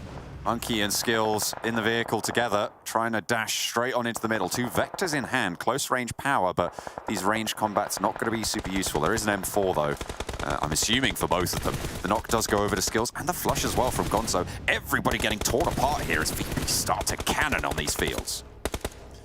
And they have to, right? They've taken the zone, but now the circle's moved away from them, so eventually we'll have to leave. So they want to clear the entirety of that north side. Game Lord's still going. Again, the points do drop down rather quickly over in Livik, so you won't get a huge amount of points for healing out unless you get that second place. Nice nade from Havlik over towards Unicorns and Love. Gonzo just gets a little bit too close for comfort there. Pioneer under pressure now. They've already got a whole host of points and looking good to secure that 3rd place. Game Lord maybe looking to push up into 4th overall, this is. Game Lord started on 5th, but Death Machine going down fairly early with just the 2 points. There they go. Game Lord getting eliminated in 4th place. That's not a whole lot of points, and with Death Machine already getting 2, Game Lord only getting 6 on the game overall, I don't think they're going to be able to push on up. We'll have to wait and see. Pioneer still going. Unicorns of Love, VP, 3v3v3. Yeah, Pioneer had to have a rough game there, and they will now go down in 3rd place. I think 3rd place gets you a couple of points, which they'll be happy with, and I think that should be the 3rd place now secure for Pioneer, so well done to them. But now VP looking to sweep the remaining players of Unicorns of Love. Icy and Crypto, the 2 fragging gods on the team, and already that's a huge amount of damage put in from the off angle from Crypto. Not going to get the knockover onto Old Boy, though. On the flip side, will be able to get that heal through, should be able to res. Now there is time, however, for Unicorns of Love. There is a knock on the downhill, which makes it a lot harder, but potential to go for this push on a long circle VP control. Yeah, that circle is horrific. You know, Unicorns of Love might have been able to take this game if that circle moved just slightly further towards the center. But because it centers up here, you know, this rock is just going to be the death of Unicorns of Love. It's not good. It's not good news, really. You need to get close enough first, John, to actually start tossing the nades. And they just can't quite make it happen. If they get a good one over the top, Crypto's got 6. He just needs to get slightly closer, and Icy is providing the distraction that he desperately needs. Crypto on the side, might spot Tuluka, but the breakout wide from Icy is spotted, shimmying off the deck behind the rock. Has to live, you're right, needs the challenge. Crypto taken down, it is traded off, but it's just Icy now with the Vector and the blue at the back. It's all just too much to bear, and it is VIRTUS.PRO to take home the Livik chicken dinner. 20 points, John, by the way. By the way, 20 points. Okay. By the way. I think last game, what was it? I said that if they'd not taken Ruins, they got a 20-point, a 20-point. Like, this could have been really good for their overalls total. It would have seen them up towards the 280-point, right? And if MADBULLS didn't have a good game here or had a slightly worse game there on Sanhok, this could have been a VIRTUS.PRO 20-pointer going to the finals. Either way, some really interesting stuff. And I think Death Machine, yeah, will be dismounted from 3rd place. And Livik does decide quite a bit here, which is really nice to see. I love a fun map like Livik to really decide like where those top spots are. You still have to fight it out all the way to the end. And you're only playing with our top 12 teams, the best in the lobby at the moment. Absolutely. I mean, that's really, really cool to see that sort of shifts, those sort of shifts coming on through. I mean, to be fair, I was only tracking maybe 3 or 4 teams in terms of their point shift, but there were so many teams fairly close on points totals that could absolutely have been impacted fairly heavily by that game. So it'll be really interesting to see the overalls as they lie and decide our first phase of bonus points. But to do that, Blank, we're going to need to go back to the desk. Well, that was interesting. Livik coming through. Not to mention Kalaris and I getting some points on the board here. So happy with our predictions. Maxman, that does make me equal to you, and also actually technically takes me farther than you by 1 point if we take out that -1 I did have. But it's not about me. It's not about our victories. It's about VIRTUS.PRO's victory here and the domination they're able to put on here with Livik. Yeah, I mean, very good game. They played the logistics center as a drop location. At least you know you're not going to be contested in any way, shape, or form. And to be honest, they had some really good angles at the end. I can't complain, right? That fight versus Unicorns of Love was a little bit dicey at the end. And really get himself, what was that, 20 points in a Livik match? Like, I was not expecting to see this many points in a single game of Livik. So, man, impressive stuff on VIRTUS.PRO. They were still a little bit too far from 1st place, but still a very valiant effort. Yeah, I mean, they were one of the only teams dropping on the far south side of the battleground as a whole, right? So they had a lot of room to work with. I was concerned when they lost 1 member, but rocking up in the right compounds when they needed to and being able to play it out from there. You're right, it did get dicey towards the end. And I think in a perfect world, Unicorns of Love, you were looking at Crypto's angle, for example. That's an amazing angle to try and start putting on the pressure against VIRTUS.PRO, but it just wasn't quite enough. And once again, me and Jason, the big virtual high five, getting it right. Better than Max. I mean, that's a little harsh, but you're right, Kalaris. That's right, yeah. We're better than Max. We kicked his butt. Looking down the rest of the list, though, MUERTE, you know, that last game was fantastic. out of them. But, or sorry, not Livik, I meant the one before that. But then they go into Livik and they don't get anything. But at least they still moved up in leaderboards when it came to their positions before and into plus the higher than top 12. So some extra points overall. And we can see here, Death Machine 2, QODEX. I mean, they've just been so quiet, I feel like, for such a long time now. Yeah. I'm actually happy with what Na'Vi did this game. They dropped in Crabgrass, reason why I voted for Na'Vi in the first place, because I said I would. But seeing which teams were just barely above them. So before this game, Na'Vi were tied with MUERTE. MUERTE, we saw, got 0 points. So they overtook that position of MUERTE. And QODEX was the team just above QODEX. They won 191. Na'Vi had 177. If they had a win here, and they started off by eliminating QODEX first, then they could have overtaken 2 placement points. 2 placements, sorry, in the leaderboards in this game alone, which have been mental, but unfortunately, by doing that fight, they lost 2 players, and of course, chances of a win are going to go significantly down. But I saw some P90 plays, so I'll take what I can. It's cool. I'm sorry, I'm still stuck on just bashing on Max. But yeah, I mean, good points all around, to be fair. What really interests me, though, is that if we look at how this event started, this first phase started, we saw obviously some teams rise to the ranks. You had your QODEX originally, you had MADBULLS, you had Eastern Stars in there. But VIRTUS.PRO, I feel like, has been a team that's just been consistently getting better every single day. Like, I actually wonder if we could even, you know, maybe into the first day of phase 2, look at the points per day and how they've been on like a steep incline, or at least it's felt like that. It seems like no team in these lobbies, except maybe MADBULLS, can stop them. Yeah, the first day or two for them was just not there, was it? It was barely existent. But since then, they really ironed out the kinks, and I think that VIRTUS.PRO is looking like a championship caliber team. That's I knew it. A CCT. It's the first time someone play the air horns. It's come out. There we go. It's the championship caliber team. Look at air horns, right? I don't have my soundboard unfortunately hooked up. But if I did, I would press the button. Sorry. I'm not sure. Would you? Okay, let's take a look, though, at her MVP of the day. I don't want to ask you guys to predict because, Max, we're probably going to lose again, to be honest. So let's take a look who her MVP of the day was. Again, $1,000 for the MVP of the entire, well, I guess it's of the finals. And it's actually going to be Crypto coming through. Ooh, and the YouTube chat goes wild. 100% for that one. Yeah, okay. Unicorns of Love, sure, they get themselves some few good games in when it comes to today. Still not able to make it into the late game as a 4-man to really try and dominate and get those wins. But when they get a few individual players like Crypto, like IC, they can perform like that. So it's good to see. But man, 15 eliminations was an average survival time of almost 18 minutes. That is some good conversions for Crypto, so good for him. But we still want to see that team effort from Unicorns of Love that is still lacking from time to time.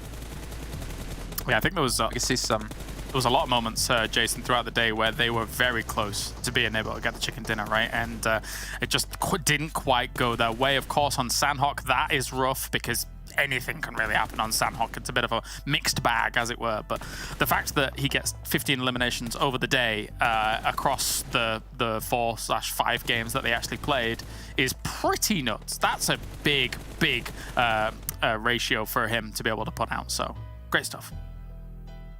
Okay. Well, let's actually take a look at our results from the day, though. Obviously, fantastic job by Crypto to get the MVP. And we'll see if we can maybe do it yet again in phase 2. But the matches in the day, I think that's what's important for people at home to keep in mind. We've had 6 matches in total. We've obviously had some things switch up from our previous day. I mean, we had SHOCKWAVE starting the day off here with a fantastic chicken dinner, and Game Mode even getting one, which it feels like it's been forever since then. But I guess I'll just do it for you verbally here. SHOCKWAVE, you got Big, you got Na'Vi, Game Lord, MUERTE, and then VIRTUS.PRO at the very end as our 6 winners on the day. You know, again, not really many big elimination games today like we've had previously. Yeah, I feel like overall it's been a little bit less dominant from some of the top teams. Of course, you have that first game from SHOCKWAVE and Miramar with 13 eliminations, but it feels like the lobby has leveled up. I don't know if you both agree or in line with my thought here, but we have a lot of teams that actually stepped up that were able to contest versus the top teams of the first 3 days and are now like rivaling those kind of positions. We saw with VIRTUS.PRO, here was other teams like Death Machine, etc. that have been also able to get some nice improvements throughout the day. SHOCKWAVE. So yeah, I feel like it's a lot harder for a team to just get a win. Was like, what was it, 18 eliminations? It's going to be harder because teams have just got used to this lobby now, and it's just harder to be able to dominate as much as we saw before. Okay, well, moving on from this here, I'm curious to see what our overall points are going to be with the addition of Livik at the very end here. See if we have had some mix-ups in some of the standings, as I think we've already know about a couple of them happening. Remember, it's just like 1 or 2 points additional for some teams, but in the end, it could be those 1 or 2 points that change how the entire finals go. And I think when you look at this, obviously we're expecting MADBULLS and VIRTUS.PRO to be up here doing well. When you think a little bit lower than that, though, for Pioneer and Death Machine, damn, this has been a good phase, especially for Pioneer, who really wasn't for a long time kind of at the forefront of our minds. They were kind of our peripheral vision a little bit, but 231 points, being able to overtake teams like Gamelord and Eastern Stars, that is a big win for them, I think. So congratulations to Pioneer for this phase 1 performance. Yeah, towards the end, it got a lot more in line with the scrims, unfortunately, for a lot of the original Western European teams. Like the CIS domination is big. Top 3 teams, all from CIS region. And actually, 4th place is not even CIS, it's team for like technically from the Arabia region, where you got yourself players like NASA that were able to join the roster too, are happy, etc. So it's great to see on their side. Some domination, took some time to get in that position, but I still want to see your Gamelord, Eastern Stars, Unicorns of Love. Like, we need to see these guys be on top, because we don't want this to become PMPL CIS right now. We want to see some Western European teams be on top. Taking a look at the second page, though, we do see Na'Vi in 10th place, at least able to bump themselves up. I remember seeing them in like 15th for the longest time around then. MUERTE as well moved up to 11th, so not a bad job for that one match, able to shoot them up the leaderboards here and climb a little bit further. And then we see the rest of the teams, ARB champions, RUTHLESS as well here, and I'm assuming next team's going to be down there towards the very bottom. But again, it's a clean slate coming into next week, so this is the chance for any of the teams here to obviously take those 4 days, really review what's been going right for them or what's been going wrong, make some major adjustments, like if you're TJB, because they need to make something happen for them. They have every advantage in the world right now when it comes to PMGC with them and Gamelord. And with with them, at least in particular, not performing well, they could be saying goodbye to the biggest event of the year. Yeah, I mean, exactly. TJB also were a team that could potentially be in the race for the race to PMGC, technically, with them being able to win the finals of the previous season. Like, they had a chance to make it happen. I think this one phase alone might have just ruined completely their chances of making it to PMGC. Maybe. We'll have to see. Normally, next week, we should have the exact points of where the teams stand for the entry point to PMGC, but I think this first phase just ruined it for them. So that's a very, very early end of the story, if that's the case. And with the tournament being the way it is, with these big teams coming in and also slowly performing better and better, VIRTUS.PRO, I think Na'Vi also had a better day today compared to some of the other days that they've had. It gets harder to make those recoveries in the next phases as well, because you have these big titans to contend with that have been added to the play days, to these lobbies. So for TJB, a recovery will be even more difficult than previous seasons, if you get my drift. Yeah, especially when you have MADBULL pull 300 points in the first phase. If they pull another if they pull 300 points every league phase, or every phase, I should say, that's 900 points alone. And that might actually put them ahead of some teams who have played out already a prior season of PMPL. So we'll obviously see and keep track of that as we do go on. But it's time to see, though, how many points teams earned into the finals. Remember, the points they earn at the end of the league phase, or the ranking they should be at, of each phase, I should say, sorry, determines how many points they get straight into the finals. Let's get a look, actually, at where currently teams stand. In phase 1, MADBULLS on 20 points. Ooh, okay, MADBULLS, I mean, MADBULLS, clearly, if they can replicate what they did in this first phase, like, that is scary. And VIRTUS.PRO, if they can start the next phase at the level we saw in these last 3 days of play, like VIRTUS.PRO are contending to be first place of like the next phase, potentially even phase number 3. Like VIRTUS.PRO, sure, it took time to get to that point, but I think that Kalaris, and I don't know if you agree too, but like they are clear contenders for the throw right now. This VIRTUS.PRO is VIRTUS.PRO I want to need. Is the one I want to see for the rest of the event. Yeah, I mean, there are a lot of moments where you see them approaching circles or finding a decent spot in a circle where I'm thinking to myself, okay, and this is why I'm making the predictions from them. Like, for example, this even a Livik game, technically. I'm like, okay, this team has got the chops to be able to move forwards and get a win off of here, and then they do it, and it's like, okay, that's a little bit of a scary presence in these lobbies for all these other teams to compete with.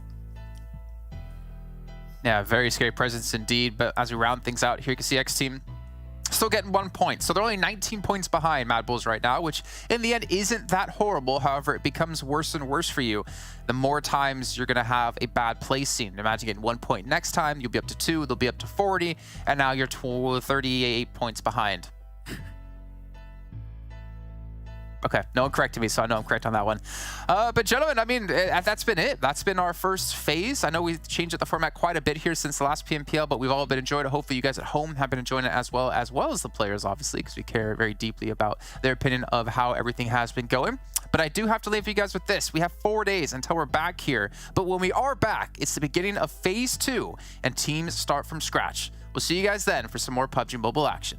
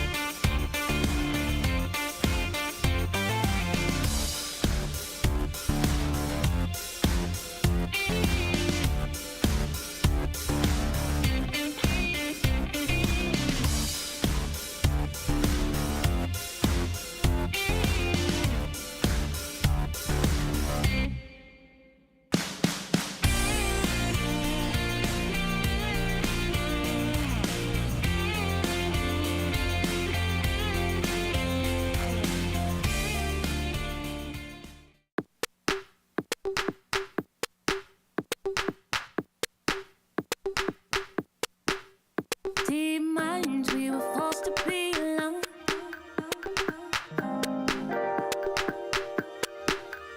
Unknowns and nowhere is the same. And even when it seems like there's no way out, we'll grow a little closer. Through water, we flow. All of us together, we're good, we flow. Nothing is the same, but I'll hold back. I'll hold back. I'll hold back. 'Cause we're better together. Better as one. Better together. Better as one. Better together. Better as one. Better together. Better as one.